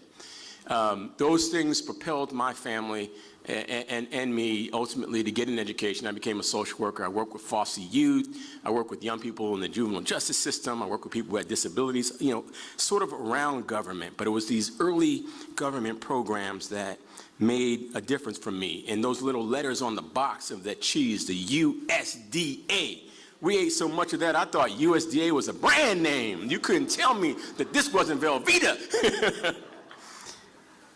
As I got to college, there were other programs. I attended a summer bridge program, you know, a program intended to say that we want to address inequity and make sure that our students have preparation, that they have access to mentors. Why should we wait until our students are on the verge or at risk of dropping out? Instead, we should provide upfront supports for them. And I know there are many programs that do that here. I think about government programs today and what government programs do for us in California in education and thinking about equity. California is the only state that guarantees preschool for every single 4-year-old. We have a new grade, transitional kindergarten, that will make a big difference, and it's free, and it's taught by a credentialed teacher. And for those who choose other forms of preschool, we have home daycare and we have Head Start, but we got the memo that early education makes a difference, and so government is doing that. I talked about the meals, you know, because I was the original free lunch program student, it's been an honor for me to sponsor legislation to create universal meals. We give 2 free meals a day to every single student, and we don't ask you your neighborhood or your zip code. There's no paperwork, there's no application, there's no one saying, oh, you're late on your lunch money. Everyone gets 2 free meals a day in the state of California. We have community school programs, so there's wraparound supports with mental health and health care programs at school. And then sometimes government gets in the way of the conversations of equity. Before I met Dean Shanaka, I sponsored a bill that said we should fund programs for male educators of color. And I got in trouble with government. They said you are in violation of Proposition 209 that says you can't talk about race. And I said, how can we talk about the impacts of racism if we can't talk about race? And so they vetoed my bill. And then I figured out that sometimes you gotta find another door to go through to get something done. We went through the budget door next time. And guess what? We got money for male educators of color to be in our classroom. And ultimately, the residency grant became available for anyone, including programs like Project Impact. Now we have the Golden State Teacher Grant. We got that money too. You know somebody who wants to be a teacher, tell them to call me. Or they want to be a mental health clinician in our schools. It started out, when we got it, it was $20,000 as a grant to get your credential. Now it's a little less because of the state's budget deficit, but we were able to secure that money as a scholarship for those who wanted to get a teaching credential or a mental health credential. If you know somebody who's still looking, tell them to call me. 1-800, where you at? I got your money. My brother Robert Pettis is here from the California Department of Education. You brought the checkbook, right? He said he'll break you off right now.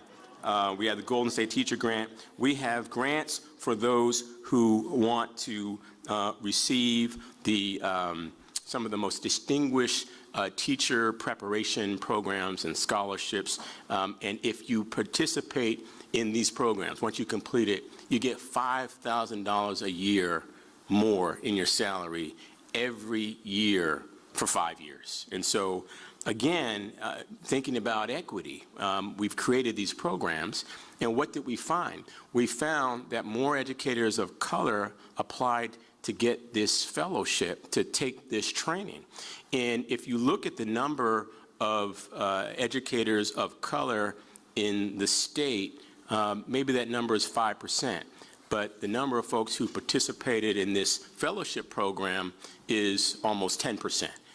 And so we're accelerating these opportunities. And so, you know, government has been doing some good stuff, but government can't do it by itself. You know, government can't really create jobs, but government can create the conditions that will help people to get good jobs or not. If we want to be serious about closing equity gaps, we have to be serious about eradicating poverty, and we should be preventing it in the first place.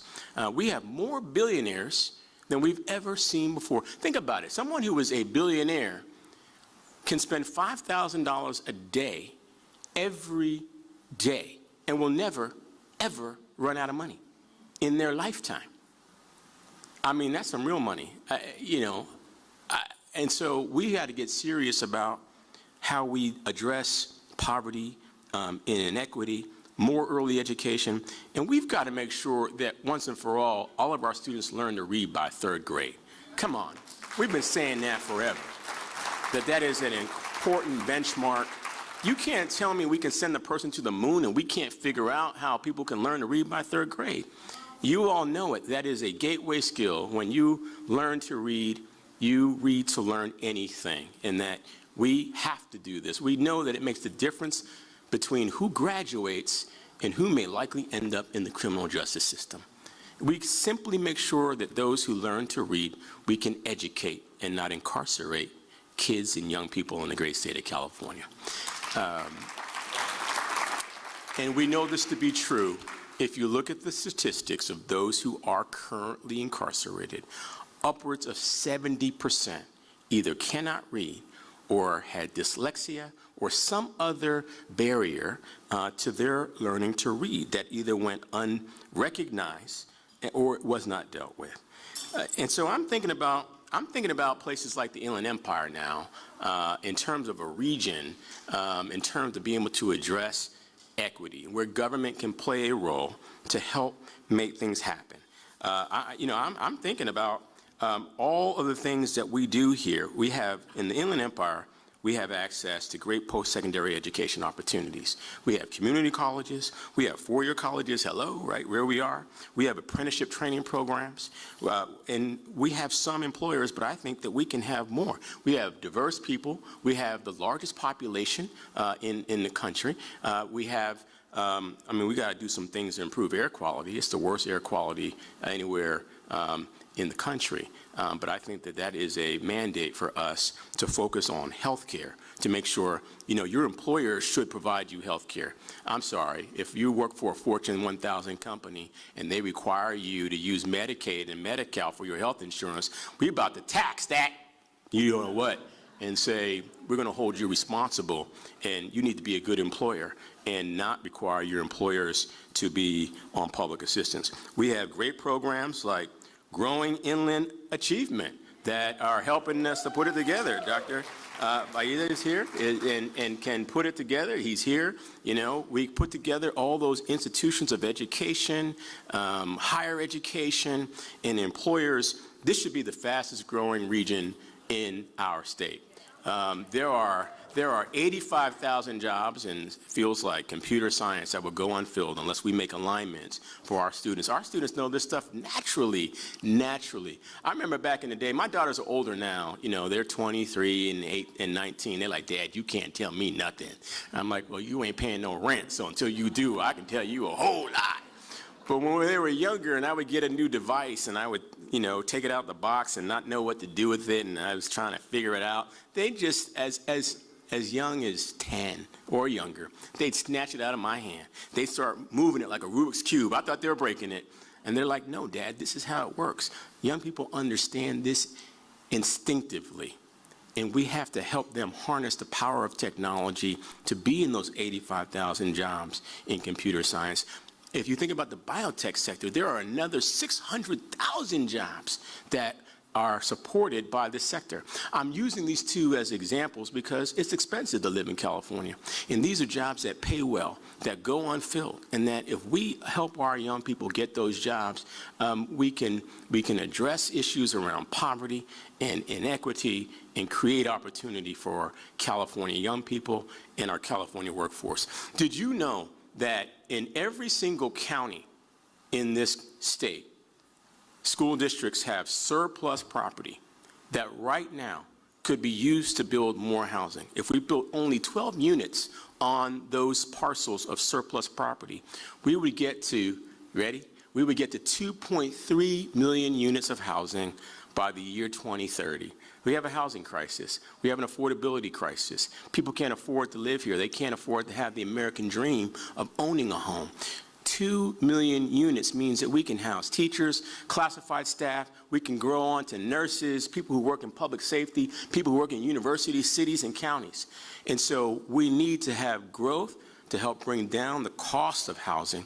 Because of the lack of supply, the demand is great and the cost goes up. I don't have an economics degree, but even I know that supply and demand is at work as it relates to housing in California. And I'm just looking at the Inland Empire because I see all these great opportunities to align these programs and these resources for government to be a partner to businesses that provide good jobs, to make sure that people have access to good housing and health care and good paying careers so they can afford to live here. And it all starts with the early education and making sure that our young people learn to read at an early age, that they have continuity in school, that they are not absent from school. When students are absent from school more than 10%, they're on the trajectory to drop out. You know, I used to work in the court system, you know, working with kids and families who've been in trouble, trying to get them out of trouble. And I heard this thing. They said that the judges were making decisions about how many prison beds based on third grade reading and attendance. And so as you all continue to think about how to align educational programs with government to address the inequities that exist, we must drive deeper into reducing chronic absenteeism, into reducing suspensions. When I came to the legislature, they were still suspending kids in preschool. I'm sorry, what do you have to do to get suspended as a 3 or a 4-year-old? Really? And they were largely suspending black and brown youth, many times male youth. And so, again, I know Prop 209 says we can't talk about the impacts of race, but we have to, because there are disproportionate statistics that show us that we have to talk about race in suspension. The suspension rate for African American students is 3 times what it is for others in the state. We have to talk about who is more times than not in foster care. We have 240,000 homeless students in this state. 10,000 of them are unaccompanied minors right now. If we don't help them, they will become homeless adults, and they'll be that much harder to serve. We can give them a wraparound, a supportive housing unit that has built-in supports to make sure that they get access to a job or a training program or some form of higher education. We give a Chafee grant to anyone who is in foster care. That Chafee grant is a scholarship to go to college that pays for books, housing, whatever you need, and we extended the time that you can use it. Used to be you had to get it done by 21. Now we say you can get it done by 27. I know I wasn't ready for the world at 21, you know? I'm only 22 now, but just starting to get started. And so, I say all that to say that I'm so grateful that you came up with a theme that has provoked me.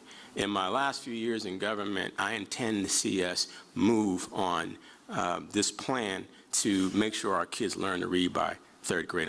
I'm actually 22 years old plus about 30, and I'm sick and tired of hearing people say one day that we can do reading by 3rd grade. That one day is today. We have to have the political will to do that, and we know the dividends that it will pay off. And so I'm thankful for your theme. I'm thankful for your collaboration. I'm thankful for the partnerships, the things that are happening here through the CSU. I'm proud as a CSU trustee and a UC regent of programs like Project Impact. Thank you, Dr. Tanaka, and your team. Thank you to all the folks at Rialto who are supporting it. We can do this, and we can do more, and government will play a role and partner with higher education, partner with good employers, partner with faith communities in the nonprofit sector, and together we will tackle inequity in education. Thank you so much for everything.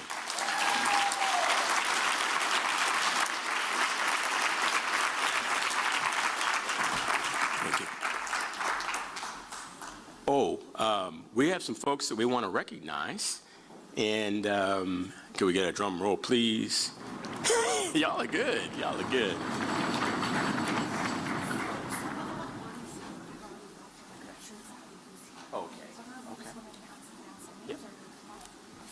We're going to call the names, and come on. We will call the names. If you're here, come on up. Trenae Nelson, Superintendent of Apple Valley Unified School District. Apple Valley representing Alexis Jenks from San Bernardino City Unified School District.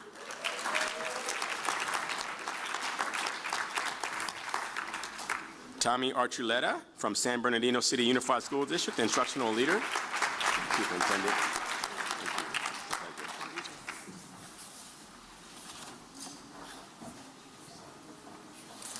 We also have Michael Lozano, Principal from Paris Elementary School District.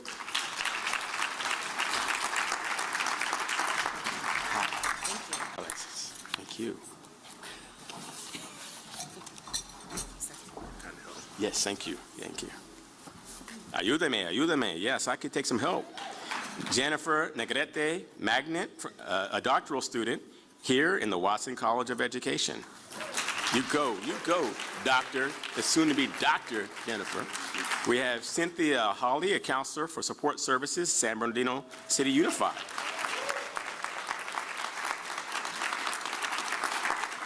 Jennifer Corrigan, parent leader, San Bernardino City Unified School District.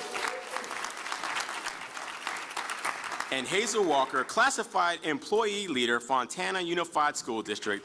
Outstanding Classified Employee Leader Award for 2025. This is for Hazel. Would you mind taking pictures with them? No, I don't mind. One more big round of applause for all of those who are being honored.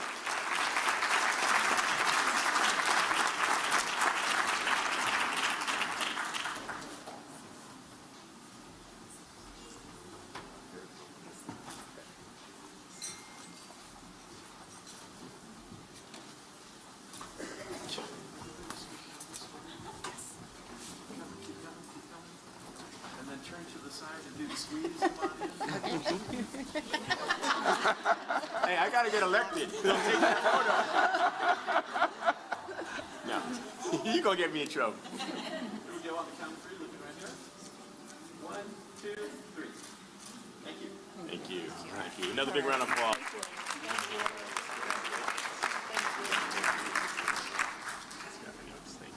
Yeah, thank you.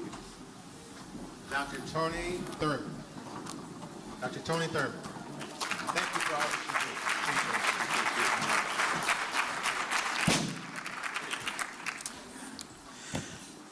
do. Wow. You know, sometimes you never know what people go through. There's always a story behind the glory. And many times, if we would understand the story, it would give us greater appreciation, not just for who the person is, but even more so for what they do, especially when they sacrifice. Going into education is not a field that you go into to get rich. It's a service to the community.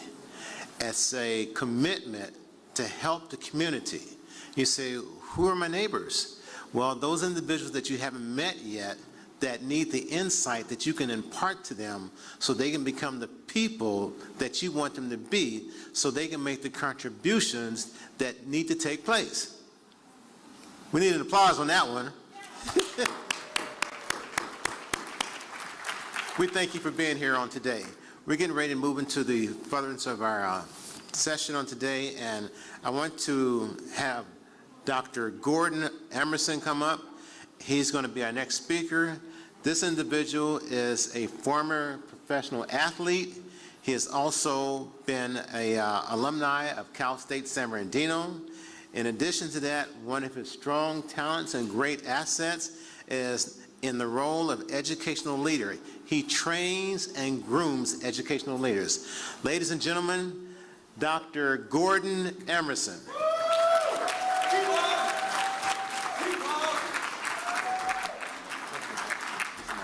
Appreciate it. Test. Am I on? All right. So there are blessings and trappings of going last, right? I'm standing in between you and your final activity for the day and spending time with your families and so on and so forth. And I got to follow this like power star, all-star lineup of previous speakers. So I'm going to do my best. If you look at this title, so let me talk about this title. Here's the difference between me and the first three that went. I'm the one still in the seat.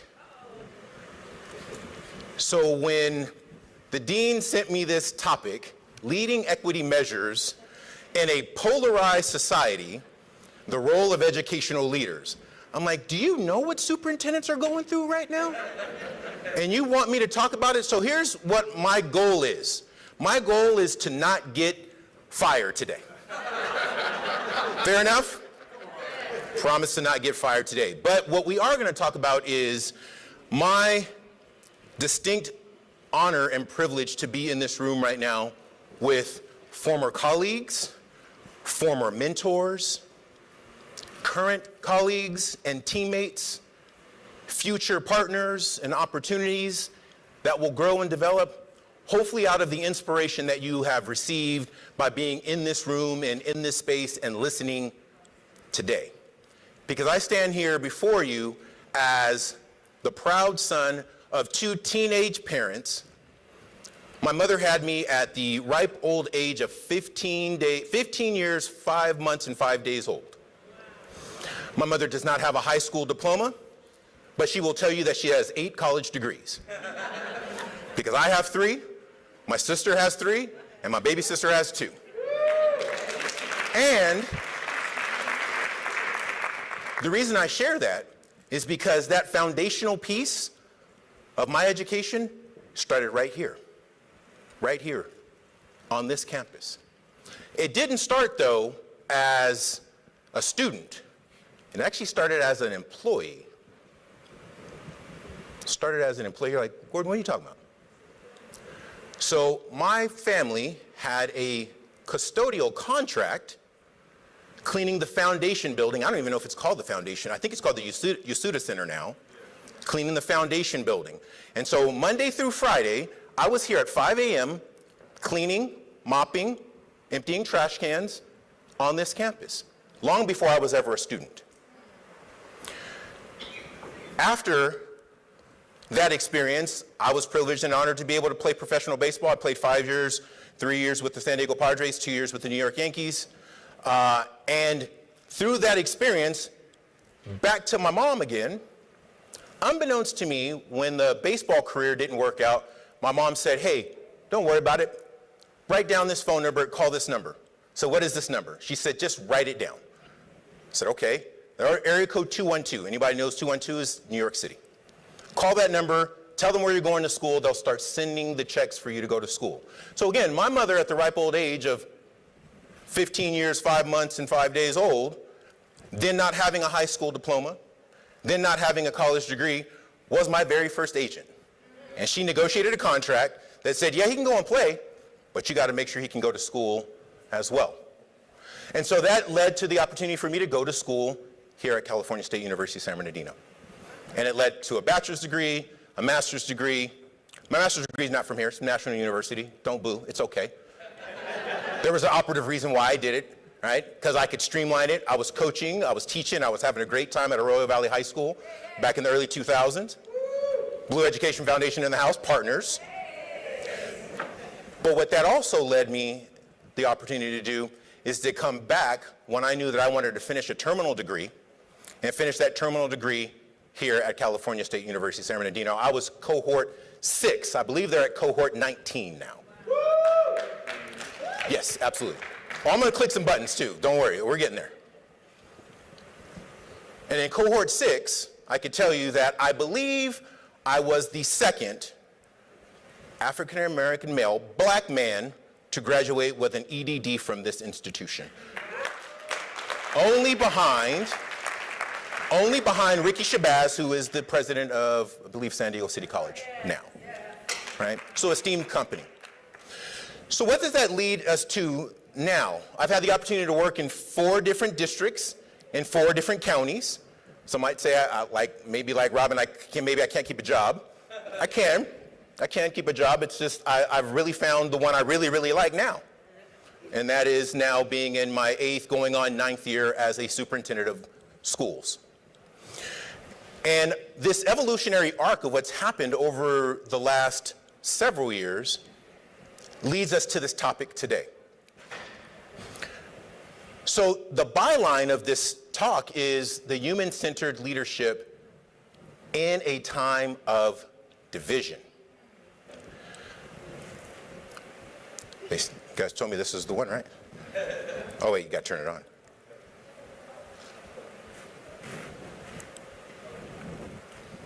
Help.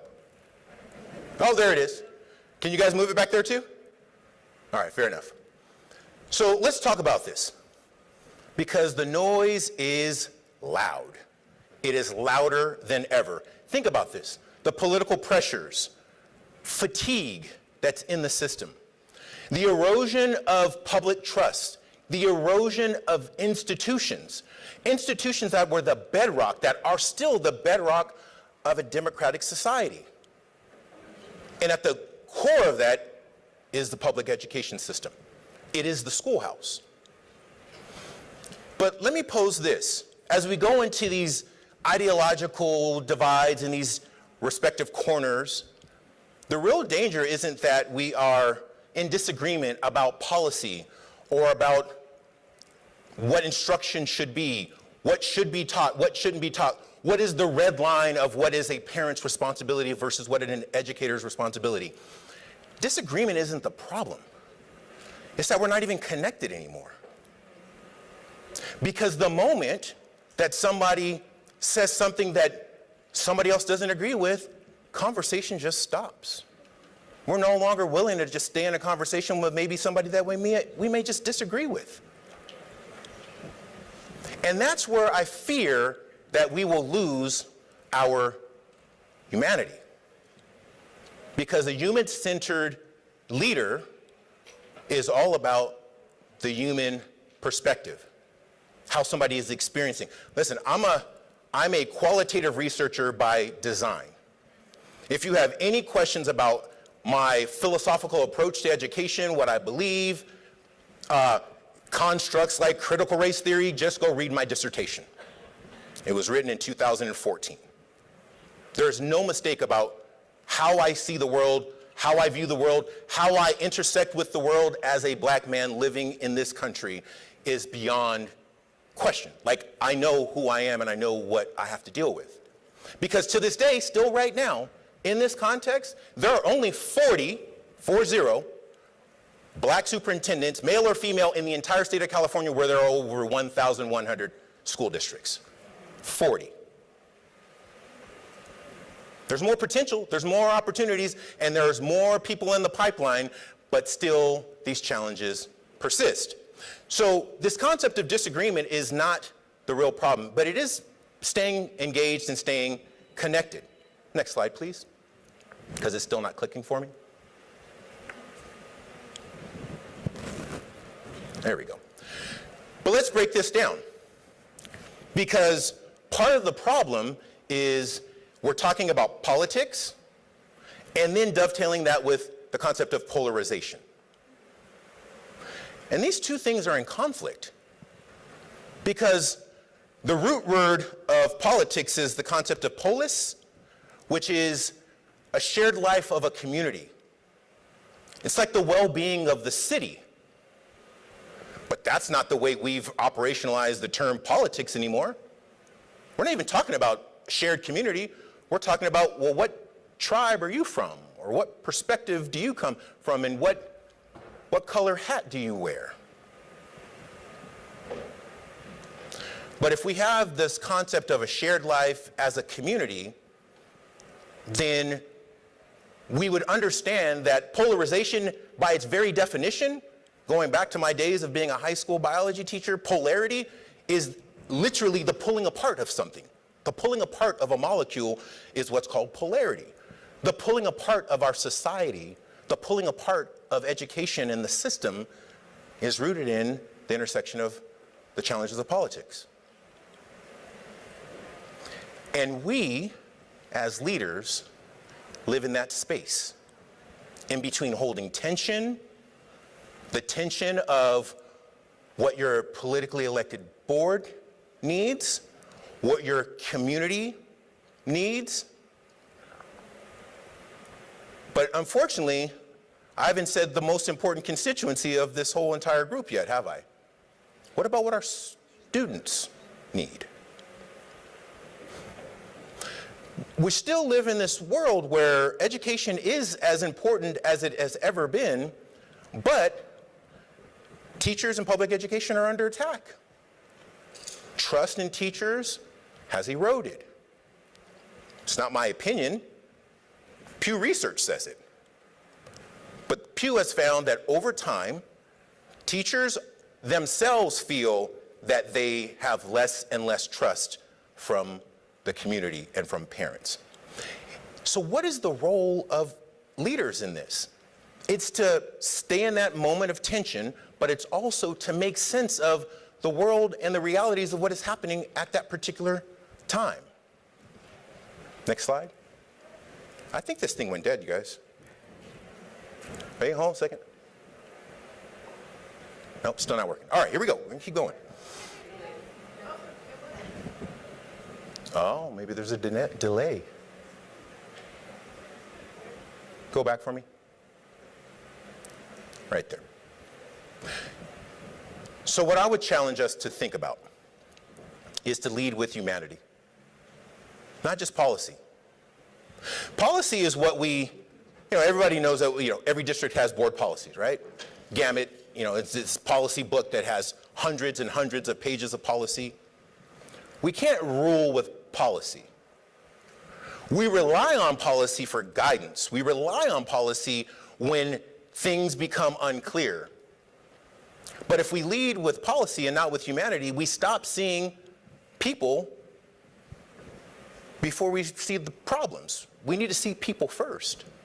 As leaders, we need to listen a lot more before deciding. Think about that.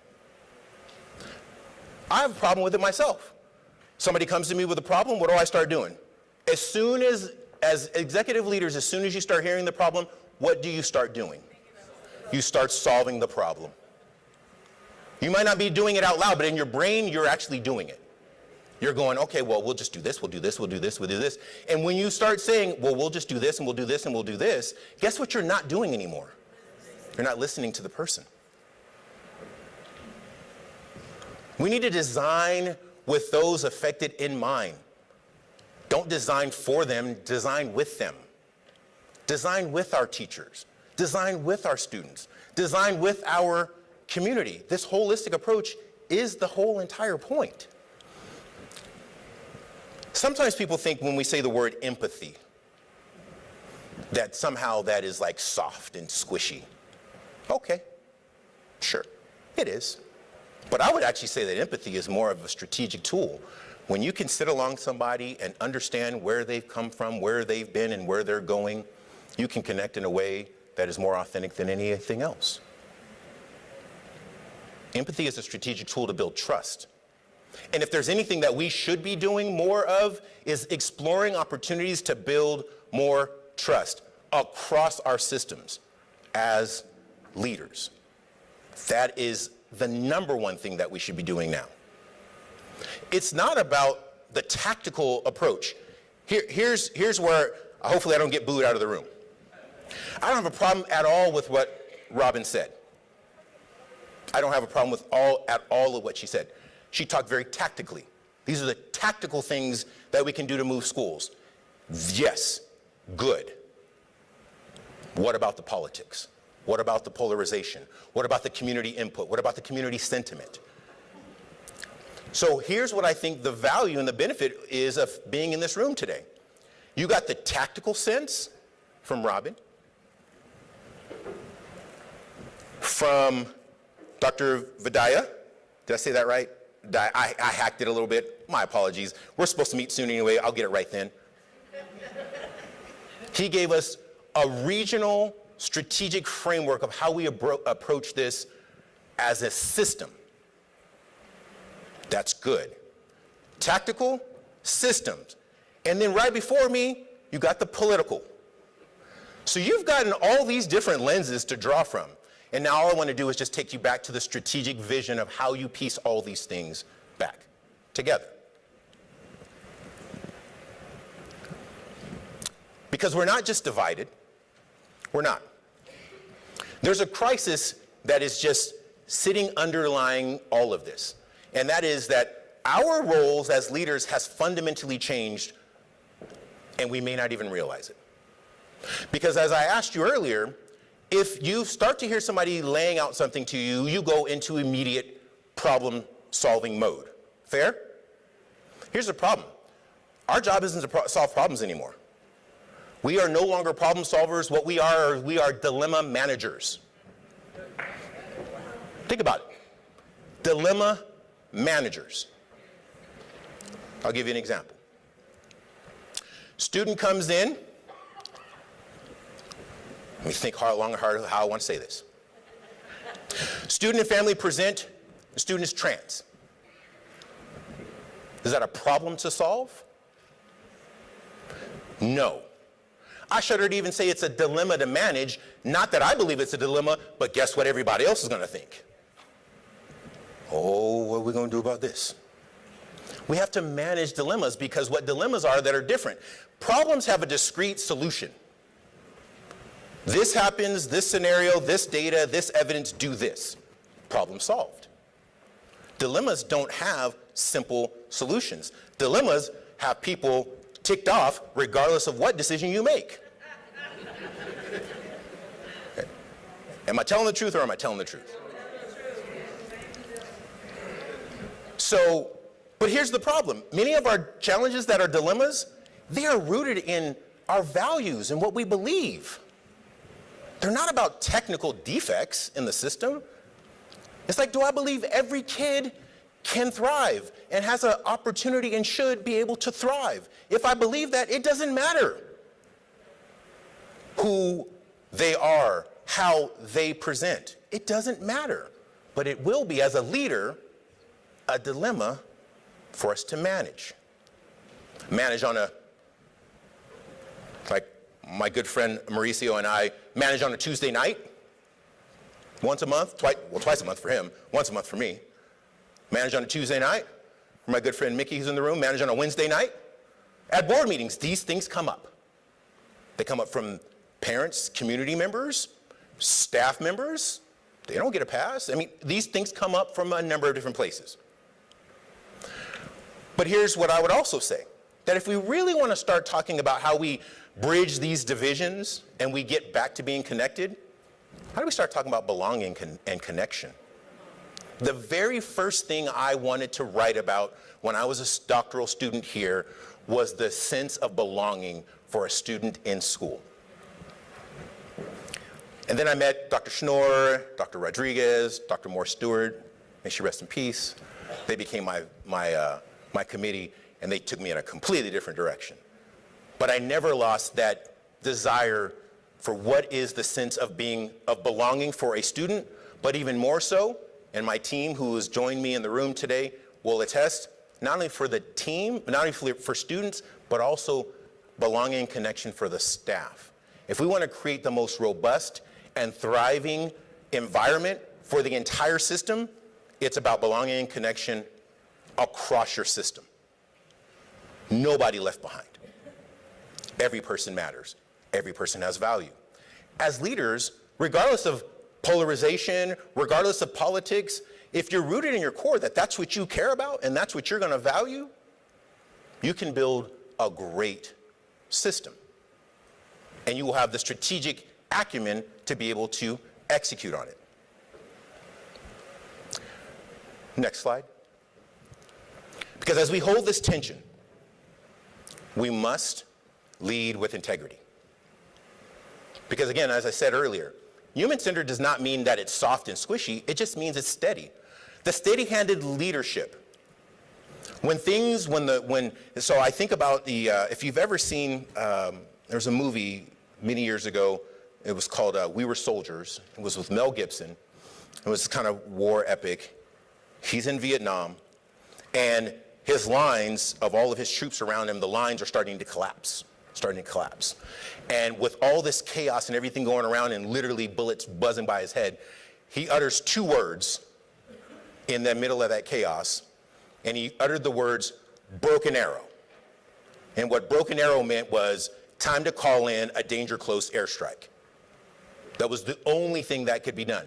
Only the steady hand of a leader in that moment, in that chaos, where you can make those types of decisions. I think about the decisions that leaders in this room, leaders across this region, leaders across our state, leaders across our country, the tough, painstaking decisions that they had to make during COVID. The steady-handed leadership of responding to the health and the safety and the needs of every person in the system, big and small, that's the steady-handed leadership. Leading with integrity. Courage is consistency, that steady hand, plus being compassionate. What we don't sometimes realize is that as executive leaders, every word that we say matters. Every word we utter, people take, and they think about, and then they start to do things. I'm going to give you another example really quickly. I was in my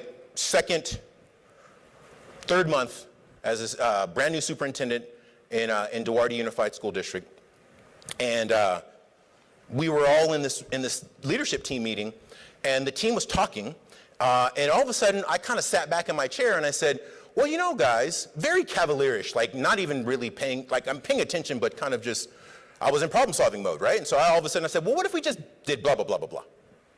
And I saw some people go like kind of nod their heads, right? And then I went on about the rest of the meeting, and then I left. 2 hours later, my assistant knocks on my door. She says, do you have a meeting with your cabinet? I said, I don't think so. She said, well, they're all here, and they've got chart paper, and they've got tablets, and they want to meet with you. I said, okay. So I said, put them in the conference room. We go in the conference room, and the first words out of their mouth, we figured it out. Figure what out? We figured out how to do the thing you said. I said, oh my goodness, you guys, I was spitballing. I was like, just kind of like making up some stuff. So my assistant superintendent of HR at the time, he says, well, boss, like when you say, like, we go do. And I was like, oh, yeah, so I don't just flippantly say things anymore. Because stuff starts moving when you start talking as a leader. So be careful and compassionate and thoughtful about what you say and what you do and how you do it. It's really, really important. Next slide for me. Because now I'm going to turn it on its ear a little bit. Because managing for right now, see, what we have to understand is that there's this long arc, this long timeline of the world and where we are right now. And even though right now feels super tense, it feels super stressful, we are but a nano blip on the timeline of this world. You know, like, where is he going? Here's where I'm going. We are in a transformational age in education. There is stuff happening right now, and I have no idea where it's going. No idea. Because what we need to be doing as leaders is creating the system that prepares students for a world that is not even built yet. Like right now, in our minds, present company included, we are thinking about this year, we're thinking about next month, we're thinking about next year. But who's thinking about 25 years from now? Who's thinking about 50 years from now? Who's thinking about what your great-great-grandchildren will experience in education? Because this is changing, and it is going to be different. Because as this uncertainty kind of demands our adaptivity, we need to be able to pivot. Because if we can actually think better about the future, we actually can create a different future. And as leaders, isn't that what we're supposed to be doing? Like, solving the problems and managing the dilemmas of today is one part of the work. But if we aren't visioneering what the future is going to be like for kids, then we're actually derelict in our duty. Next slide for me, please. Systems and structures alone will not save us. Policy won't save us. Ed code won't save us. It's the guidepost, right? So if you're YouTube clipping this, let me make sure you get all the context of whatever it is I'm saying. Ed code is not the solution. Board policies aren't always the solution. But what the solution is, it's inherently in us to create it. So we go back to this crisis that we face is the crisis of vision. Think differently. Build differently. Do differently. Because there is this very prominent load of research that's being done about the future and about what is going to happen. And there's this concept of what are the predictable outcomes of the future, where we're likely to be in 50 years, where we're likely to be in 100 years. But that all changes based on what we choose to do today. There's a path that we're on. If we stay on this path, there's a likely outcome. But like the analogy that has been said a lot of different times, if you take off on a plane from Ontario on a heading to DC, and the plane and the pilot adjust that heading by just simply 1 degree, you will land in New York City.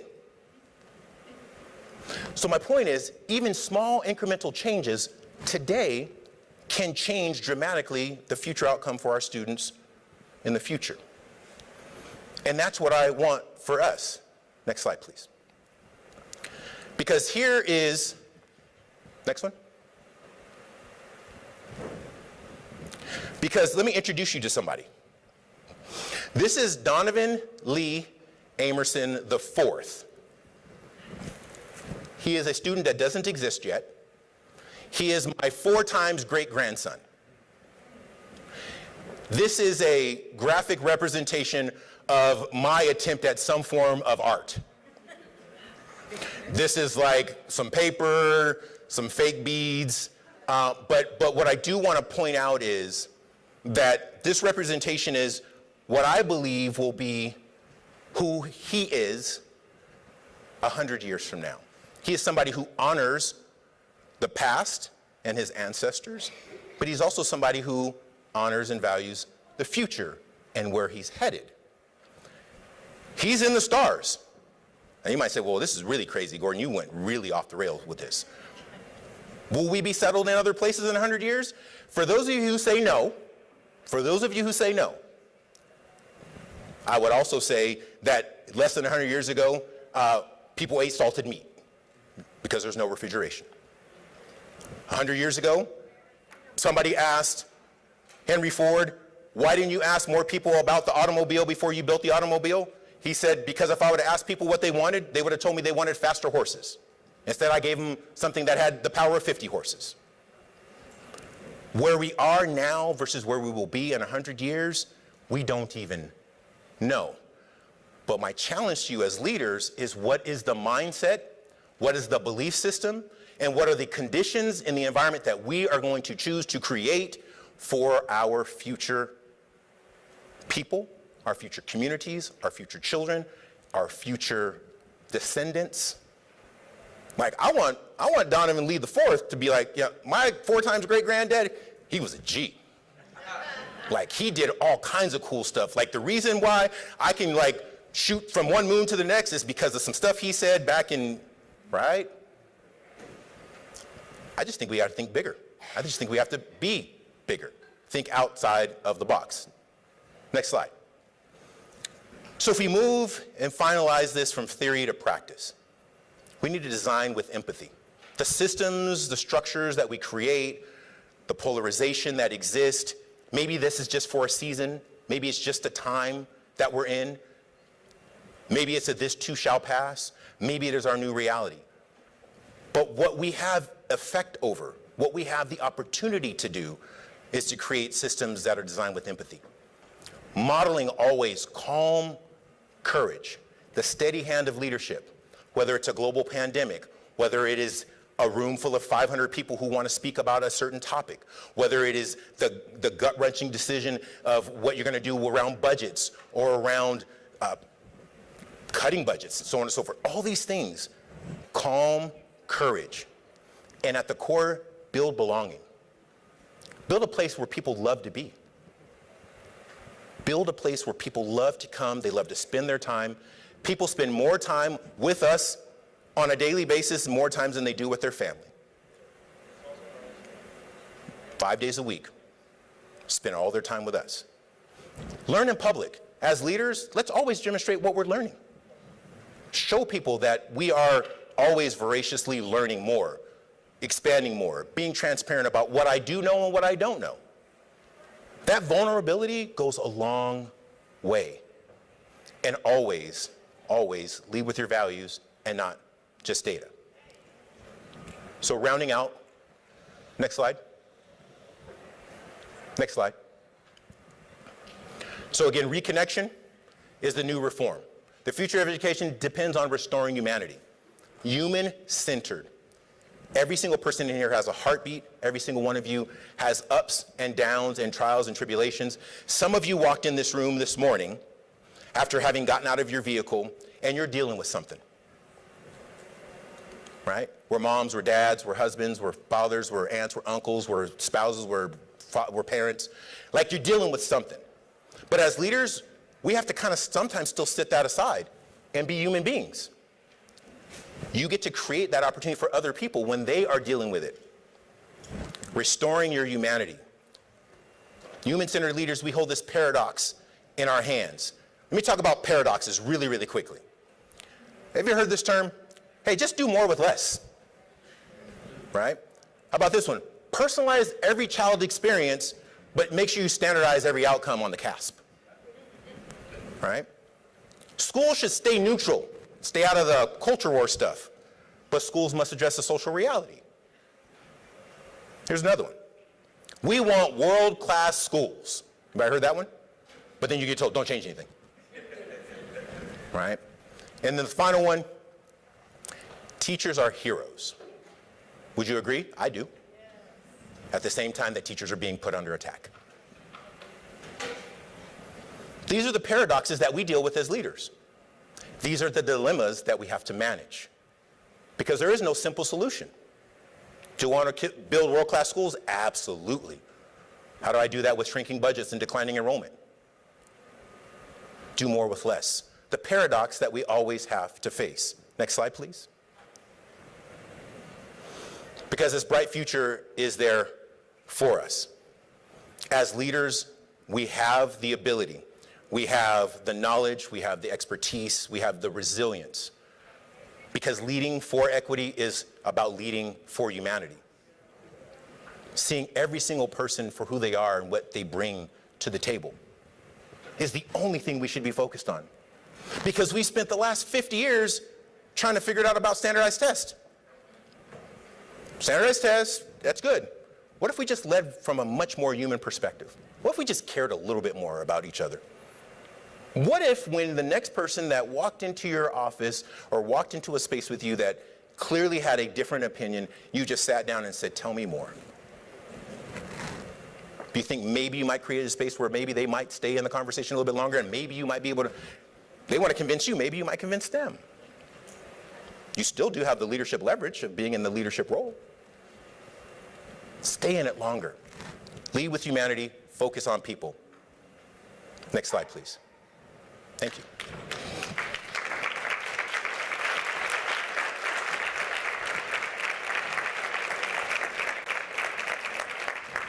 Thank you. Thank you, sir. Absolutely.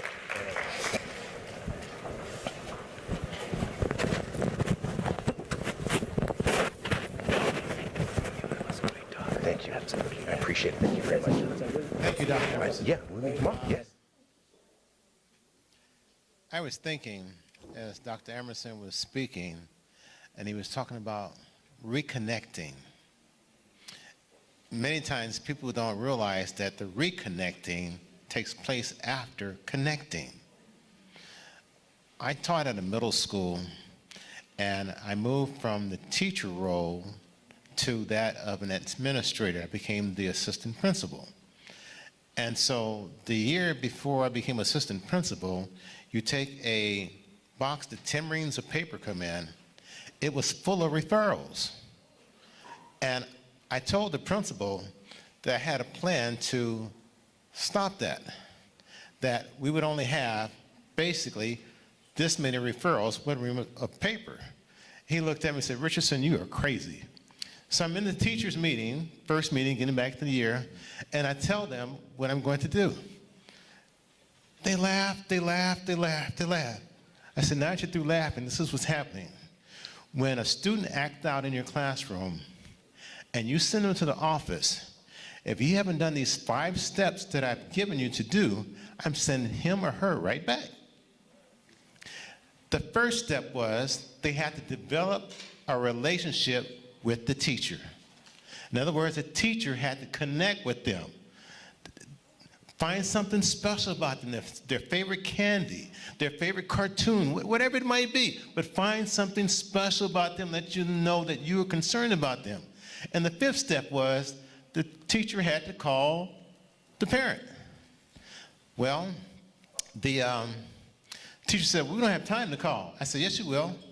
I said, "What you do is the first 2 weeks of school, I need you to prepare a lesson that you're going to give to your students that they can work on while you calling the parent. And it's going to be a graded assignment." And they did that. Things turned around. That first year, all the referrals I had was 1 ream of papers. It was less than that. You know, I even had a parent come to me and says, "Mr. Richardson, you got to stop calling my job." I said, "Well, I can't reach you at home, but I'll call your job." He said, "Please stop calling my job." I said, okay, I promise. I will quit calling your job. He comes in the next day, "Mr. Richardson, you call my job again." Because see, the teacher would call, and then I would call. I said, "I told you I would not call you your job again if Johnny behaved. But evidently, you and Johnny are not communicating. So since you and Johnny are not communicating, I had to call. So you need to talk to your son so I don't have to call." Then the call stopped. There's a couple of things I want you to do in preparing for our next session, which is a breakaway again. Think about today's session. Think about what in today's session most surprised you. What really surprised you about today's session? And then secondly, I want you to think what it is that you really learned today or picked up today that you have never picked up or learned before. And then thirdly, I want you to think, what are you going to implement as soon as you get back to home base? 1, what surprised you? 2, what did you learn? And 3, what are you going to take back to your home base? Now, we're going to have our next breakout section, and it's going to be in the same location as before. Please don't leave us, because we need your insight. We need your voices. We need your connectivity. Oh, there's that word connectivity again. We need you. Look at your neighbor and point at him and say, "I need you." Oh, you got, come on. Look at your neighbor. Point that finger and say, "I need you." Oh, that was weak. Come on, one more time. I need you. Yes. Yes. Let's get it together. Go to the sessions now. Thank you. So we have our superintendents and administrators in the same room up here.